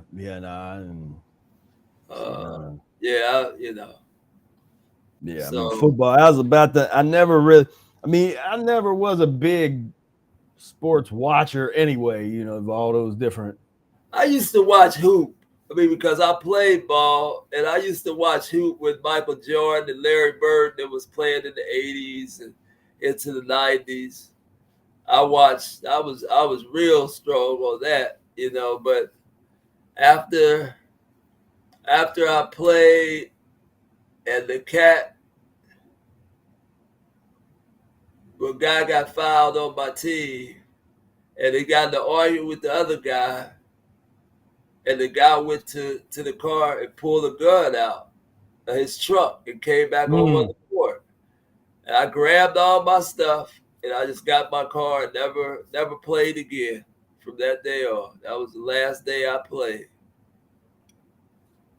So. Oh, here's that. Here's me in my football days. Oh, okay. 64, Yeah. That was the. And I tell people, yeah, this is my fact. We scored a touchdown. I'm just we always is me just plowing somebody. I enjoyed. I had fun playing football. I really, and I was punching him when he's on the ground. And I let all of that Neanderthal came out when I was playing. Yeah, well, all the ancestors. But yeah, to me, like the way I describe that football, that is got to be the highest in terms of pus and mucus experience. That's like I never experienced nothing else more in the pus and mucus world. I ain't experienced nothing just more stimulating than that. When you got all these people are screaming, you come at and they announce you and you running out there, and then you out on this stage, just out there, just like the whole point is like I'm trying to hurt the people across from me. Yeah. Like my whole point here, and my thing was my coaches, they knew if they would get me mad, then I kind of, if they could get me mad and control it, then I'd go out there and do something. Like I would go make some plays and hurt somebody because I'd get this temper, and they would like activate this temper, and I go and just go nuts. And but that was just such a stimulating, because then it's like a part of this play. It's like this big high school play, and everybody has their role in the character. And so I just lived up that, that varsity football player role. Like I'm the man, I just did that whole, I just lived that whole thing, man. But it's so stimulating, I'm just like, and then when you get a little wisdom, you're like, yeah, there's nothing sustainable about that. Like that is something that's just pure stimulation. It doesn't mean anything. It doesn't change anything. It doesn't impact anybody's life. It doesn't do nothing positive other than you got high. You got high on you, and people screaming and clapping, and then when that's gone, Oh, then what? I hit a guy so hard they had to call the ambulance. Yeah, I know. I know that story. Yeah, where you pretty much paralyze somebody, like for real. I mean, I never seen the guy afterwards, so I never knew what happened. But I mean, hey, Yeah, you know, yeah. It it's like sounded like yeah, you would pretty much. I was trained to do what I do. I Right. was the defensive back. I was the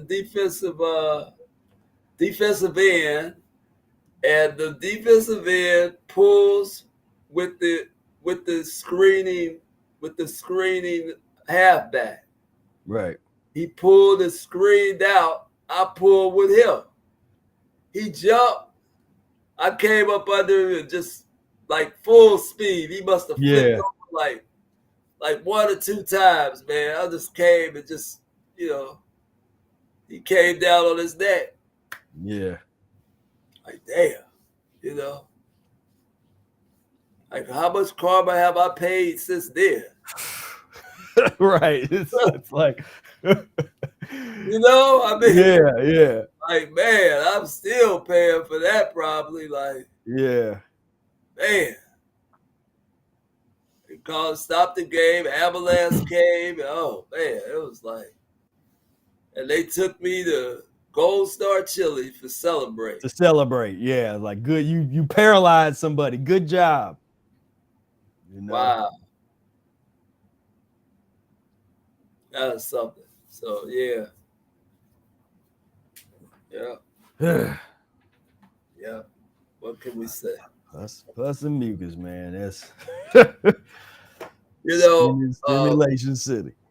yeah, I just want to say to folks who are listening and people who will watch the video later is that, you know, the practice of the mucusless diet healing system for me has been a lifesaver, like truly a lifesaver.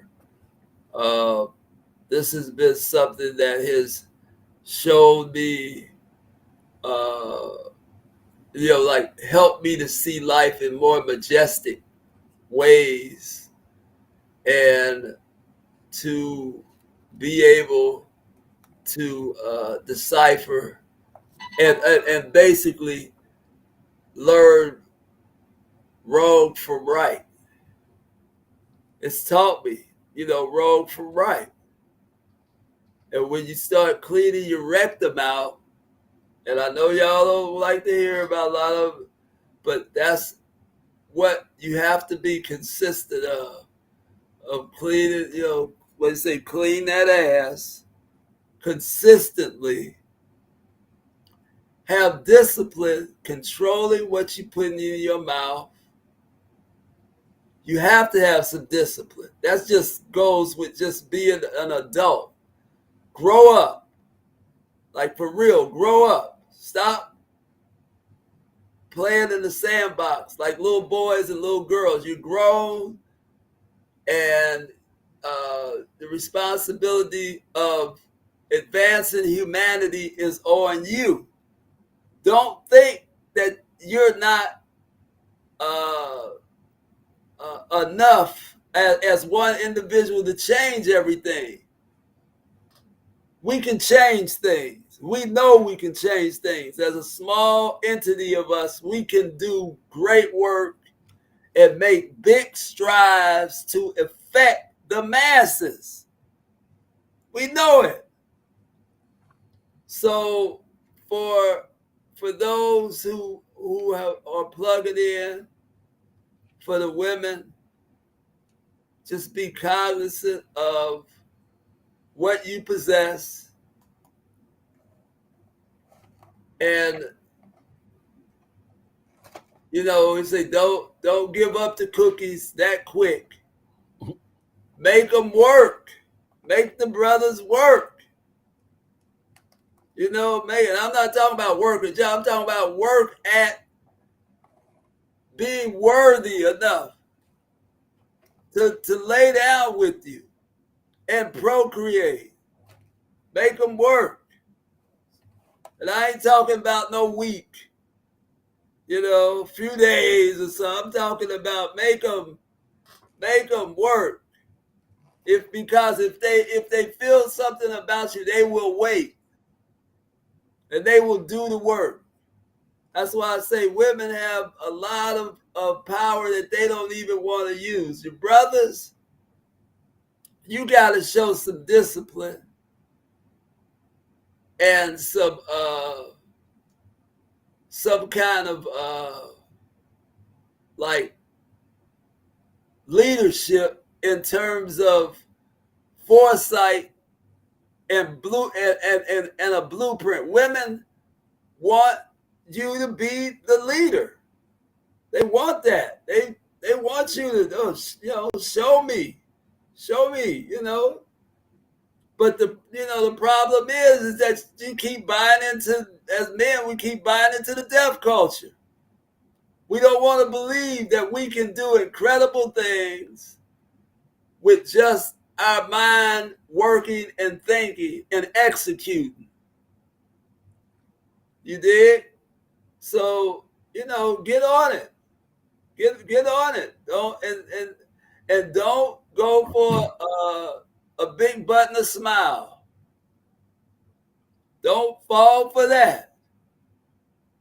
Because I know how the brothers are. We just want to hit everything. Well, if you're going to practice the mucusless diet, first clean yourself up. There's got to be a period where you're not dealing with nobody. You just to yourself, cleaning yourself up. That might take a year or two. I'm sorry, that's just the time limit on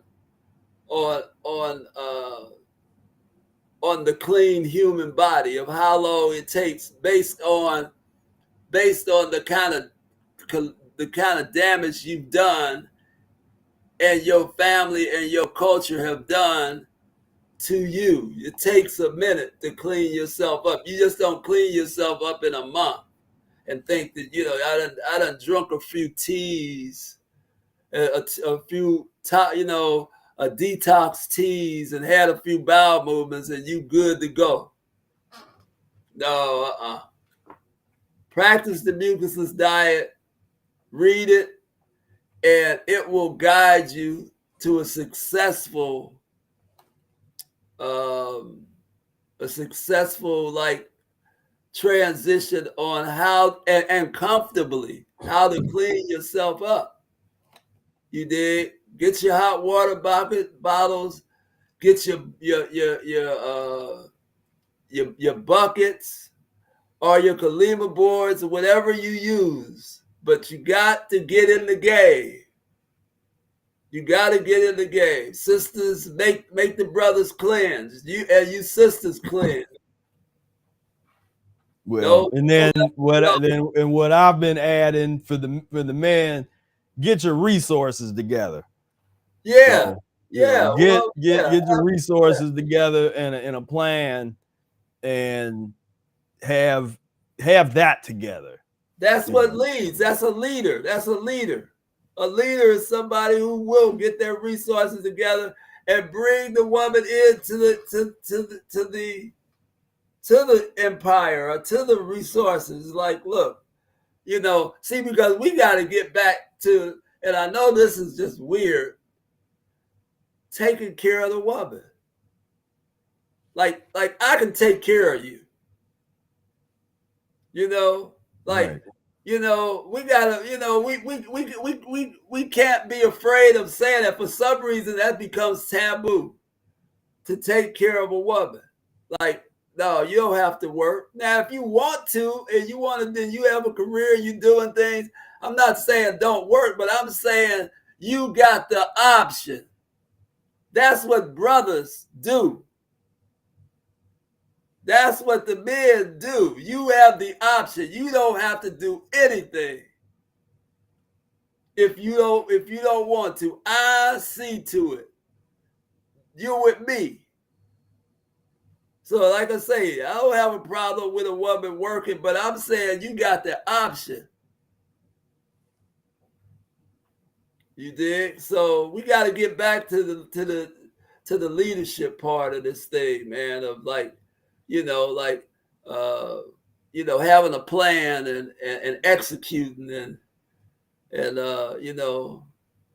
say follow the leader, type of, and believing in the plan, but having the woman to believe it. Oh, okay, I'm down with that. That makes sense. Yeah, you gotta make sense.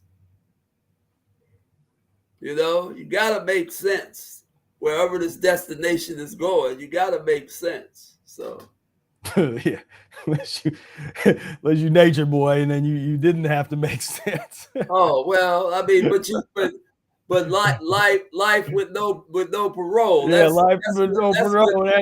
That makes a lot of sense now. Yeah. That's what kind of sense he's making right now. Where he's locked up, and I guess they get ready to send him to the federal prison. He'd have been in the county for over 2 years, so now he get ready to get a taste of the real deal. So yeah. He in jail now. Now he get ready to go to prison. Yeah. Oh yeah. So that's what I wanted to say, man, is that, the sisters get it together, be noble, walk with some majesty and some reverence about yourself. Brothers, just be noble, and your word is bond. Don't let sex ruin your life, as far as just making every decision based on your privates, and just be smarter and clean your rectum, man. That's where it starts. With cleaning that ass and controlling what you put in your mouth, and fast every now and then. If it ain't nothing but 1 day a week, just get a direction going, man. So I'm good, man. I'm happy everybody tuned in, man. It was fun with you, Spira. We hadn't done it in a minute. Yeah. We're gonna probably do an unleash. That's where it gets real. Yeah. This was kind of a thing about my transition and telling the story, but yeah, we haven't done an unleash. We have one of those coming up, I guess, in a minute. So yeah, probably in the yeah. Either something either happen, or we get around to it. I mean, usually we end up doing it like in the fall. Yeah. Normally they kind of fall around that piece. Yeah, because it's like the holidays. The holidays. We're like creeping up on the holiday. You getting close to Thanksgiving, so your fangs be coming out like Thanksgiving, man. I'm getting ready to get into that, So yeah, man, but yeah, we got Eric Day coming up. We're getting all fired up about that because it's gonna be a family affair. It's a family affair. Yeah. I think next week, I think we got Chef Babette. I think I'm gonna interview her on the podcast. Yeah. My girl. Yeah. Well, how many sit-ups and push-ups you gonna make her do on the screen? I don't know. We'll have to. Damn. Be like, stop embarrassing the brothers, Right. She up doing one-arm push-ups, just one-arm push-ups, and just making the brothers look just like whips. Like, yeah. That just ain't no good, But yeah, she's last I heard, she was going through the COVID, and she had still opened the restaurant up, but she wasn't serving indoors. It was like takeout. Well, that was probably a while ago. I mean, yeah. Well, I don't know if she ever recovered or what. mean, she ever. So yeah, I'd be interested to hear from her. Yeah, Chef Bebe. Yeah. All right. Well, for all y'all, all of y'all folks who missed it tonight, I didn't see some of the. I was trying to look at the chat. I was trying to look for names. I see some of the usual suspects, but Yeah, I think there was maybe some. There was a lot of people I didn't know. Yeah, it was a lot of new folks, or at least people that's making themselves visible. And that's good. So all right, well, let's go on ahead. So we almost hit the 5.5 hour mark. This might be setting records now. Man, I didn't know we were gonna do 5.5. Yeah, 30. Okay, well, we got it. We got it in. Well, and, so again, appreciate everybody. Thank you all so much for tuning in. And tell a friend and tell a friend that mucus-free is a way to be. And until next time, peace, love, and breath.